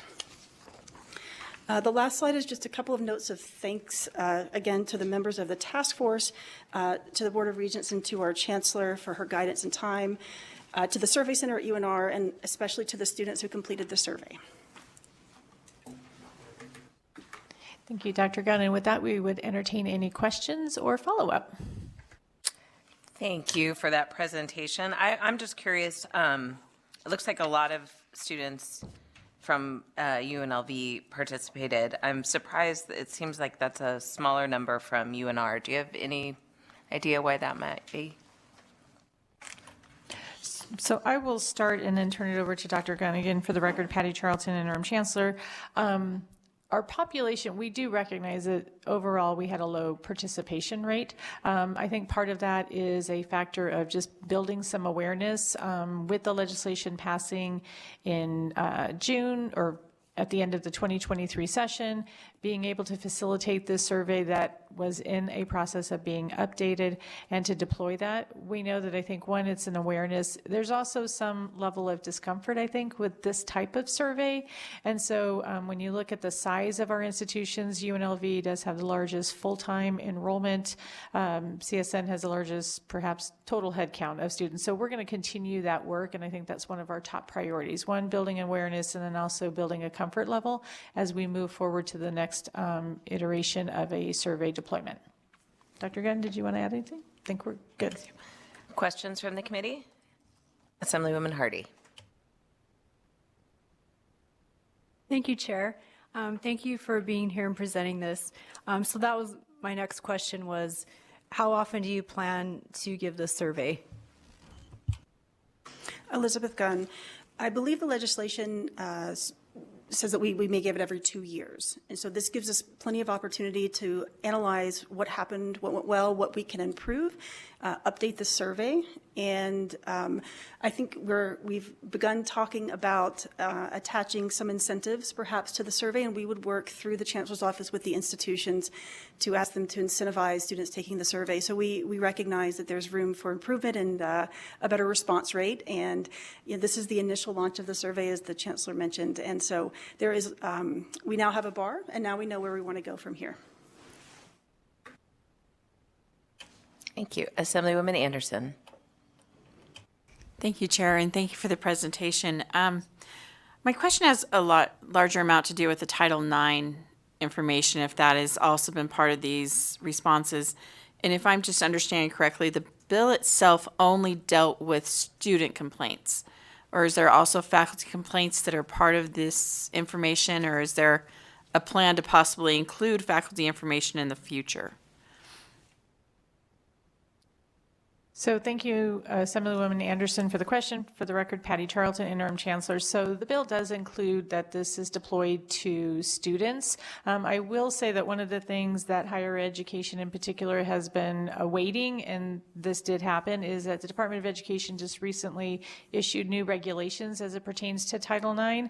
Those will become effective on August 1st of 2024. So we are right now deeply engaged in the process of analyzing those new Department of Education regulations, passing policy revisions, and we will actually be bringing those to the Board of Regents before the August 1st deadline. So we can certainly keep you posted on any nuances. It was, as you can understand, with the Department of Education, I think about 400 pages of regulations. So we're going through those, and we were waiting for those, and they were released in, I believe it was April.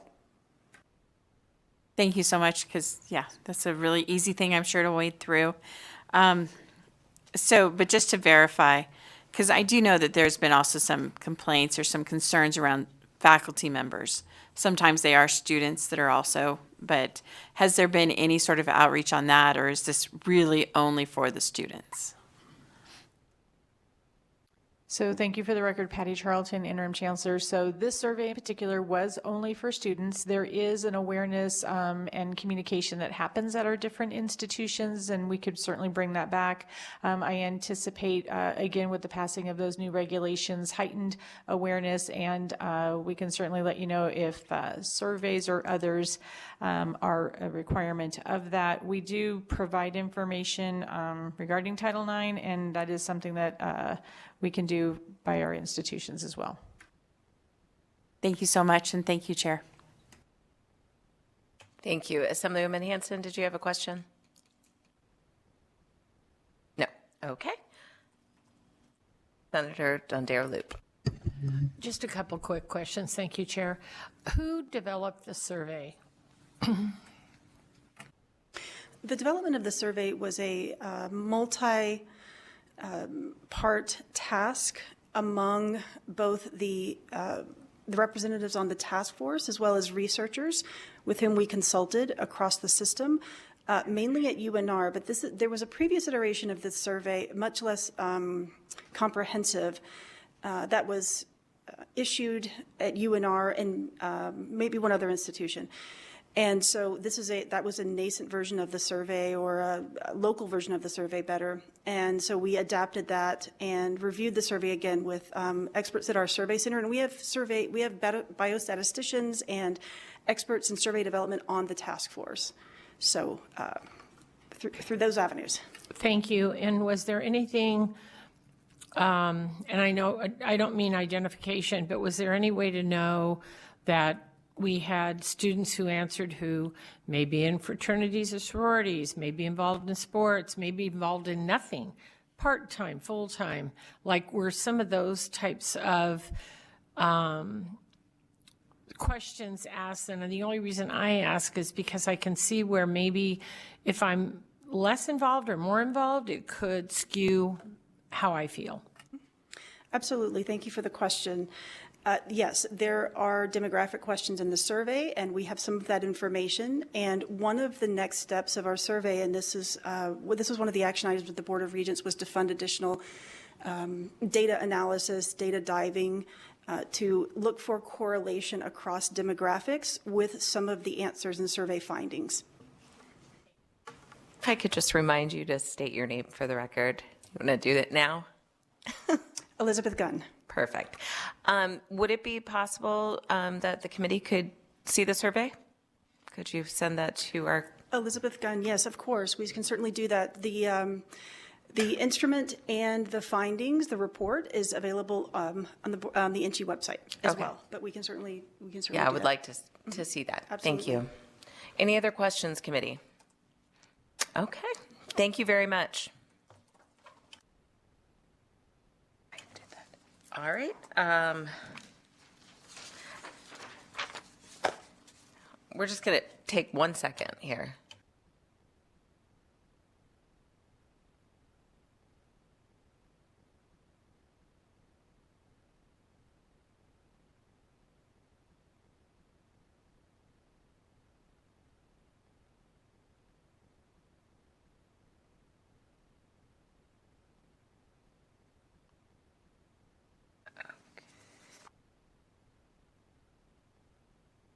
Moving forward, we'll hear another presentation from NSHE on dual and concurrent enrollment in Nevada.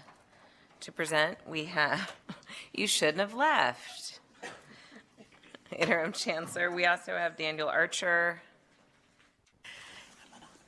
Wonderful. I'm just going to kick us off, if that's Okay, okay. go So for for the it. record, Patty Charlton, Perfect. Interim Chancellor. And so thank you so much, Chair Bilberry Axelrod and members of the committee.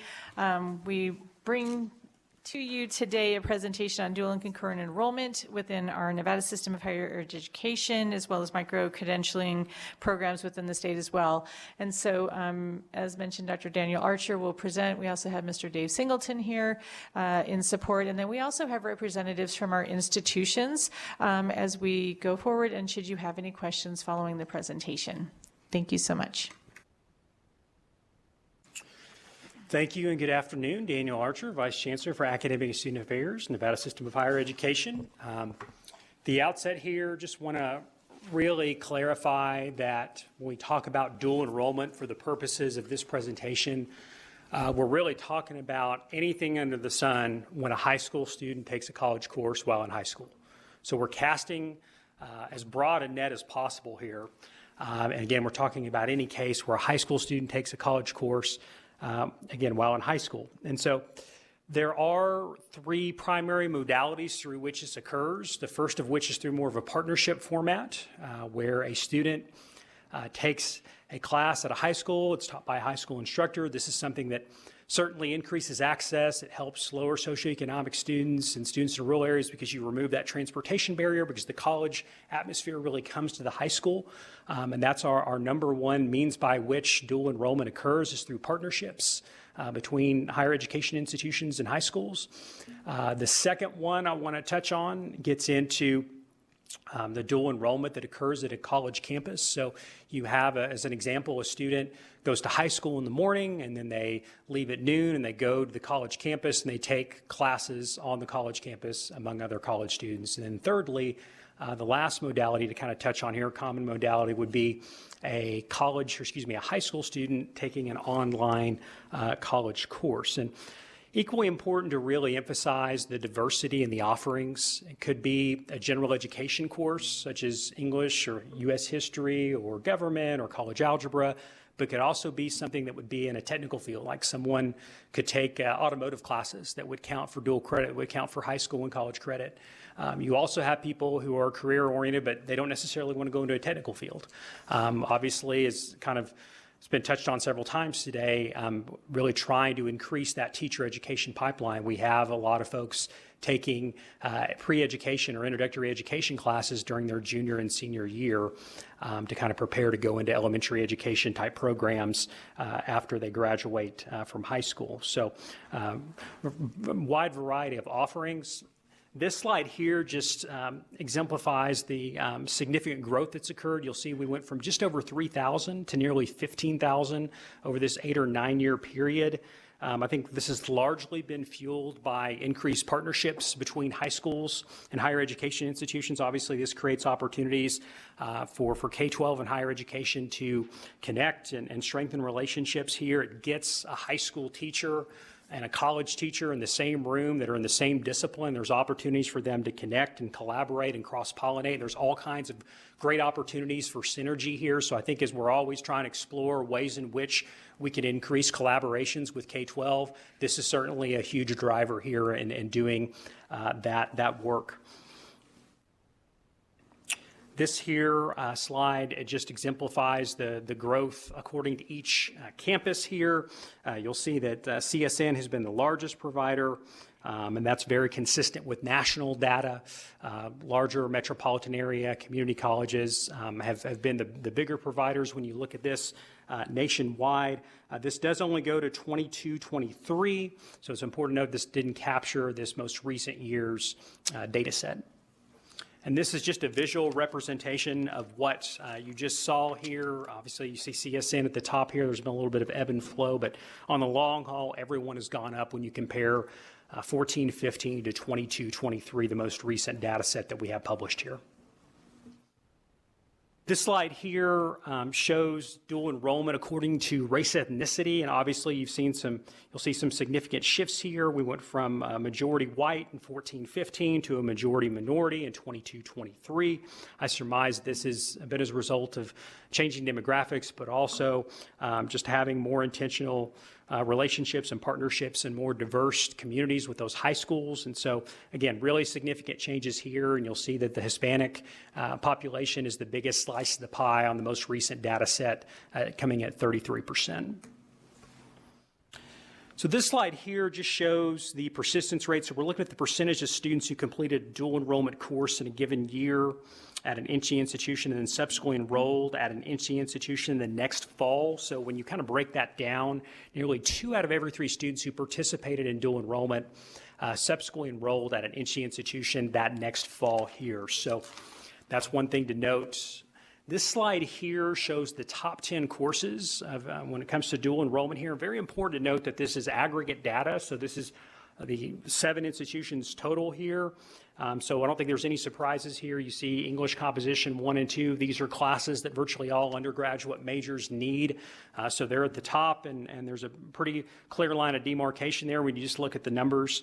That's by far the most popular courses that are on here. The interesting thing is we also did unpack this data and look at it by institution, and there were some differences, one of which is UNLV is a little unique in that their top 2 courses were education courses, which is great. I think they're very much in line to be a huge contributor to AB 428, obviously, and planting seeds to get more Nevada residents into that teacher education pipeline. So WNC and NSU also had some education courses in their top 3. The others all had general education courses in their top 3. As an outsider coming in who's worked in 2 other higher education systems, looking at this list here, our system top 10, there were no surprises. I mean, I've looked at these types of lists before, and this is definitely what I'm accustomed to seeing here. So very, I think, much common with what you see in other states. So this slide here just shows the Nevada graduates by year that have dual enrollment credits. So if a student took at least 1 dual enrollment course, they are included and they count according to the year in which they graduated. So you'll see very, again, significant increases here when we compare 12-13 to the most recent year that we have captured here of 21-22. So it's a 371% increase. So more and more students are graduating with dual enrollment credit. So this one here really exemplifies the college going rate. And what we're looking at here is the percentage of Nevada high school graduates who subsequently enrolled at an NC institution within a 1-year period after graduation.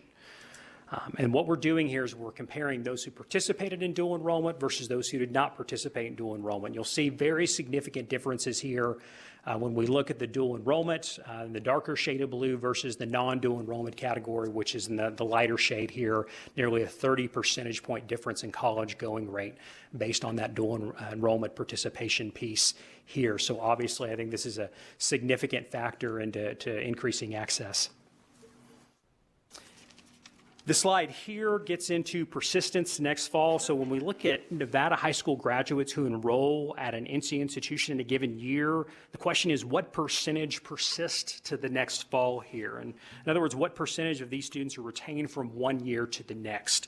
And again, we're comparing those who participated in dual enrollment versus those who did not participate in dual enrollment. Again, you'll see very significant differences, a 10 to 11 percentage point difference there when we look at the more recent years when we compare those who participated in dual versus those who did not participate in dual. So I think this definitely kind of reiterates the point that students who participate in dual enrollment, they're better acclimated, they're more confident, they have better study skills, and the list really goes on and on. This slide here, you'll see that there's been a significant increase in credentials awarded to dual enrollment students, particularly with associate degrees. We went from 8 back in 12-13, and we've jumped up and elevated all the way to 337 in the most recent data set that's here. Skill certificates also have shown some increases here. These are less than 30 credit hours. They can typically be knocked out in a semester or two, depending on how they're structured. An example would be a certificate in data analytics, where students have opportunities to learn about modeling and forecasting and predictive analytics. So you have that. But very significant increases here when we look at the credentials that have been awarded to dual enrollment students. And this slide here gets into completion rates by high school graduation year. What percentage completed a college credential by year, 6 years after they graduated from high school? That's what we're looking at. Again, we're comparing dual versus non-dual enrollment. Again, you'll see very significant differences here, about a 19 percentage point difference there when we compare the most recent years. So I think we look at this pragmatically. We're always asking, what are the pragmatic things that we can do to really move the needle in higher education? And dual enrollment is clearly one of the simple things that we can do in terms of best practices that absolutely work. This is one of them, because it increases the probability of one going to college. It increases the probability of persistence. It increases the probability of completion. And it also increases collaboration between K-12 and higher education. So this is something that really checks a lot of boxes in terms of our initiative type work and really moving the needle. We've got links here to various dashboards, so I encourage you to check that out. And you can always contact me if you have questions about that. I do also want to encourage you to check out the appendices section. We do have a profile of each of our 7 institutions where we have them highlight their partnership faculty qualifications, as well as a student spotlight to tell some of the good student stories of the participants in our dual enrollment programs across the state. So that is there. I'd encourage you to check that out as well. I do briefly want to also touch on micro-credentials. And these can sometimes be credit, but in a lot of cases, actually, they're non-credit. And what these do is they really focus on a particular area or a skill set here, and they can be in a variety of areas. Just as some examples here, UNLV has one that's specifically designed for a high school teacher who's going to teach an economics course. You have a scenario of a high school teacher who's taught a variety of social science type classes, and the principal comes to them at the end of the year and says, you're going to have to teach economics next year, and they don't have a real strong economics background. So they have created a micro-credential that kind of breaks down basic concepts and principles to put that teacher in a position to teach economics in an effective manner. So that's an example. There are plenty that are in the IT field that allow students to acquire and build the skills that are needed to sit for an industry certification. And then another one that I've seen at different places, one that specializes in nonprofit fundraising. People change jobs and they land in jobs where all of a sudden there's a fundraising component. I've never asked anyone for money. How do I do that? So there are some really niche areas that are here. And again, the point is really to reskill and upskill and focus on a particular area. Typically, these are done down at more of a departmental or college level. We certainly don't want to put a lot of onerous requirements in terms of rigid approvals on these types of things. We want these to be nimble so the colleges and universities can really respond to industry needs and partner needs here. We also acknowledge the need to build some infrastructure. And so our Workforce Development Committee, which is a subcommittee of the board, 4 board members focus on that particular area, is actually tackling that issue right now. We talked about this at length and really trying to do more in that non-credit space at our most recent meeting a couple of weeks ago in June, so we can measure the impact and reach of our non-credit programming, which includes micro-credentials. So that concludes my presentation. Stand for any questions. Committee, do we have questions? Okay, go ahead. Thank you, Chair. Thank you again for this very pertinent presentation. You know, I'm a big fan and an advocate of a dual enrollment. I wish it was wrong when I was in high school. You know, I could have got so much of my college knocked out and at a much more affordable sort of price point. But as a teacher now, and I am a dual enrollment teacher over at Rancho High School, I know that many teachers are looking at serving as dual enrollment sort of adjunct professors, and that's one of the sort of partnerships I know that NC wants to build with the school district. So my question really is, what's the sort of salary levels that we're looking at? Is it different institution by institution? So will like a teacher who's teaching at Nevada State versus UNLV versus CSN have different sort of salaries as adjunct professors?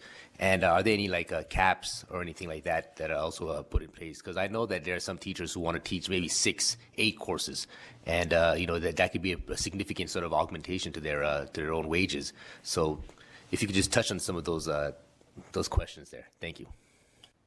Yeah, and so we do have a cap.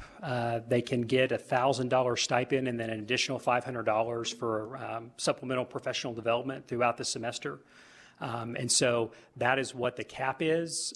The majority of our institutions have adopted that. I think one was kind of on the fence, or maybe 2 were on the fence on whether or not to raise up to the $1,500. So we're almost aligned, and I think we'll probably be there soon, if not.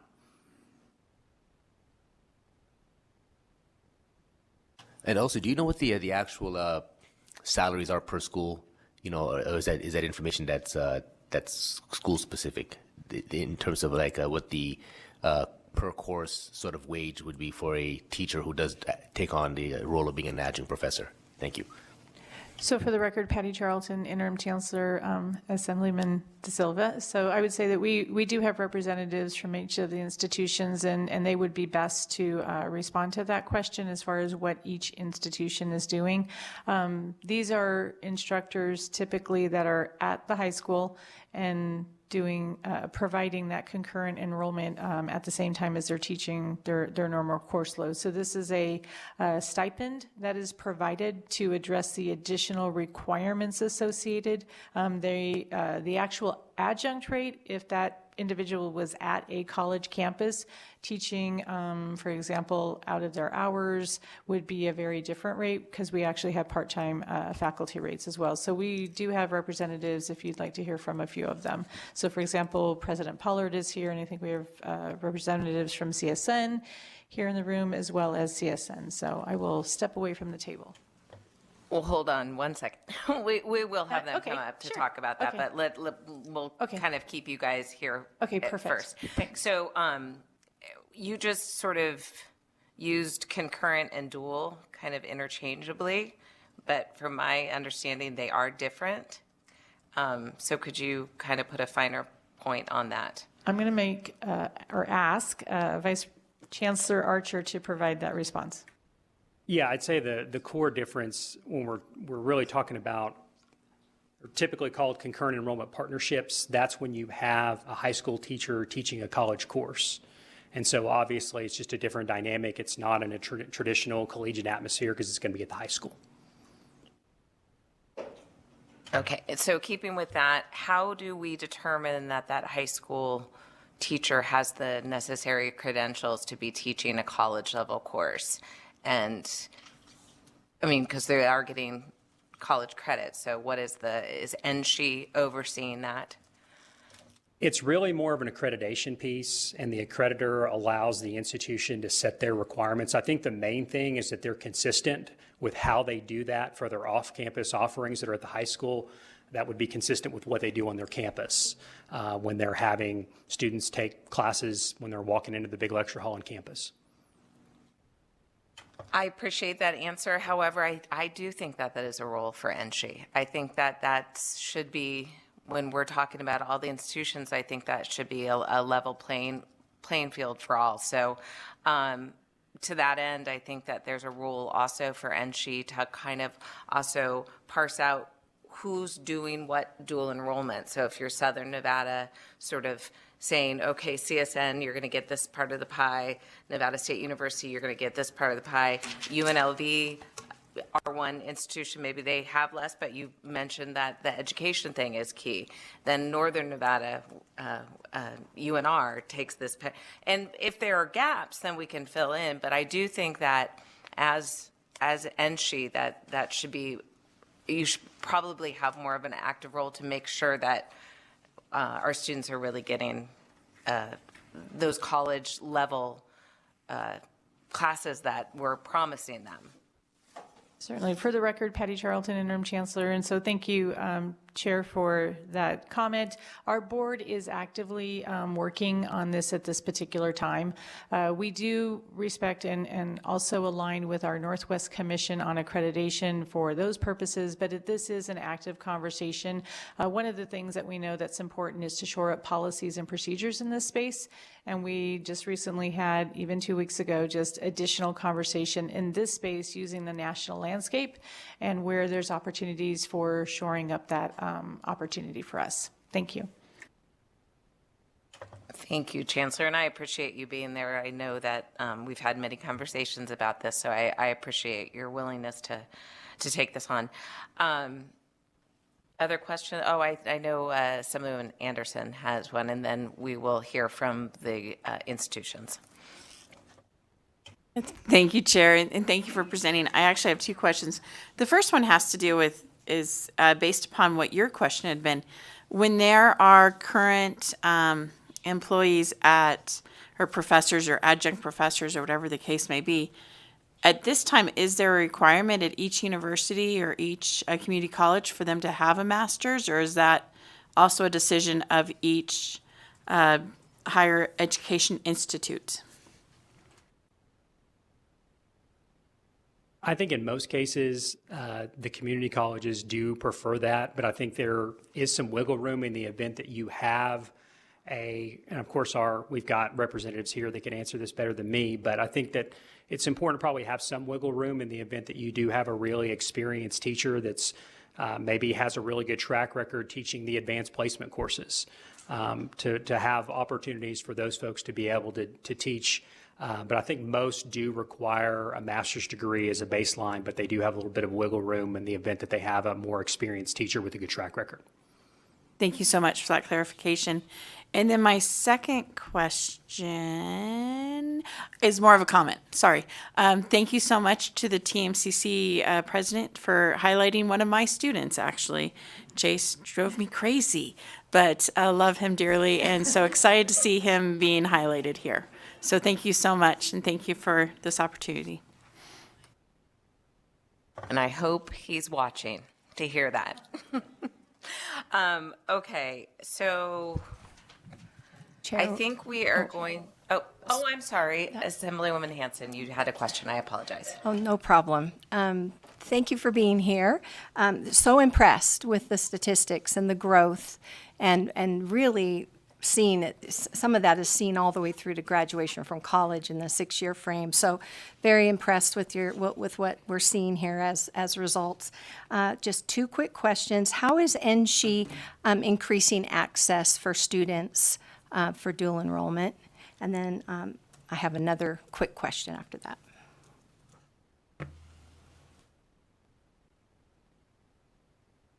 Yeah, I think it's trying to be really intentional about looking at the high schools that we're not at and trying to examine where we can further partnerships. And Name, where we, please. I'm sorry, Daniel Archer. Sorry, this is a Nevada thing. I'm sorry, I'm getting used to it. I've done this several times, but I'm sorry. You think I know by now, but yeah, I think we want to really examine again where we're not at right now, and that's actually something that one of our Regent Cruz Crawford actually requested at the most recent meeting, that we would really take a tally of where we're at and where we're not at, and really try to focus and prioritize those underserved areas. So that's something that I think we're going to be talking about at our upcoming board retreat. So definitely a topic of that's of timeliness. You're great, thank you. And that sounds like a new bumper sticker. It's a Nevada thing. I think we just created a bumper sticker. I am really grateful for the work. I'm sorry. If I may interject, for the record, David Singleton, Academic and Transfer Policy Analyst for NSHE. As far as access goes, there really are, of the public high schools in the state, there's only 5 that do not have some kind of service from one of the 7 teaching institutions right now in the concurrent and dual enrollment space. Great, thank you. And I'm really grateful for some of the rural schools that my district covers. I know there's a presence there, and it's really been a benefit. And then my second question, as we're talking about the teachers in the high school setting that are being asked or inquiring themselves to be involved and teach these courses, they're doing this willingly, right? And then they're getting additional pay for that, right? Daniel Archer, for the record, yes, that's correct. Thank you, Chair. I forgot that I had a question on slide 10. The Nevada high school graduate and she captured dual and non-dual enrollment credits. Are these just them continuing on to go to, are these just going on to NSHE universities or institutions, or are we capturing it all folks who took dual enrollment and go elsewhere? Daniel Archer, for the record, yeah, this is only NSHE institutions, so we are not, if they're going to California or wherever, we're not capturing that. Okay. I guess I can invite a representative from the institutions to come up. I see you, Dr. Pollard, who is coming up. You on the hot seat. And Dr. Corsai is also here from CSN, and I think CSN, Michael Flores perfect. might be here. Fill in the chairs. And in Carson as well.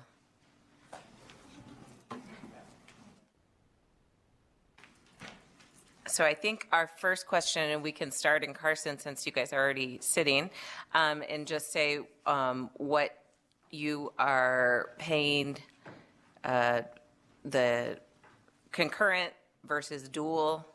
If you are doing both, are you giving the same amount of credit for both? If someone has a college professor, do they get a different amount of credits than a high school teacher, or is it just based on the class?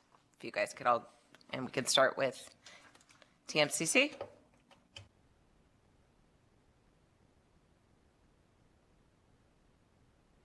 Dual enrollment models. Got to hit your microphone. Oh. Yeah, you got it?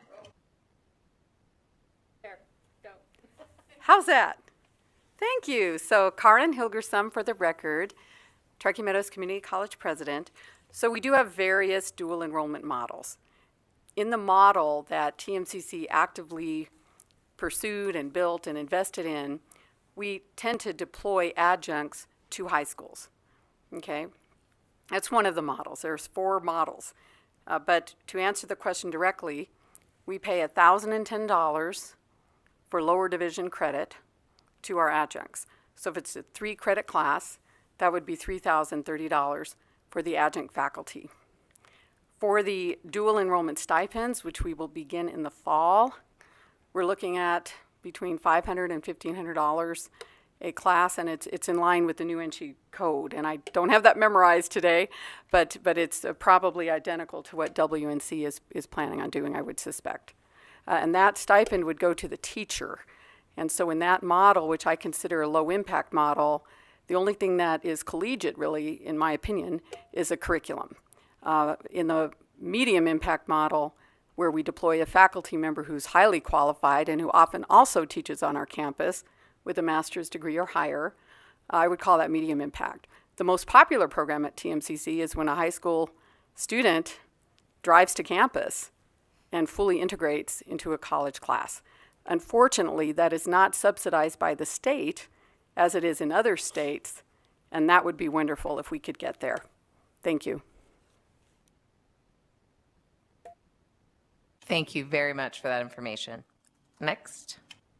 Hi, good afternoon. Kyle Dalpy, President of Western Nevada College. Trying to remember the question order, but I want to throw out a few things. We do have similar stipends in place. Currently, it's about $300 per section plus the $500 training stipend. Most of our numbers are on the lower end of the spectrum, being a smaller school with budgets. Our adjunct rate for part-time people teaching non-high school students is $900 per credit hour. And so the first numbers I gave you are for the high school affiliate instructors or the co-enrollment instructors, high school people, provided the district allows the money to go to the high school instructor. There are some collective bargaining agreements that restrict that a little bit, but we do work with different school districts, so we just work through that through our MOUs. Again, if I missed something, let me know. I did want to hit the access question that came up. We work currently with 8 districts and 3 charter high schools statewide. We have our biggest Jumpstart class this year, 168 students receiving their associate degree. That's the largest in the campus's history. We have 41% of our enrollment right now is dual enrollment students in the high school or on campus or online or however they come to us.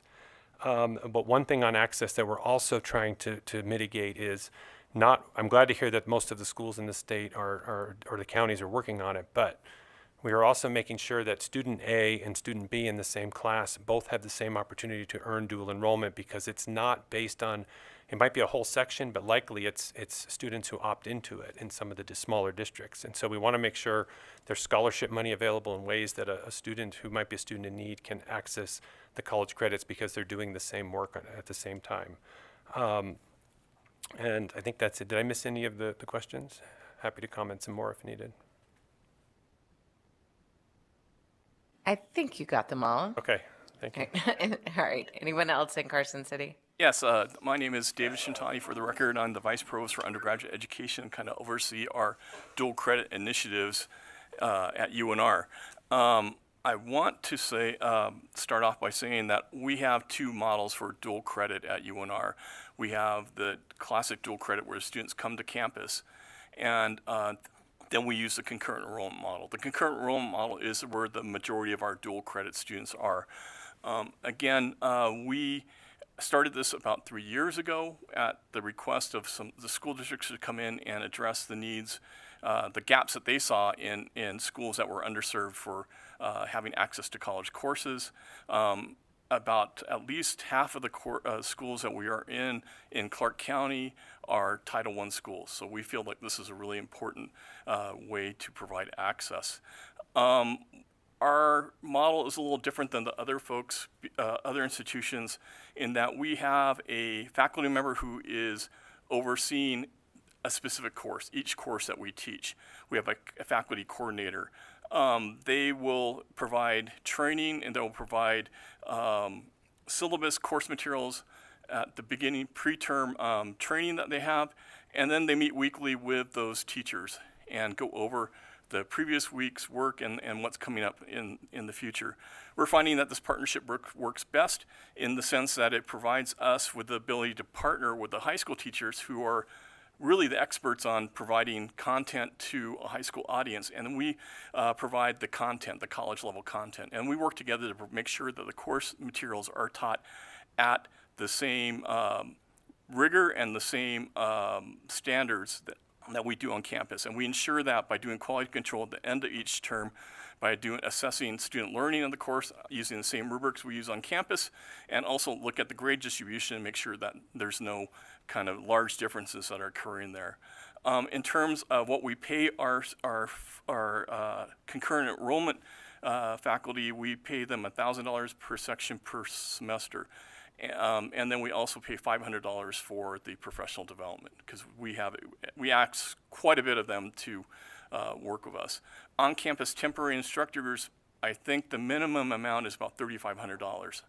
So we feel that $1,000 for basically teaching the same courses that we would have a temporary instructor on campus is reasonable. So I think I answered all the questions. Is there anything else? No, I think we're good. We have, oh, now we just made it to right as you stopped talking. Okay, we are just going to go into recess for just a minute. We're in recess.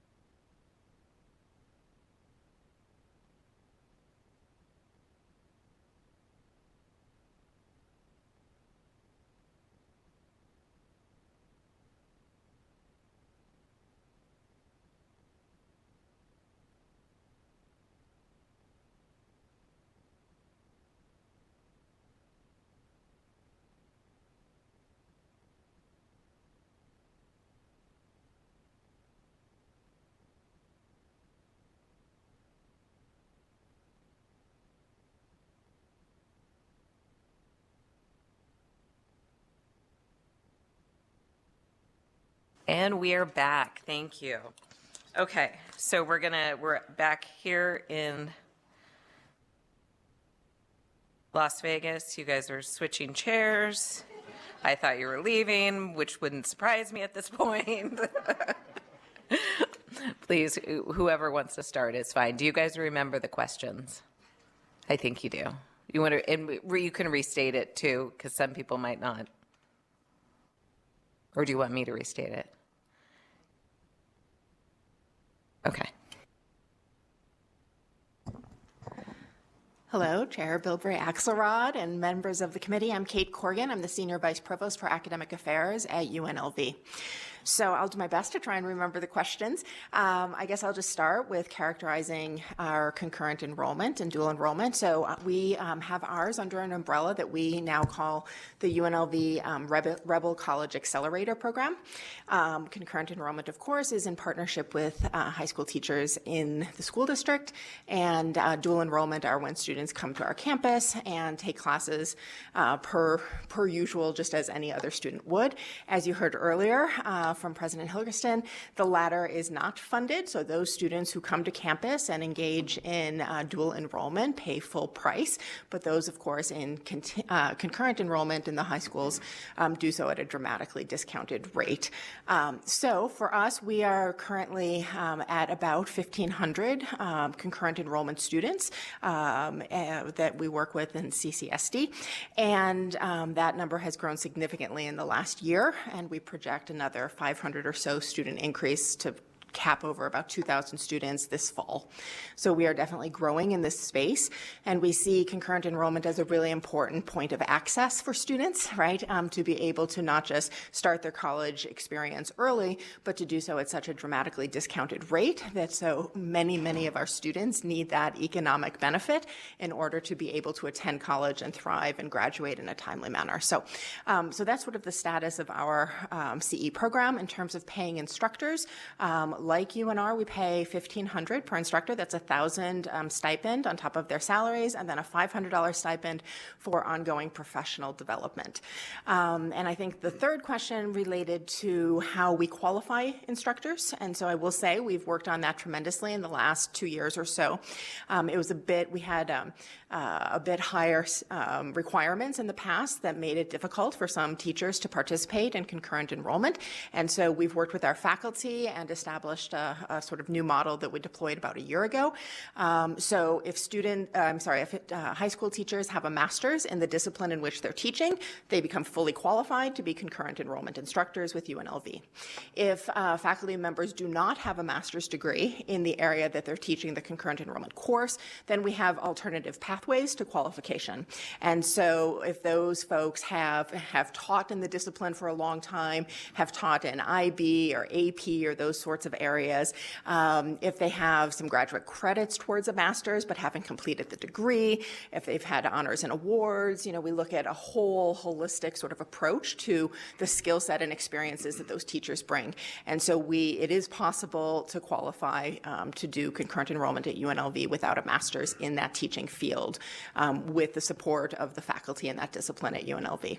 And those faculty who are in the qualification process, they are mentored by a UNLV faculty member who has a terminal degree in that field and has experience there. And in some cases, like in English, we offer a course to those faculty, and so they can enroll in a graduate level class at UNLV, and completion of that class qualifies them as fully qualified concurrent enrollment instructors in English. So. I should have asked the other folks in Carson City this, but and you don't have to answer this if you don't have it thought out, and you can always get back to us. But can you think of any way, just off the top of your head, that we could make this program better? Well, that's a big one. Well, I mean, I think we all are in agreement that these opportunities need to be afforded to all students in Nevada, right? So you heard that we are not currently in every high school across the state, and that would be, I think, a very big goal of ours. We're very eager to move into, whichever school CCSD is willing to welcome us into, and then, of course, to partner beyond CCSD as well. You heard earlier from Dean Hayes about some of our innovative programming in education. education. And they are working with schools up in northern Nevada now, beginning this fall as well. And so I think expanding so that there is complete access for students all across Nevada, regardless of whether they're rural or urban, what type of school they're in, et cetera, is I think, a goal for all of us. I think second, it would be helpful to be able to afford students opportunities to have some partial funding to engage in dual enrollment, right? Not just concurrent in their high school. I think that would open pathways to more classes and more opportunities for students.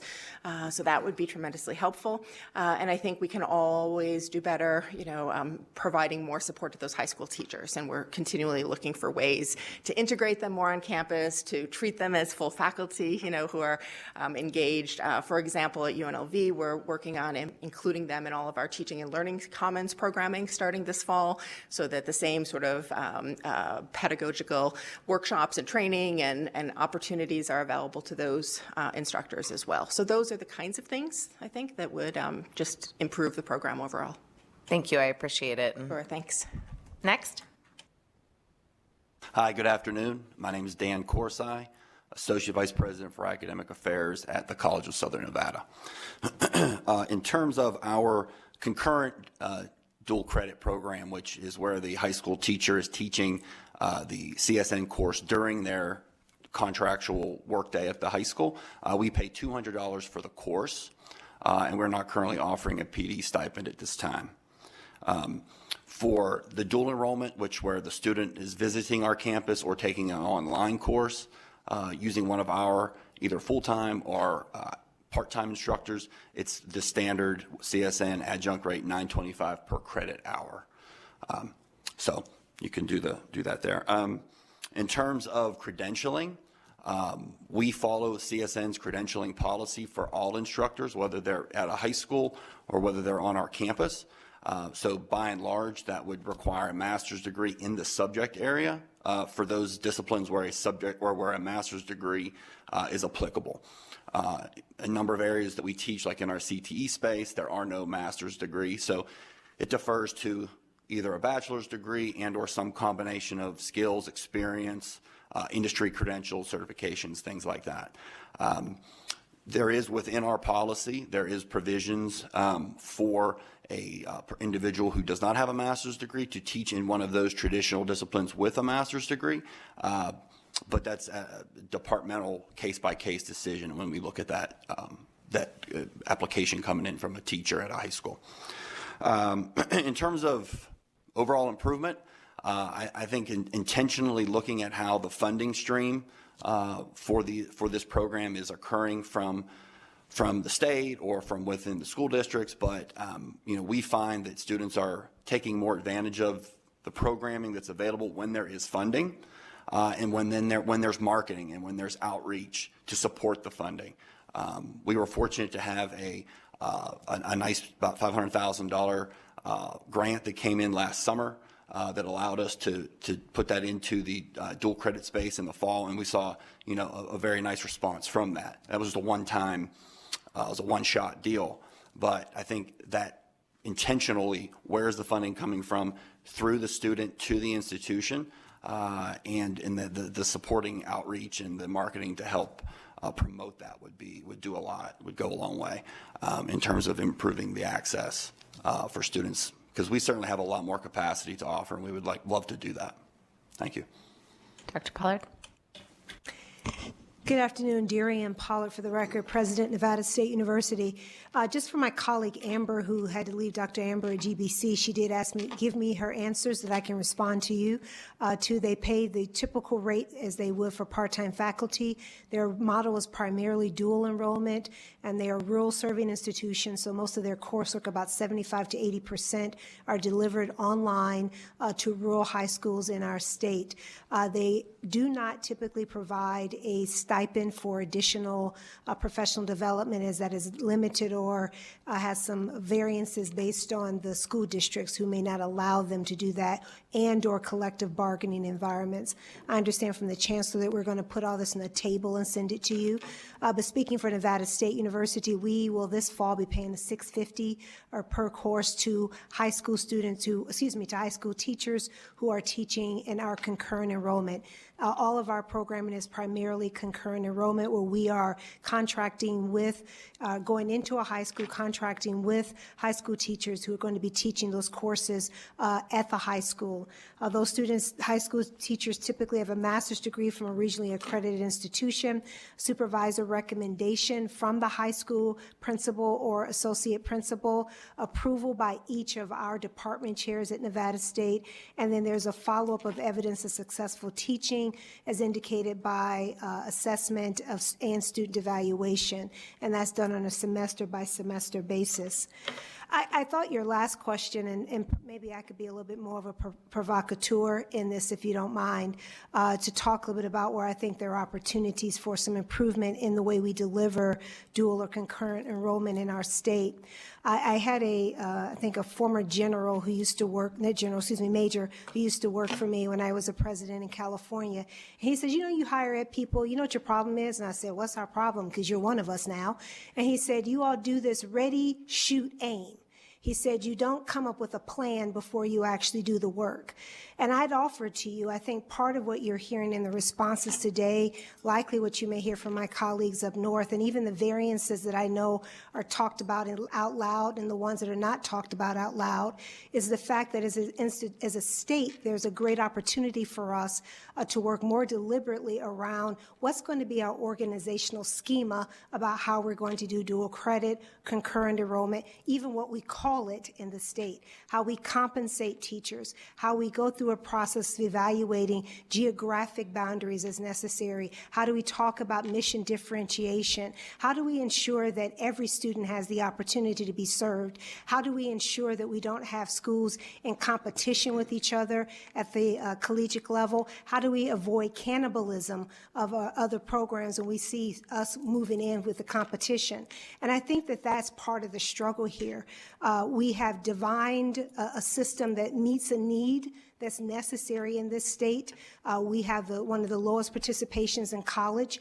We need to increase that significantly. But what we've done is we said, here's a strategy, but we haven't thought about all the tactics that go into that. So I thought your question, Madam Chair, was a good one about INCHI working with our high school superintendents and so forth across the state to really come up with a set of guiding principles that really address, we've been doing this now for a couple of years, and if we were to be honest with ourselves, there's some parts we do really, really well. And we should tout that, and you see some wonderful stories that are listed here at the end of this last presentation. But I'd offer to you, there are a number of things that we don't talk about. In my neighborhood, we call that the quiet part, the thing that's talked about behind the scene. And until we have a group of us sitting in a room and saying, let's agree to these sets of things and to talk about them honestly and deliberately and not hide behind any other type of conversation, I think we will not be well served as a state. That's my observation. Thank you. Thank you very much. You guys came back. You wanted to give comments. I appreciate that. Please go ahead. So if I could, Kyle Delpy, Western Nevada College, and I promise if Mr. Shintani's speaking and it's my face, I will move my lips or something for a little entertainment. A couple quick things I want to, just quickly, two things. I do agree with Dr. President Pollard on the comment about we need to talk about this at a high-level strategy on what we're doing in the state for dual enrollment, to put all the good pieces in, maybe shut off some of the bad pieces, and then create a plan for dual enrollment. One thing you asked about, I know it's a policy committee, but in summer of 2020, during the special session, the Career and College Readiness Grant, which was funding to the school districts for dual enrollment, was abandoned to help balance the budget, and that has never come back, which has created a situation where the districts can't always support every student. And so that's why we're looking for scholarships. That's why we're taking discounts. And again, discounts, we will do what we need to get students in classroom, but we do have to maintain a positive budget. And so some of that funding piece, if it could come back in a strategic way to match the needs, would be good as well. Hello, this is David Shatani for the record. As you can see, I have a face for radio, so I rocked it when Kyle was speaking for me. You know, what we are looking for in the future is trying to develop more wraparound services to support the students. You know, we're working with the faculty to provide, you know, guidance on instruction, but we also know that, especially when we have working with teachers in classrooms that are remote from us, to make sure that those students have access to tutoring and other type of supplemental instruction. And also we want to make sure that the counselors and advisors at the school are really in tune with the advisors and counselors at the institutions of higher education, so we can make sure that they're not taking 2 classes they don't need to take. We just got to make sure that that's really clear, to make sure that they're not paying for courses that they don't really need, or spending time on courses they don't really need. I think it will really be also important as a system and I mean as a state to develop kind of research groups to investigate what are the best practices to address early college learning. From our experience, we feel that these juniors and seniors in high school, how they learn is a little different than our college students do, but they're not that different than incoming freshmen. So I think developing a team, a research team of high school, community college, university faculty and researchers to look at what are best practices for us to make sure that students are successful, not just in dual credit classes, but go beyond. So give them that strong foundation. I think that's really critical. I also feel that if we're going to have a unified policy on what's going on, how we execute dual credit and concurrent enrollment types of things, we need to have the school districts involved in that discussion. It can't just be an NSHE discussion. We need to have the districts involved in there, and you also, your committees and other folks involved in that process. So I feel that as we go forward, we've expanded into a lot of high schools. We're about 35 high schools now. We want to reinvest any kinds of revenue that we gain from this, which we haven't seen yet. We won't see that for a while.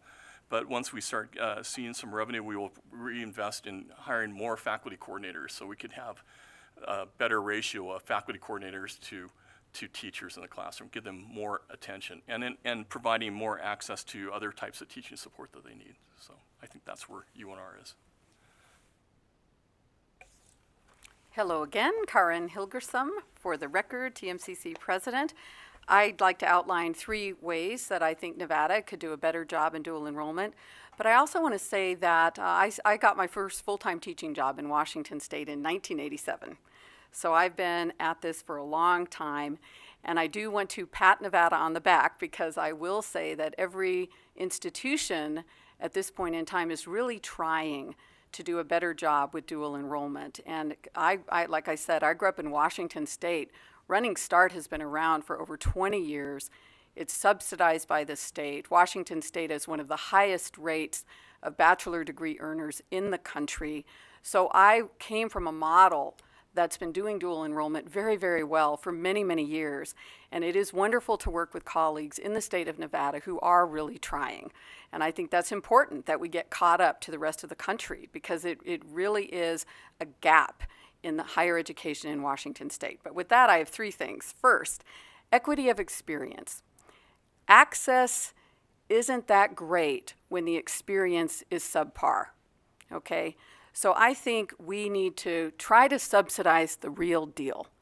My middle child earned an AA degree before he earned his high school diploma. Freshman year, high school, straight A student. Sophomore year, high school, he had a couple of Ds. And I said, Nico, what is wrong with, I wasn't supposed to say his name. I said, what's happening? What's going on? He said, Mom, I'm bored. And I said, why are you bored? Is it the teachers? And he said, oh no, my teachers are great. It's the other students. I need a different peer interaction in my life. And so I said, okay, well, next year you'll be old enough to do Running Start.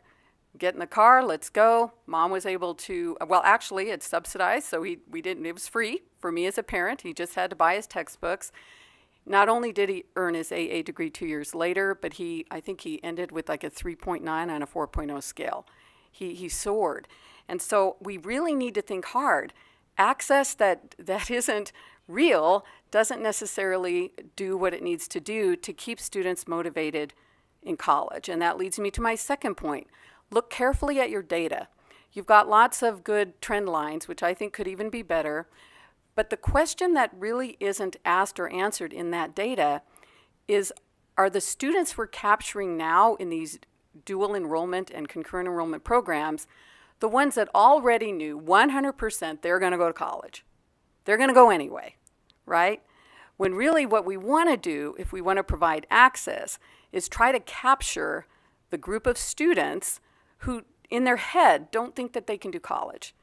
And so I would say that the second thing is we need to, now that we're starting, now that we're really going gangbusters with this concepts, we need to find sophisticated ways to assess the success of dual enrollment and concurrent enrollment programs.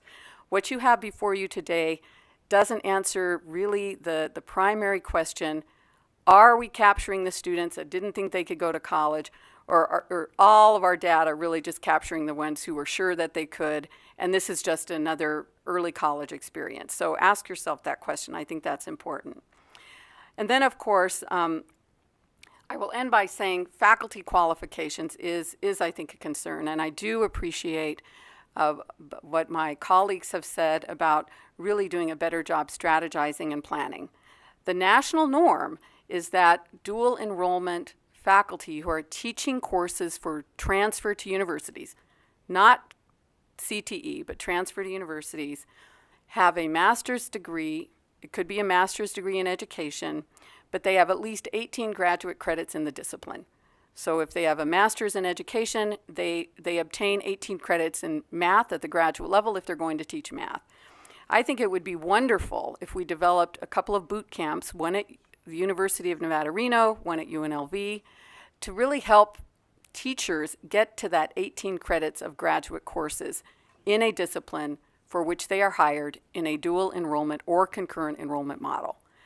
And I bet you anything, when those teachers and high school teachers get that 18 credits, they'll go on and finish the master's degree in that discipline, which would be wonderful. Can you imagine how highly qualified those high school teachers will be? Not just to teach, for dual enrollment credits, but to teach high school students who aren't even enrolled in a dual enrollment course, right? So I think there's a lot of work we can do, but I also want to say that it's wonderful to see that Nevada we're getting on the train, and now we just need to do a better job planning, and we need to decide as a state, what kind of standard do you want to set for dual enrollment and concurrent enrollment students? Thank you. Well, thank you all. You gave us a lot of food for thought. I really appreciate it. Chancellor, did you want to say anything? I think we've tasked you with a few things, and you're going to get us some information, and we'll follow up. Thank you all for being here at what has turned into quite a long day. So thank you for being here. Okay, I'm excited about the next agenda item, and we're going backwards a little. We're now going to agenda item 7 to hear a presentation from the Nevada Youth Legislature. Very excited, which just submitted its annual report. With us to speak on this item is Senator Valerie Weiner and legislator, well, who do we have up north? We have someone up. Oh, it's Alexa Walsh. Good. Okay. I didn't know if we lost her or not. Okay. She's coming back up.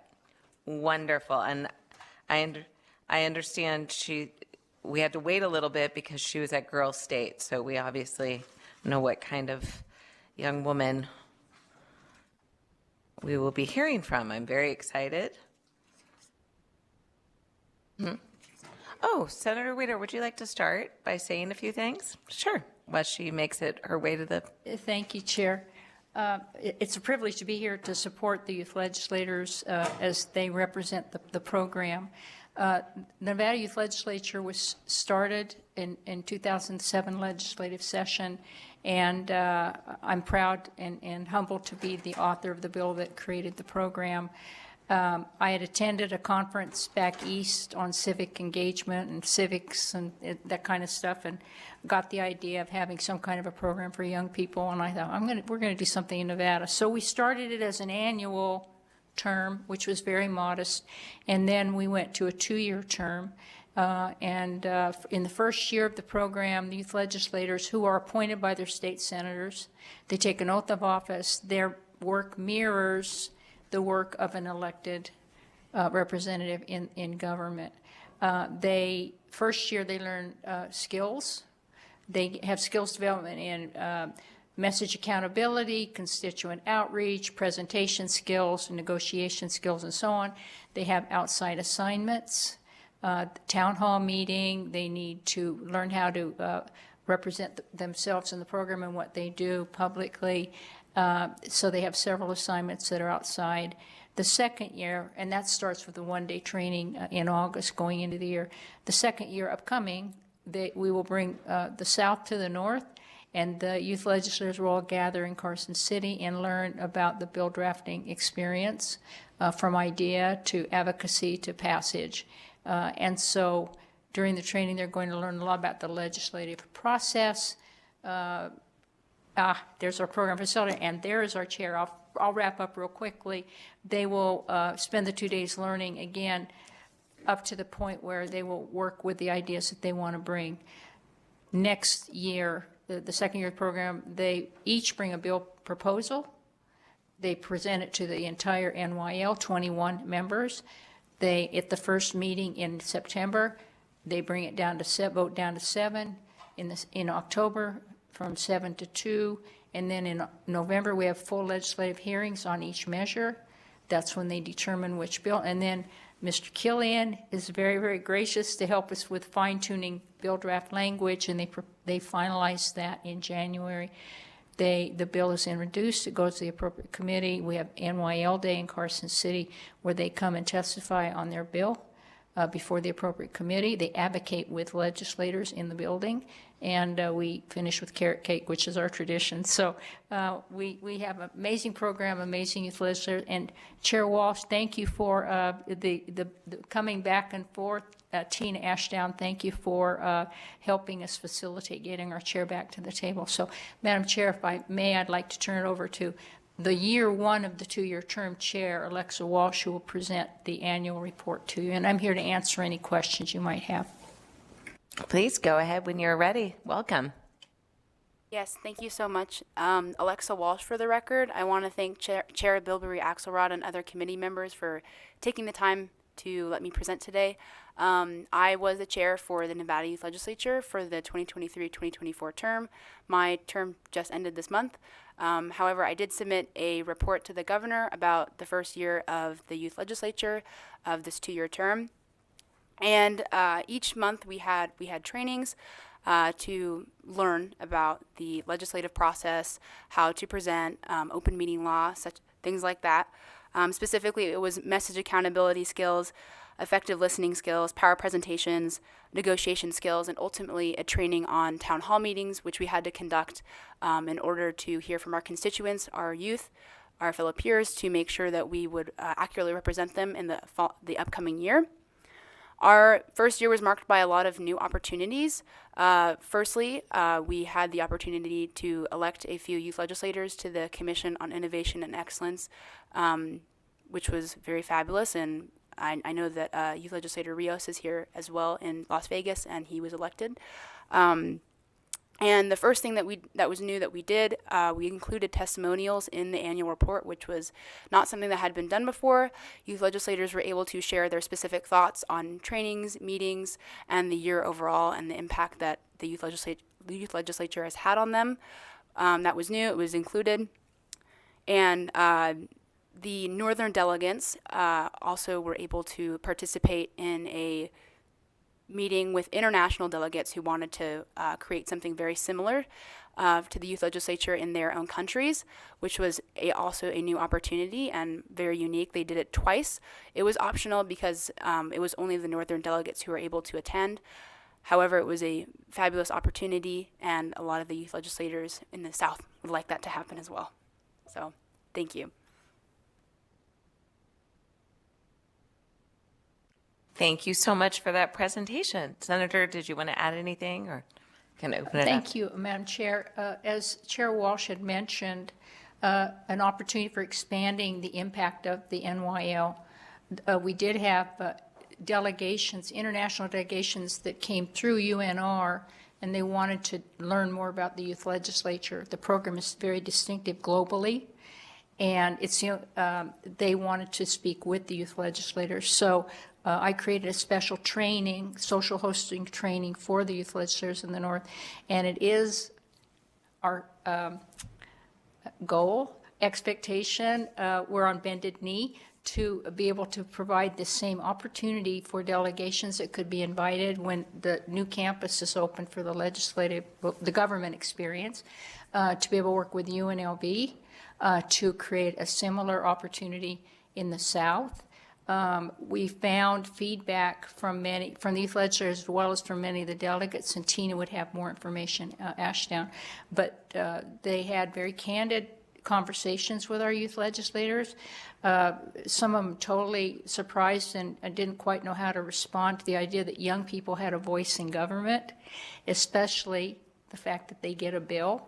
Ours is the only program in this country for sure, and I know in the Commonwealth countries, because I visited 2 of them to determine, to have a bill that's required in law for them to be able to present. Statutorily, they are allowed the bill. So it's having young people have the voice they have is very distinctive for these. One of the delegations had, one of the meetings had 15 delegates from 14 countries. That was one of those visits. Yeah, and then another one, the last one was Papua New Guinea, and prior to that we had Serbia. And so we have done it in the North, very eager to see about doing it in the South once we have the capacity at the new facility. So thank you. Thank you. And that's great that we are the only one that gives them a bill. And I had the opportunity to have that bill come before my committee in the last session, and we passed it out, and it was great. I've had conversations with UNLV about possible bill drafts as well. So maybe there's some synchronicity there that we can continue to talk about. Thank you so much. Member, I look there, there's nobody here. Members, do you have any questions? Assemblywoman Anderson, do you have a question? Thank you so much, and thank you for staying around and coming back. Just a quick question. First of all, I've had a chance to meet with the student legislator that represents my area. What seems to be the overarching issues? Were there consistencies that you saw during this last discussion, during this last session of your meetings? Alexa Walsh for the record. Overall, it was safety that was the number one issue, whether it had been the presence of illicit substances on campus or gun safety. A lot of it had to revolve around safety, or even food allergies. Some bills were about food allergies and students who may be susceptible to other diseases and other illnesses than other students. So safety was definitely the overarching topic within our discussions. Great, thank you for, sorry, Senator. If I may add to that response, one thing that we found, and I know Chair Rios, who's the new chair coming in for the second year, who's here today with me, sitting with me, one of the things that was universal among the youth legislators from this past year, the first year experience, was the idea that they went into their town hall meetings. They have to market them. They mirror the legislators. They would go in with certain things that they wanted to talk about, their ideas for legislation, because they're going to make their own proposal. And almost to the youth legislator, they came away with, I learned things I didn't know. I heard things that some were very shocked. They had no consciousness around some of the issues that the students at their town hall meetings shared with them. So a life lesson that will forever be with them is being open to what you don't know. And the bill proposals for the 2 years ago, the last cycle of the youth legislature, many of them, piggybacking Chair Walsh, 6 of the 19 that were submitted dealt very closely with mental health. Huge issue. And when you get that from the young people themselves, and so they proposed a better ratio of counselors to students or more school psychologists. And Mr. Killian knows finding uniqueness, drafting each one a little bit differently so that they would be distinctive among the 6. But that was an overwhelming thing that we saw in the town hall meeting reports as well, mental health among young people. Thank you so much. Thank you for that. I think we're seeing that. Yep. Are you done? I did have another question, if I could. Okay, go for it. Thank you. For both the the outgoing chair and the incoming chair, did you already know about this program? Is that how you joined it, or were you recruited to become a part of this program? Alexa Walsh, for the record, I'll admit my mom found it on Facebook, so that was how I found out. The time that I got in the last year was actually my second time applying. The first time I didn't make the cut, but try again. So that's exactly what I did. I know that. So I go to Liberty High School, which is a comprehensive public high school in Southern Nevada, and there wasn't a lot of outreach for NYL. I hadn't heard of it. I know a lot of my fellow youth legislators had heard about it through their schools, but just through my experience, I didn't, and Facebook was my avenue. So that's how I found out and how I applied. Yes. Youth Legislator Sebastian Rios, for the record. I actually had a school faculty member bring it to me, and similar to Chair Walsh, I applied both years, and I didn't get it the first year, but the second year, I was lucky enough to have the opportunity to enter the program. I would like to add another point on there. Something that our town halls did when we went out to our high schools, and I'm not sure if Chair Walsh had a similar experience, but something that our town halls did that I noticed, at least in mine, was I had a lot of students come to me after who said, wow, I did not know about this program. Please tell me more. They were asking me specific questions about the program. And so I would say the town halls were an excellent opportunity not only to learn about youth mission and vision and what their ideas for the future were and what their questions for the legislative perspective was, but also just knowledge about the program. I got a lot of questions about, especially after the fact, hey, what's this youth legislature thing about? How can I apply? How does it work? And so I think that served another great purpose there. Thank you both for that And information. what school are and you from? Thank you. What school are you from? Sebastian Rios, for the record. Leadership Academy of Nevada. We're an online charter school for the state. Great, thank you. Sorry to cut you off there. Quite all right. I was just saying thank you. I'm good. Thank you, Chair. We're getting tired. You can tell it's the end of the day. Sure, absolutely. Again, Senator Weiner, for the record, one of the challenges has historically been getting the word out. It's not that the effort isn't there. We can always use more assistance, but we reach out to historically school counselors and school administrators, and we'll likely do all of this again, working with our legislators too, to look for young people in their district, work with your assembly members, senators who appoint, and when we have the opportunity, I will go with youth legislators to speak to like student council organizations or other leadership organizations. We're as befuddled as to why there isn't more understanding about the program. However, I can say that as the applicants that do apply recognize the substantial commitment, the 2-year full-time commitment it requires. And so there may be others out there who've been interested, they've heard about it. It is a huge commitment. And we have amazing young people say, I'm in for the full game, and they show up for everything. And that's who these young people are. They're leaders among leaders, and they're also humbled to be with each other because one of the things we do is every month they have a paired activity that is focused on the training that we did that month. So we pair them up, and they get to have conversations with colleagues they might not meet in the other part of the state about, we give them an assignment, they do the activity, but then they get to learn about each other. They're growing relationships in the program, but beyond the program in terms of leadership and, familiarity and collegiality. So it's a very, very big commitment. And but when they apply, the ones we have apply are in for it, and it shows in their performance and their growth. Thank you for letting me continue that comment. I just have a quick question then, because both our outgoing chair and our incoming chair both said that they applied twice. What is that? Does that seem to be the trend that? No, and I did not know that until I heard that today, so always learning.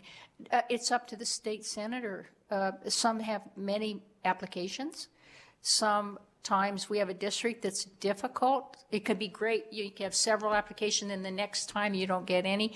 So we double time it to help them find applicants. So that it's up to the senator, appointing senator, as to how they select their representative. Thank you. And they work with their assembly members. They collaborate with them. It's their youth led. When I wrote the bill for this, I was very intentional to make it legislative, to embrace the entire legislature and the experience.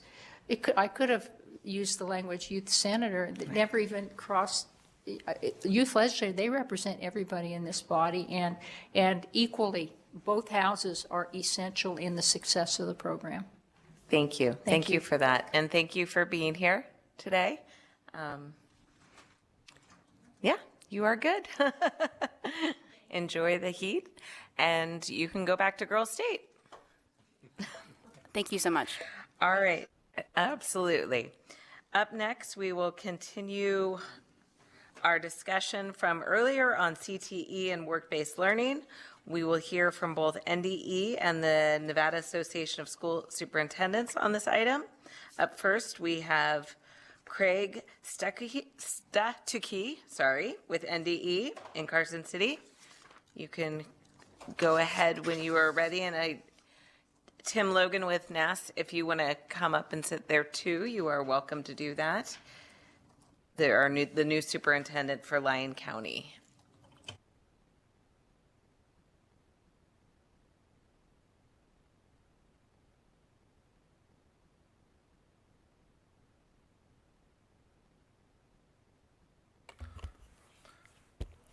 Good afternoon, Chair Bilbray Axelrod, members of the Interim Committee on Education, and members of the public. For the record, I am Craig Statucki, the Director of the Office of Career Readiness, Adult Learning, and Education Options for the Nevada Department of Education. Today, I'll be providing an update on Career and Technical Education, or CTE, work-based learning, or as we call it, WBL, and sharing the department's vision for CTE that we developed with stakeholders across the state in the development of our revised Perkins 5 state plan, which was submitted to the U.S. Department of Education in May. Participation in secondary CTE is still a significant portion of our overall high school student population. I will note that current enrollment is down 7.9% from the 22-23 school year, but is still up 2.3% from 2019-2020. The majority of the reduction is due to our restructuring of CTE programs and focusing on complete career pathways. Our office and the department are committed to ensuring that our CTE programs are aligned to Nevada's economic needs, and we do this by working with our stakeholders in secondary, post-secondary, and the workforce. Disaggregated data is attached in the appendix of this presentation. I'm going to hold you for 1 second because we don't have the presentation up. There it is. Go ahead. Do you want me to go back one slide, Chair? You're fine. Go ahead. Thank you. When utilizing graduation rates as a metric, we know that our CTE programs are successful regardless of student population groups. Students who participate in at least 2 years in the same CTE program of study graduate at a higher rate than the state average for their student population group. There are 2 dedicated funding streams for career and technical education programs in the state of Nevada. Perkins 5 is our federal support for eligible secondary districts and post-secondary institutions. Our state CTE funds are utilized only for eligible secondary districts and public charter schools. As part of CTE, work-based learning is an educational strategy that offers students the opportunity to connect classroom learning to authentic business and industry experiences. Work-based learning in Nevada is described as a continuum of experiences that help prepare students for post-secondary education and careers. The goal of work-based learning is to assist students to be college and career ready through authentic connections to business and industry in a field related to the student's career interest. For the purposes of collecting work-based learning data that is reported to the State Board of Education and the legislature in January of odd number years, our office, school districts, and the public charter schools focus on career preparation and career training activities. The department is required by the U.S. Department of Education to revise and submit a new Perkins 5 state plan or submit new state-determined performance levels every 4 years.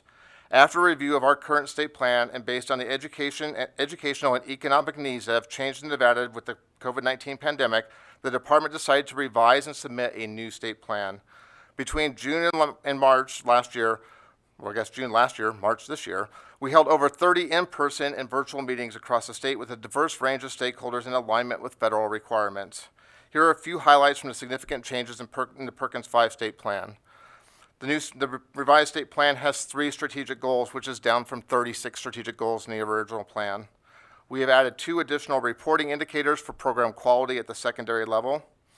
We have defined high-skill, high-wage, in-demand occupations in alignment with OWIN and the Workforce Innovation Opportunity Act, as you saw earlier with WIOA, their state plan, so that all workforce agencies are utilizing the same terminology, and I do appreciate Director Hammond for including those definitions in his presentation for me. We created an accountability piece for our post-secondary institutions around dual credit, since that is a secondary indicator and not a post-secondary indicator. We set large target growths in areas that CTE directors have a sphere of influence over, and we set the state up to work more collaboratively across workforce regions in preparation of fiscal year 2027. These are the 3 strategic goals that were developed in coordination with our Perkins 5 stakeholders. And again, as I mentioned, and thanks again to Director Hammond for helping us create a set of high-skill, high-wage, in-demand occupation definitions so that we're all using them. When we're talking about it across the state, everybody's using the same vocabulary, so that's been very helpful. The department has at least 1 secondary CTE program of study in each of the national career clusters. I'd like to note that there is currently a nationwide review and monitorization of the national career clusters. The department will consider changes to the recognition of specific career clusters once this work is finalized and is in alignment with reporting requirements to the U.S. Department of Education. Our programs support high-skill, high-wage, in-demand occupations across the state in these career clusters. Since the start of my tenure as director 4 years ago, whatever day the pandemic started, that's when my tenure started. Well, it's March 16th, 2020. It's an easy day to remember. We have added HVACR, human services to, I believe, Assemblywoman Anderson's concern earlier about a pipeline for counselors and social workers. In response to that, we have developed a human services program of study and a logistic management program, which starts the talent pipelines in areas across the state that we desperately need. I also anticipate within the next 6 months, we will be developing a mining sciences and technology program of study based on requests from some of our rural school districts, post-secondary partners, and business and industry partners. Based on our current timeline, districts and schools should be able to offer this program of study starting with the 2026-2027 school year. We are currently in the process of finalizing our transition of our course sequences and standards to become 2-year sequences and allow schools and districts the flexibility to do what's best for their students and their communities in years 3 and 4, and provide students more opportunities to engage in career and technical education programs throughout their high school career. We believe that the revised course sequences will increase opportunities for students to earn dual credit, earn industry-recognized credentials, and to provide opportunities for work-based learning within their current school day. When we talk about developing a systematic approach in our goals in the previous slide, we're really focusing on providing high-quality experiential career exploration in middle school, our existing high school CTE programs, and then the transition to post-secondary, whether that's college, workforce, or joining the military. Now that we've completed our transitions in high school programs, our efforts are going to be focusing on the other aspects of our career pathways, and that's the transition from middle school to high school, and also from high school to post-secondary. During the development of the Perkins 5 state plan, we had heard current concerns about the current required secondary program indicator being CTE dual credit attainment due to the lack of opportunities across all CTE programs, and that only secondary programs are held accountable for this indicator. In the revised Perkins 5 state plan, our intent is to capture all the opportunities available to demonstrate student expertise in career and technical education programs. We have added work-based learning participation and culminating industry-recognized credentials as to our federal accountability to improve on the recognition of high-quality CTE program activities across the state. As part of the request from this committee, we were asked to share barriers to achieving student outcomes from the passing of Assembly Bill 256 in the last legislative session. I'm going to utilize the next few slides to put this in context of our Perkins 5 program quality indicators, as well as addressing Assembly Bill 256. The barriers and solutions to students earning dual credit are not new to this committee. I think we've heard them like within the last hour. Currently, we are seeing several districts using ARP ESSER funds to pay for tuition, but those funds are expiring. One of the other items that we hear frequently from our school districts is the lack of transparency about consistent teacher qualifications across NC institutions. In the majority of our CTE pathways, there's no way for an individual to get a master's degree or 18 additional graduate credits, which is the default criteria for academic dual credit. We need to make sure that we have clear expectations for approval for CTE educators, as we need a norm system as it relates to working and/or teaching experience. This is an area that we're happy to be working on at NC already, and so this work is still continuing and being reviewed and going forward. One of the key barriers to industry-recognized credentials is knowing what credentials actually result in students and adults getting hired. There are a growing number of vendors and companies offering credentials and micro-credentials, but our focus is on what will get the student employed and not simply adding a line to a resume. 2 Western states have recently passed legislation related to high-quality credentials and prioritizing those that are in demand. Assembly Bill 256 required background checks for any employee of a business, agency, or organization that participates in work-based learning who directly oversees the participation or has unsupervised contact with a pupil in work-based learning programs. The department has developed an employer host vetting form that has been updated to include information about background checks for staff supervising students. Most districts are already utilizing their existing process for volunteer background checks. In addition, there was required trainings for harassment, healthy relationships, and identifying predatory behavior in the workplace. Most districts already have trainings available for their educators that are aligned to these required trainings and are utilizing those for their students. Several other districts are utilizing resources and services that were provided by Pool Pact.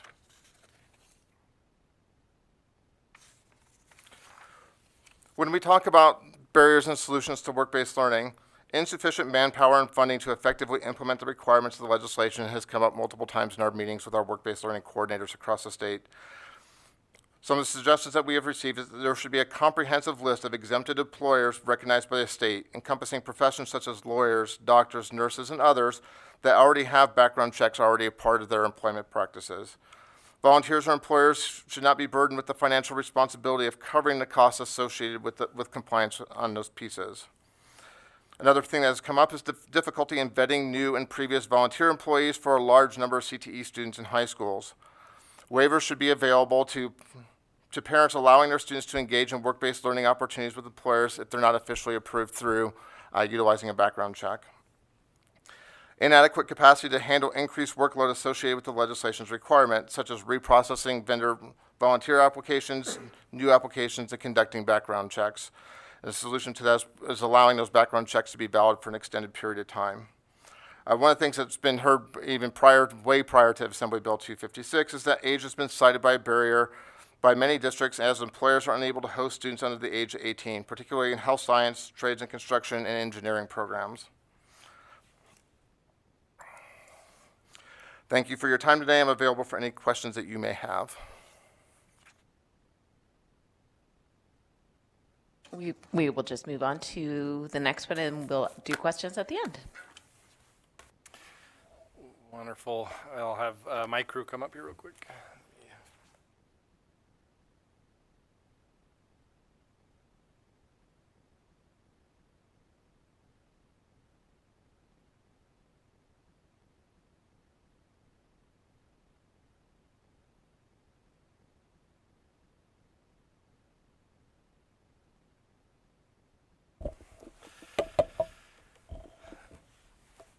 My name is Tim Logan. I'm the incoming superintendent for Lyon County School District, and this is day one, so I'm pretty excited. No, it's not day one, but pretty close, and what a great way to kick it off. I do want to introduce a few of my staff members. This is Nicole Taylor, and she oversees our CTE coordination in the district. Talia Hinky oversees our work-based learning, and then Jim Giannotti is our executive director over educational services. We have the opportunity, and hopefully we end in a good positive way here, where we get to see kids in actions and some of the things that they get to do in our school district and the school districts truly across the state. Not sure if they're seeing it up here. There it is. We are not. Oh, there we go. Yeah, you see it now? Okay. Just one slide only, just talking about Lyon County. We have 5 distinct areas, so it's kind of unique being a rural district where you've got a small school of K-12 with 200 students, and you've got Fernley High, which has about 1,400 students. And so we have a real challenge, I guess, with different district sizes throughout our district. There is misinformation on this. We got about 59,000 people in our county. Just talking about work-based learning opportunities, it really is a wide variety that you can have when you talk about work-based learning, from career fairs to a guest speaker coming in, to school-based enterprises, to job shadowing. It really can run the gamut, and so we try to make sure we provide all those different opportunities for students as they come in through our schools. So I truly want to just highlight a few of them, and there are great things across the state, and I know there are some happening in different schools. The VITA program, the Volunteer Income Tax Assistance, I believe this is really, I think, around year 2 for us out of Fernley High School, but we train our students in basic tax and advanced tax education, and so then we bring in and we offer this to people that are over the age of 60 with income less than 60,000, as well as disabled citizens of the Fernley area. This year, we actually served more than we did in 2022. There were 71 community members then. This year, we've served 170, so we've increased by 30%. I love it for 2 reasons. One, we're giving kids an opportunity to rub shoulders with some great veterans and different things in our areas, plus they're learning a valuable skill that'll be hopefully useful the rest of their life. Another one is our turkey processing, and this is out in Smith Valley, our K-12. It is a school-based enterprise. They have to apply, interview, do a resume, all those things to become the manager of the turkey processing. And then at that point, right around June here, we start getting in the poults, I think is what they call them, and we raise these turkeys from young all the way up till old. You've got to figure out how much food costs are, what you're feeding them. This year's turkeys were different than last year's turkey because they're hardier, but they were smaller, and so they're learning as they go along. I think the last couple of years, it's been a 7th grader that's actually been the project manager of this CTE program. And then there's the turkey processing moment that happens the week of Thanksgiving, and it's not for the faint of heart. So these ag students and stuff come out and they process the turkey and go through the evisceration station and all those kind of things, and in the end they have this clean wrapped product and sell them to the community members. And I just love the process for these kids to learn where their food comes from and how that works. And so that is one of our highlights of our district. Probably not something you see in Las Vegas very often, but there are these things all across our state. Another one that we look at is our tool rodeo. We actually invited Carson City with us this year.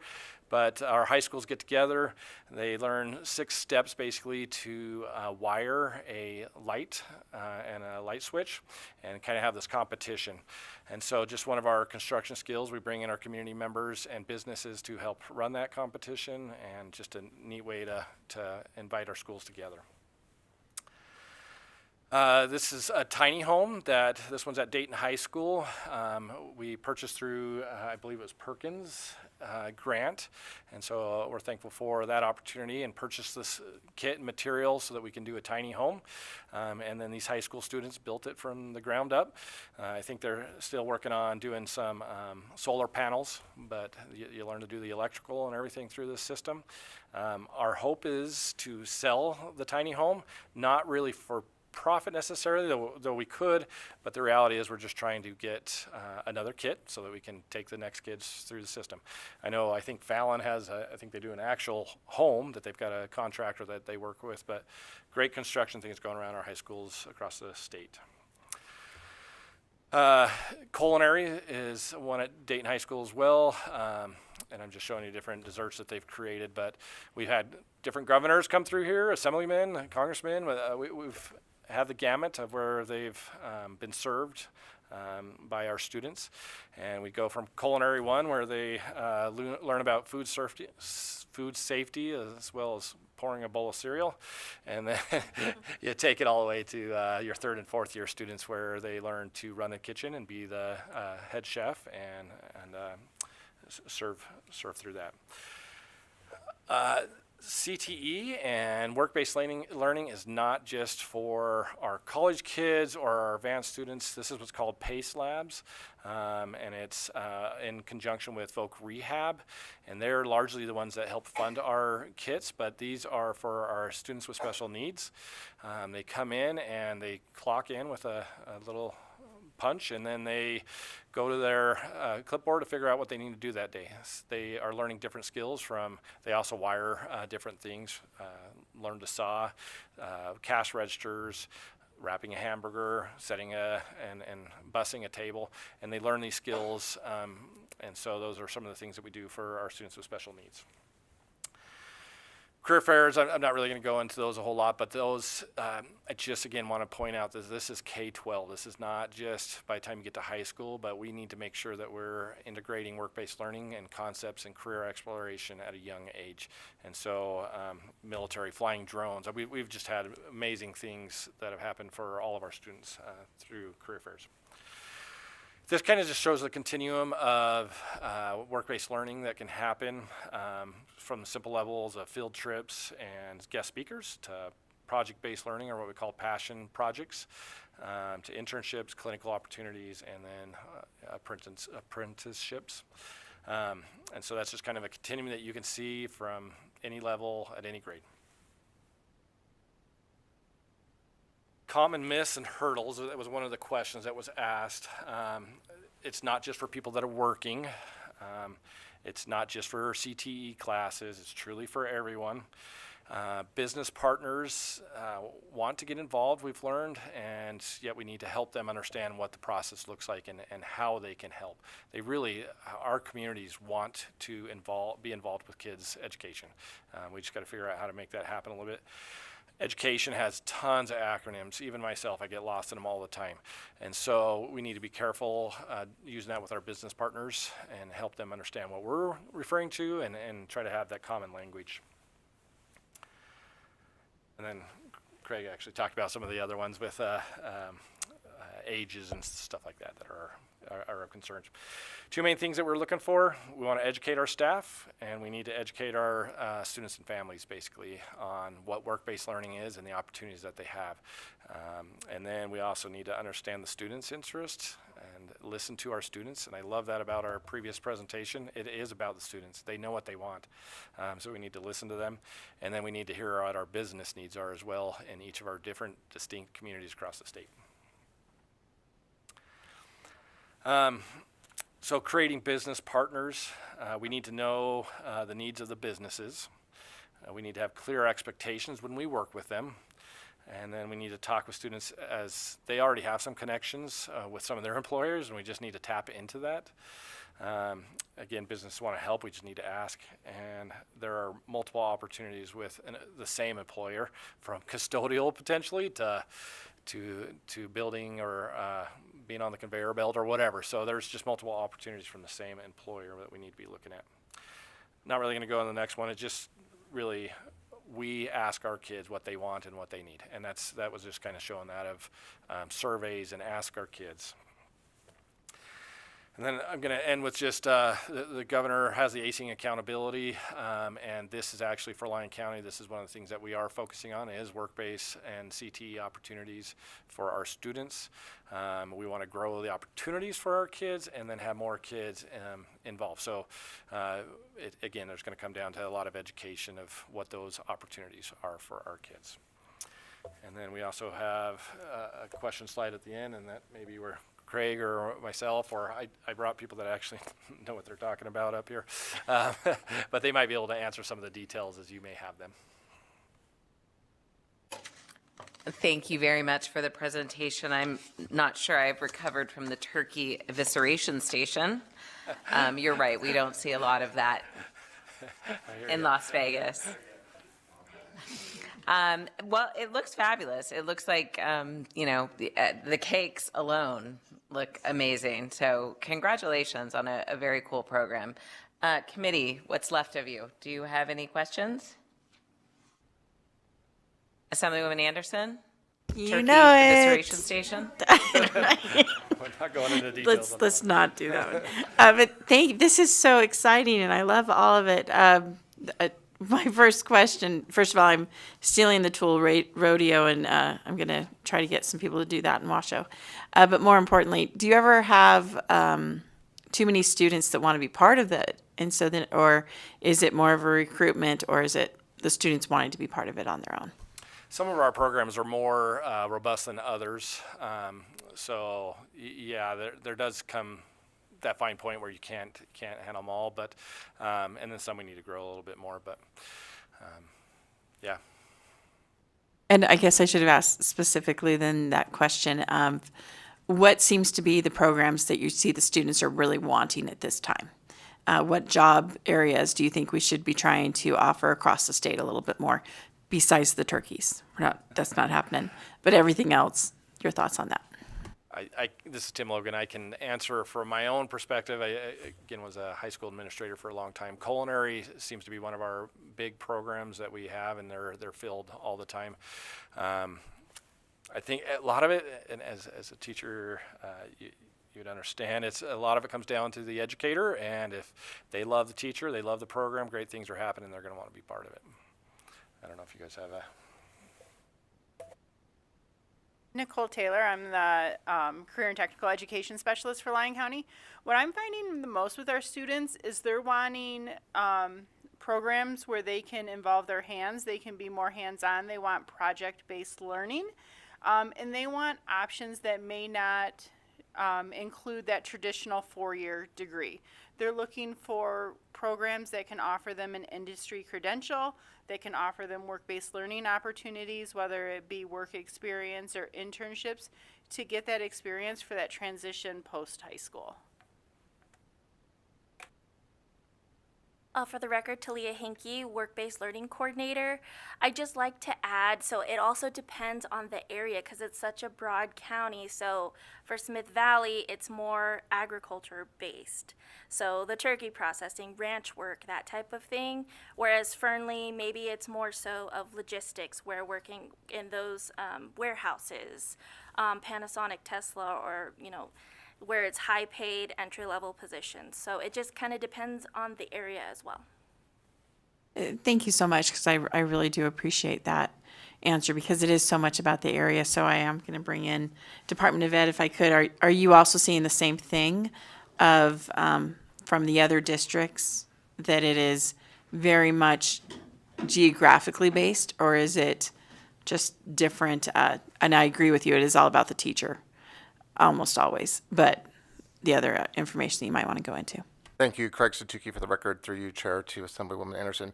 I think it does depend kind of essentially on the district. I think when you start, we actually do have some expanding agriculture programs within the Clark County School District. No turkey processing at this point in time, but I'm waiting for that budget request. But it really kind of depends on that area. We are seeing, I think one of the slides that I included in the appendix has like the fastest growing programs of study. Those do primarily get driven by Clark because of large numbers, but it's pretty consistent across the state. And we're trying to be very responsive to our business industry needs and what's available in terms of our education programming to be able to support those programs. So like when you look at those three new programs in the upcoming program, like those were really driven by needs that we saw in business, but also a key part is where's our teacher pipeline? I think anytime somebody proposes a new program of study to me, the first question I ask is, where am I finding teachers? Because we can have a lot of successful programs in a lot of different areas, but if there's nobody to actually teach those programs of study, it creates some problems in terms of expansion. So we've been very cognizant of how we're expanding and where we're expanding and what the teacher pipeline looks like. So those particular areas are why we kind of like built those three.